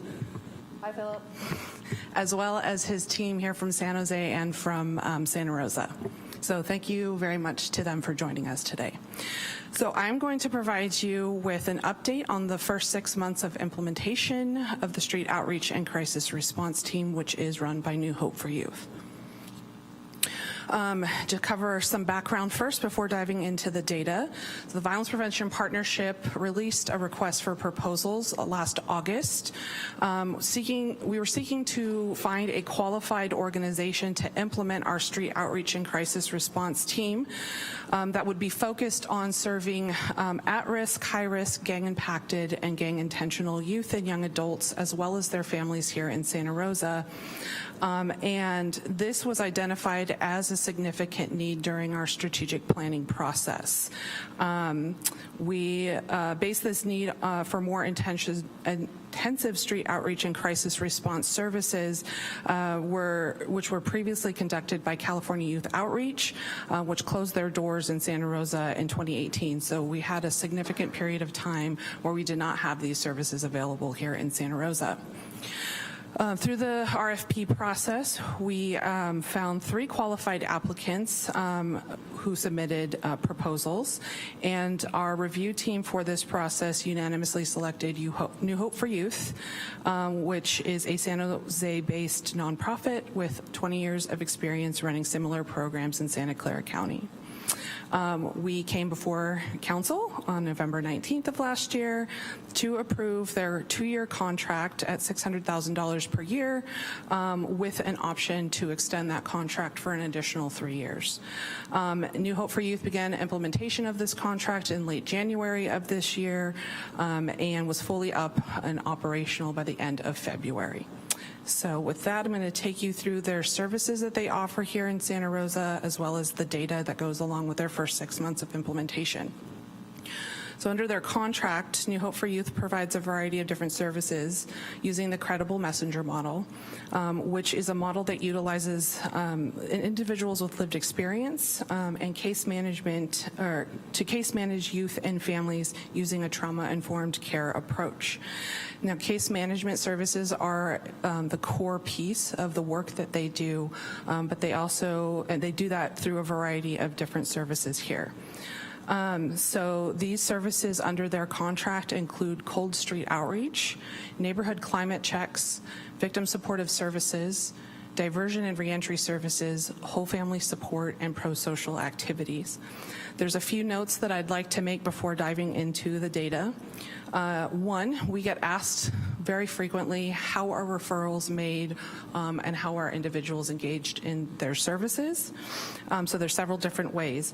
One, through Cold Street Outreach, their intervention specialists engage youth, parents, and other community members when they are out conducting outreach in our priority neighborhoods. Two, and probably the most common, is through referrals. One, through our the Partnerships Guiding People Successfully program, as well as directly through probation, Santa Rosa Police Department's gang crimes team, schools, and other community partners. If the referral comes through the Guiding People Successfully program, our staff utilizes our referral system called Compile, and then a notification is sent directly to New Hope for Youth. If the referrals come outside of the VPP, the referring agency reaches out directly to New Hope for Youth to make that referral themselves.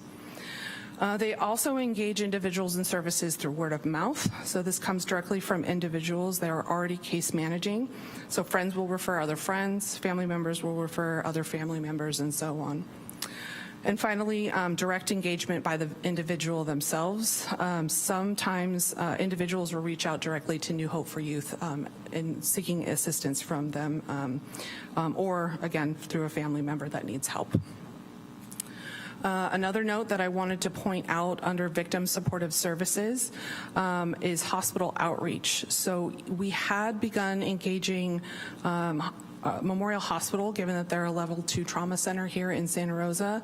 However, we have been met with some challenges with that outreach.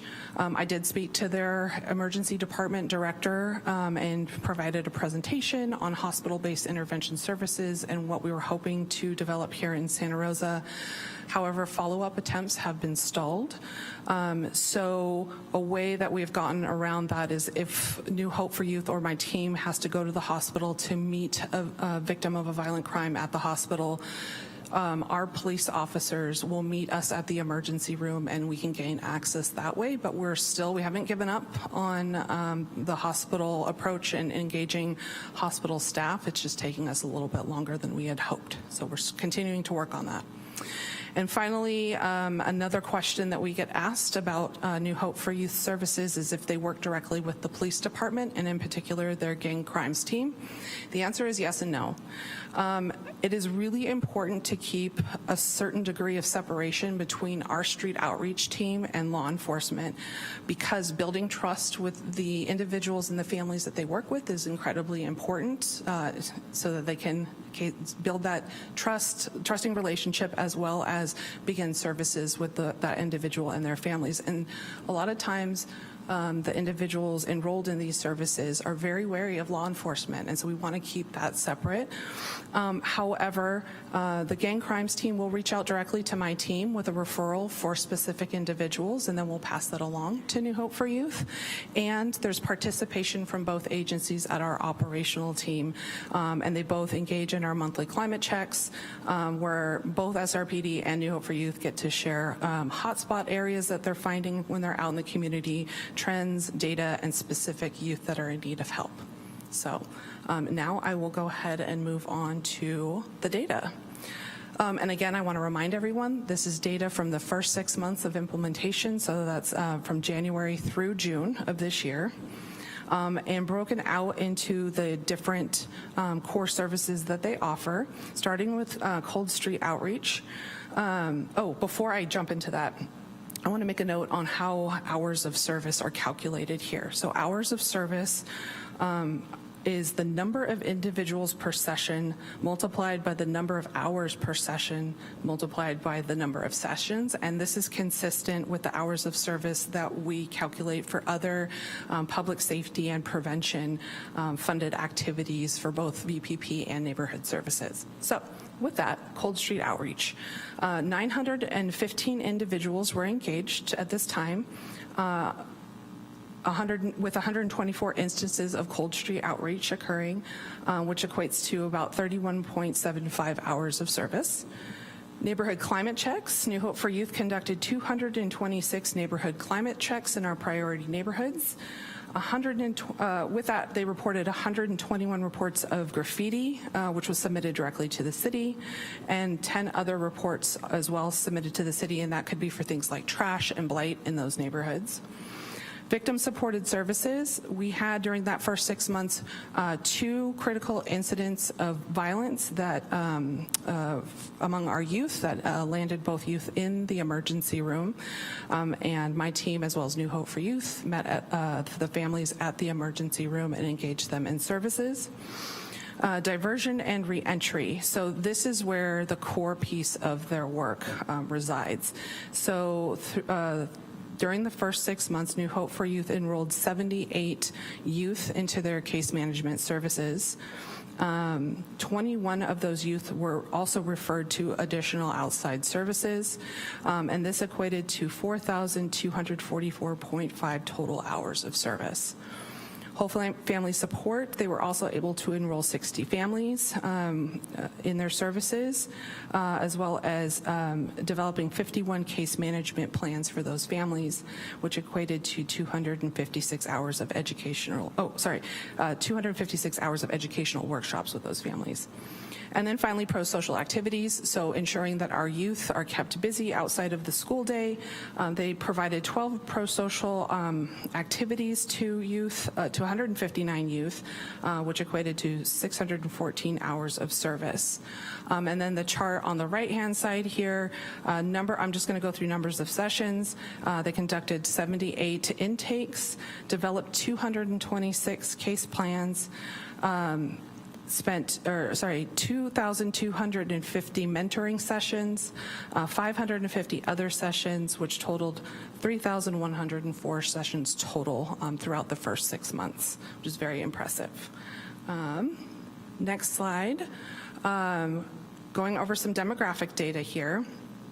With race and ethnicity, the largest demographic group here, 76.9%, are Hispanic Latino group, serving those individuals. Next highest is Native American, followed by both Asian and our white individuals at 5.1% each. And then 2.6% identified as multiracial and 1.2% Pacific Islander. I do want to make a note again and reiterate this is from the first 6 months. So we are aware that within the first 6 months we had a 0 in the other category as well as the Black and African American community. However, since then there have been individuals in those categories that have been enrolled in their services. So you're going to see some updates to the demographic data when we do another update in the future. In addition to that, when we look at gender, the majority of the youth that are being served through case management services, 94% are male, and then the remaining 6% female. And then just a quick note on race and ethnicity. This is a note from my staff. These are designed to be exhaustive. While there is a small number of identities, most notably Middle Eastern and North African, that don't neatly fit into the 7 options that are listed here, those identities should be covered in the other category. And then finally, areas of service. So again, with the 78 youth engaged in case management services, 35.9% come from the 95407 area code, with the next highest percentage being in our 95401 and 95403 at 19.2% each. Youth living in those areas, and then 95404 representing 14.1%, and then 95405 and 95409 at 5.1% each. And so these are, just to run down, the 95403 is the Pioneer Fulton area, 95401 West Steel Lane, Apple Valley, and Valley Oak, 95407 Roseland, Corby Olive, West 3rd, and Moreland, 95409 Rincon Valley area, 95405 the Montgomery, Slater, and Bennett Valley area, and 95404 covers the Quanah Springs, South Park, and downtown Santa Rosa. In addition to that, they are engaging services or working with youth within some of our school districts here in Santa Rosa, including Santa Rosa City Schools, Roseland Charter School, Sonoma County Office of Education through their Amarosa Academy, and some of our other smaller alternative schools here in Santa Rosa. And with that, that is my presentation. Outstanding. Thank you for the presentation, and thank you all for all the work. Bringing it back to council for questions. Nothing? Here, I'll throw out a question. Okay. Anecdotally, this has made an immediate difference in the city. Yes. There is, as I think everyone is aware, in recent years there was an uptick in youth violence. I at least don't hear reports of that as often. Correct. Do we have any correlating data from SRPD or from the schools to really cement the notion that this program has made such an impact? We're working on collecting that data from both SRPD and our criminal justice partners, so probation, juvenile hall, so again, anecdotally, SRPD reported this summer seeing a drastic decrease in youth violence in our community, so much so that they were able to start focusing on some of the higher level adult offenders in our community as it related to gang activity, and very little youth arrests during the summer as well. And I do believe that it was it's a combination of things, but I think a big part of it was our street outreach and crisis response team with New Hope for Youth, keeping our kids busy with pro-social activities throughout the summer, as well as engaging them in case management services. And we're also hearing from our probation partners that numbers are starting to come down in juvenile hall as well. Excellent. Any reports back from the school districts? It's been such an interesting year for our school districts, especially going into the fall. But again, things have been relatively quiet, at least in terms of the information that's been coming back to me. What are you hearing from school district partners about this program? They have both Roseland Charter Schools and Santa Rosa City Schools have engaged New Hope for Youth in an MOU process. So they're working on MOUs or have already had MOUs put in place, which will allow their staff onto campuses to engage with youth during the school day. But everything's been positive from our school partners as well. Fantastic. Yeah. Thanks for this good news. Yeah. Let's throw it open to public comment. Are there any members of the public who would like to comment on this item? Seeing none, bringing it back to council for any final discussion or final thoughts. Ms. Rogers. Thank you for the presentation. I know that the good work that you guys are doing, and I think we spoke about it before. One of the things that I wanted to point out is that we see an uptake in domestic violence within our communities, and I know that it starts with our youth. And so if you're not already, that might be a touch point just to talk about domestic violence, how it can start with our youth, and it can start, maybe like, I'm not beating you down with something, but it's a smaller, nuanced things that would still go under the umbrella of domestic violence. So I would like to see that, to see if we can not eliminate it, but to get a hold of that with our youth. Thank you. Thank you. Thank you. Ms. McDonald.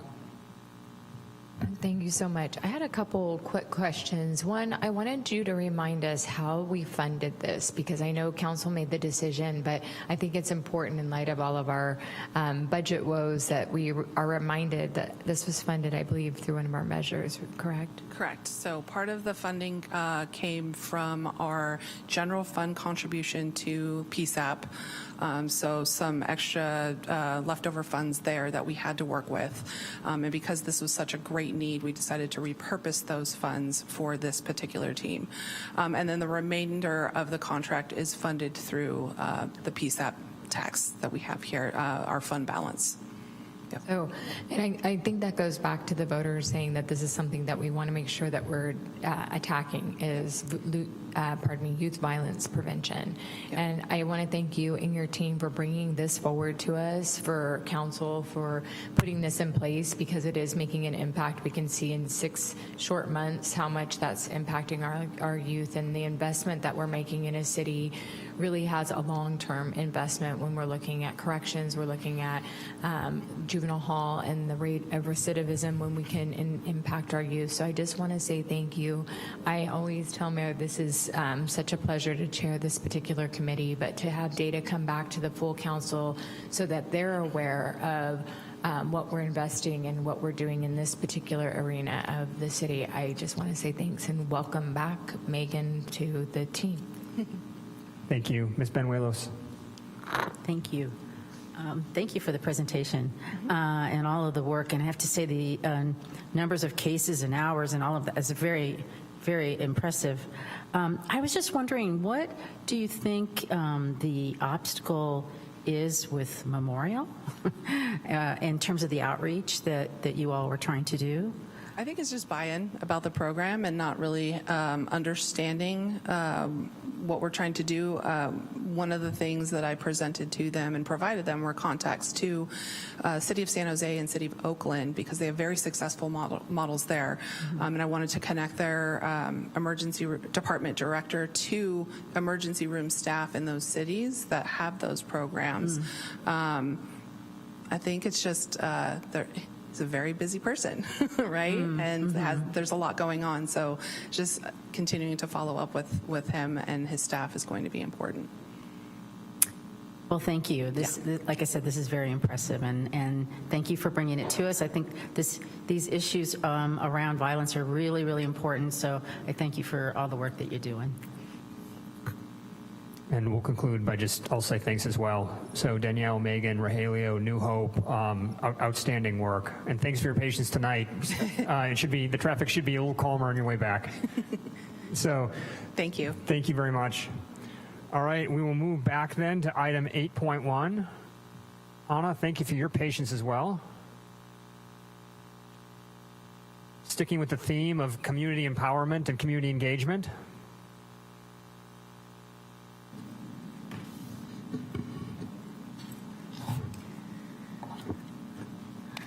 Good evening, Mayor, Vice Mayor, and City Council. I'm Anna Oder, Community Engagement Manager and unofficial proclamation photographer with the Communications and Intergovernmental Relations Office. And I will be presenting you today the Community Empowerment Plan Update for the month of September. Tomorrow, September 10, join FEMA and the City of Santa Rosa for a virtual community meeting addressing FEMA's recently released preliminary flood risk maps. The City of Santa Rosa, in partnership with Sonoma County, has invited FEMA and National Flood Insurance Program representatives to provide an opportunity for community members to be informed and ask questions about flood risk and insurance. The meeting will be hosted via Zoom and will start at 6 p.m. For more information and to obtain the Zoom link, please visit srcity.org/FEMA flood mapping. On September 9th and September 25th, the Santa Rosa Fire Department will host Firefighter Story Hour at various Sonoma County library locations. Families are invited to join and enjoy the stories read by local firefighters. For details, visit the Sonoma County Library event calendar.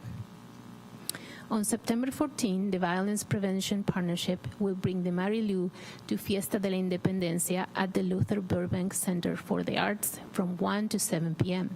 This free community event celebrates Hispanic Heritage Month by honoring Latin American countries that recognize their independence during this month. Also on September 20th, the Santa Rosa Fire Department will bring a fire engine to the Harvest Festival 2025 at Bayer Farm, 1550 West Avenue from 10 in the morning to 2 p.m. Harvest displays, cooking demos, games, and live performances make for the perfect celebration of community, culture, and nature in the city. On September 23rd, the Santa Rosa Police Department will be hosting Fruta with a Cop at 2770 Stony Point Road from 5:30 to 7:30 p.m. Join the Santa Rosa Police Department for an evening of ice cream, conversation, and community building. Finally, on September 29, the City of Santa Rosa will be hosting the first of its district-based community series. Join Mayor staff and Council Member Caroline Bañuelos and Community Advisory Board Douglas Mondell for the District 5 Community Meeting. The meeting will be held at Finley Community Center, 2060 West College Avenue, Cypress Room, from 6:30 to 8 p.m. Come and share ideas, ask questions, and learn about projects shaping your neighborhood. This meeting will be held across the city this fall. Details about District 5 Community Meeting and as well all the other meetings are on srcity.org/civic alert, or you can also email communityengagement@srcity.org. And that concludes the Community Empowerment Plan update for September. Thank you. A lot in there once again, Anna. Thank you very much. Bringing it back to Council for questions. Ms. Bañuelos. Thank you. Just a quick comment. I just wanted to thank you, Anna, for all the organization you're doing around these meetings that are coming up. Really appreciate it. Thank you. My pleasure. Agreed. We'll go to public comment. Are there any members of the public remaining who wish to comment? Seeing none. Final thoughts, colleagues? Well, I'll just note again that almost every one of those items that you mentioned was a pretty big deal, starting with the FEMA map conversations, moving on to the district discussions. So thank you so much for all that you're doing. You have a packed agenda. Much obliged. So we will move on then to item 9, the city manager and city attorney's reports. Deputy City Manager, anything to bring to us tonight? Thank you, Mayor. I just have a single item to report on. The Recology Reuse Bazaar, which is a Clean Santa Rosa event. It will occur on Saturday, September 27th. The city is hosting the second annual Recology Reuse Bazaar, a Clean Santa Rosa event at the Sonoma County Fairgrounds Grace Pavilion in partnership with Recology Sonoma Marin, Conservation Corps North Bay, and the Reuse Alliance. Sonoma County residents can drop off gently used items such as furniture, kitchen items, mattresses, sporting equipment, and more from 8 a.m. to 11 a.m. and then shop for free from these items from noon to 3 p.m. Attendees can also learn furniture repair tips and other reuse resources. And this event helps keep usable items out of landfills and supports more sustainable community and encourages community engagement around reuse and waste reduction. For more information, please go to srcity.org/zero waste. Thank you very much. That concludes my report. Thank you, Assistant City Manager. Madam City Attorney, anything from your end? Thank you, Mr. Mayor. I have no report this evening. Thank you. Any public comment on this item? Seeing none, we will move on then to item 10. Not that this is relevant, but we have no statements of abstention or recusal. I guess it theoretically could be relevant. All right, moving on then to item 11.1, our mayor and council members' reports. Any reports this evening? Ms. Rogers? Sorry, and it's a long one, so I'll go quickly. August 21st. Does it have to be? Huh? Does it have to be a long one? I'm going to go quick. You just took some of my time. Go. Okay, August 21st, I attended the former mayors and council members luncheon with our very own comedy stand-up from our mayor, which was great. And then I also was able to spend some time with the record staff at the police department to hear their concerns and some solutions that we may be able to look into in the future. And on the 27th, I spent the day in Sacramento with legislators and members of the Cal City North Bay Division advocating for the city of Santa Rosa and some legislation that was coming through the pipeline. I also attended at the grand opening of Infinity Beauty Studio in District 1. We're always happy to welcome new businesses into the city. And just so I can point out, the mayor was there, Councilmember Alvarez was there. And Councilmember Benuelos. We were all there, so that was an exciting time. 8:29, myself and Vice Mayor took a bike ride around both District 1 and 7 to look at development projects in areas that the public have brought to our attention with Director Hennessy.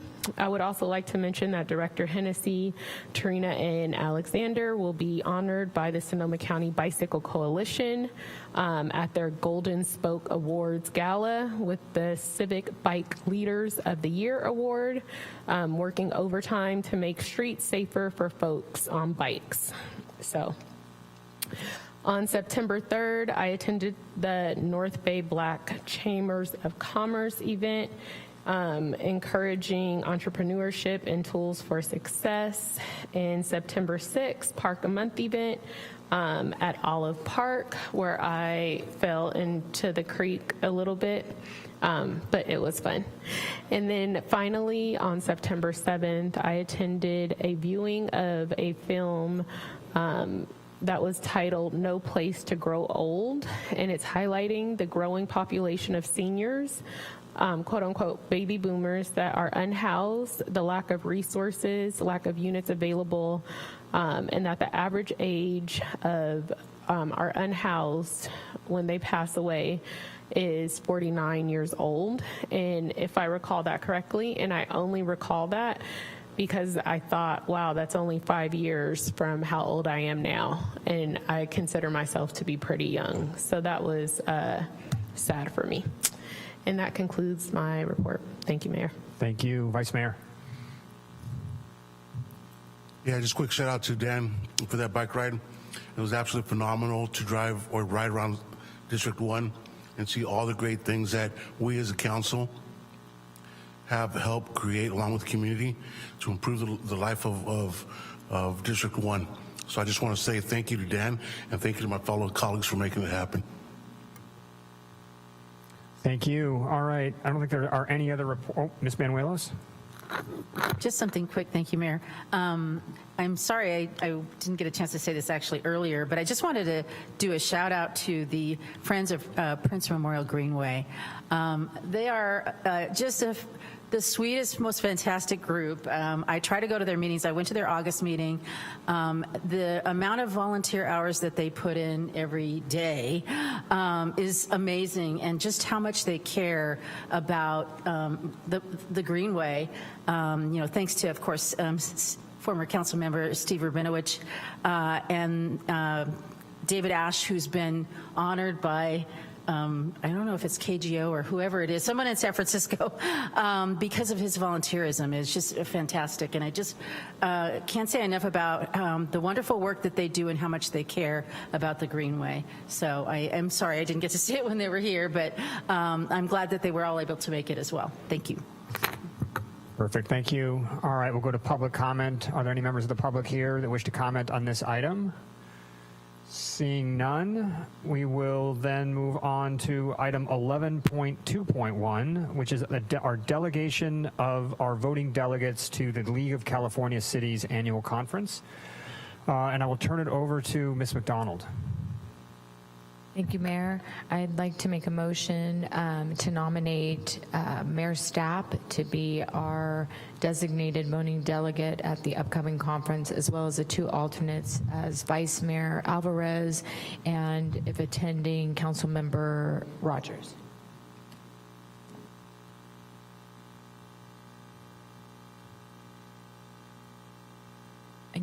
Second. All right, we have a motion and a second by Mr. Okrepke. Madam City Clerk, whenever you are ready.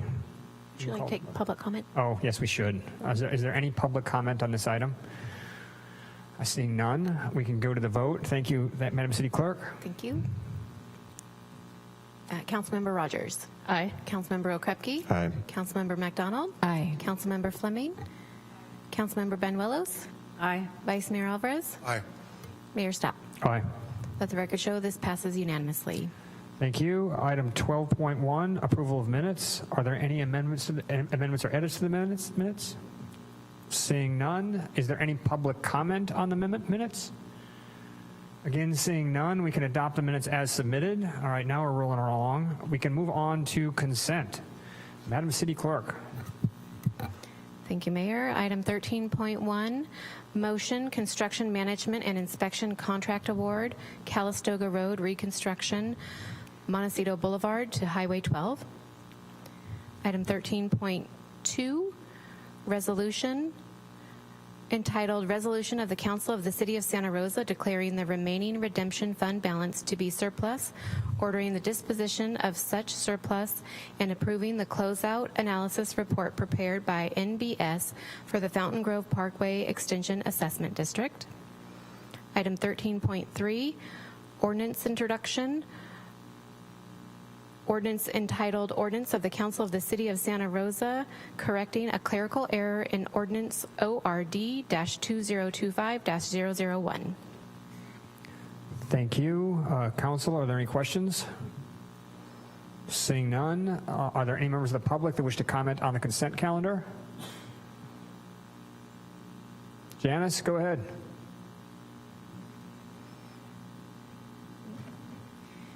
Janice Carmen. I was really pleased to see that the Montecito Avenue and Calistoga Road was on the agenda today. And I just want to ask again, this is the third time that I'm speaking about it, and I'm really pleased that something's being done about this.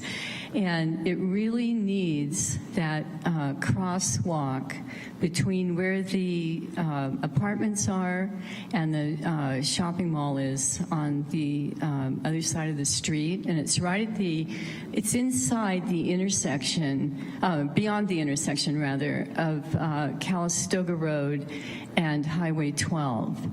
And it's just a very serious area where people have shopping carts and they're running across the street in the dark. The children are together, they have their skateboards, their bicycles, and they're coming straight across into the driveway of the shopping center. And there is room. It might be a little tricky for the designer, but I really think that it's possible and it's really necessary. So I just wanted to request that, and I hope it gets included with the road being repaired and the asphalt being redone or whatever. Thank you. Thank you, Janice. All right, bringing it back to our Vice Mayor for a motion. Thank you, Mayor. I move items 13.1, 13.2, and 13.3 and waive further reading of the reading. Second. We have a motion and a second by Ms. Rogers. Madam City Clerk, whenever you're ready. Thank you.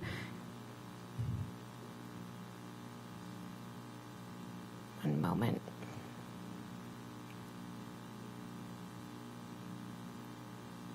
Councilmember Rogers? Aye. Councilmember Okrepke? Aye.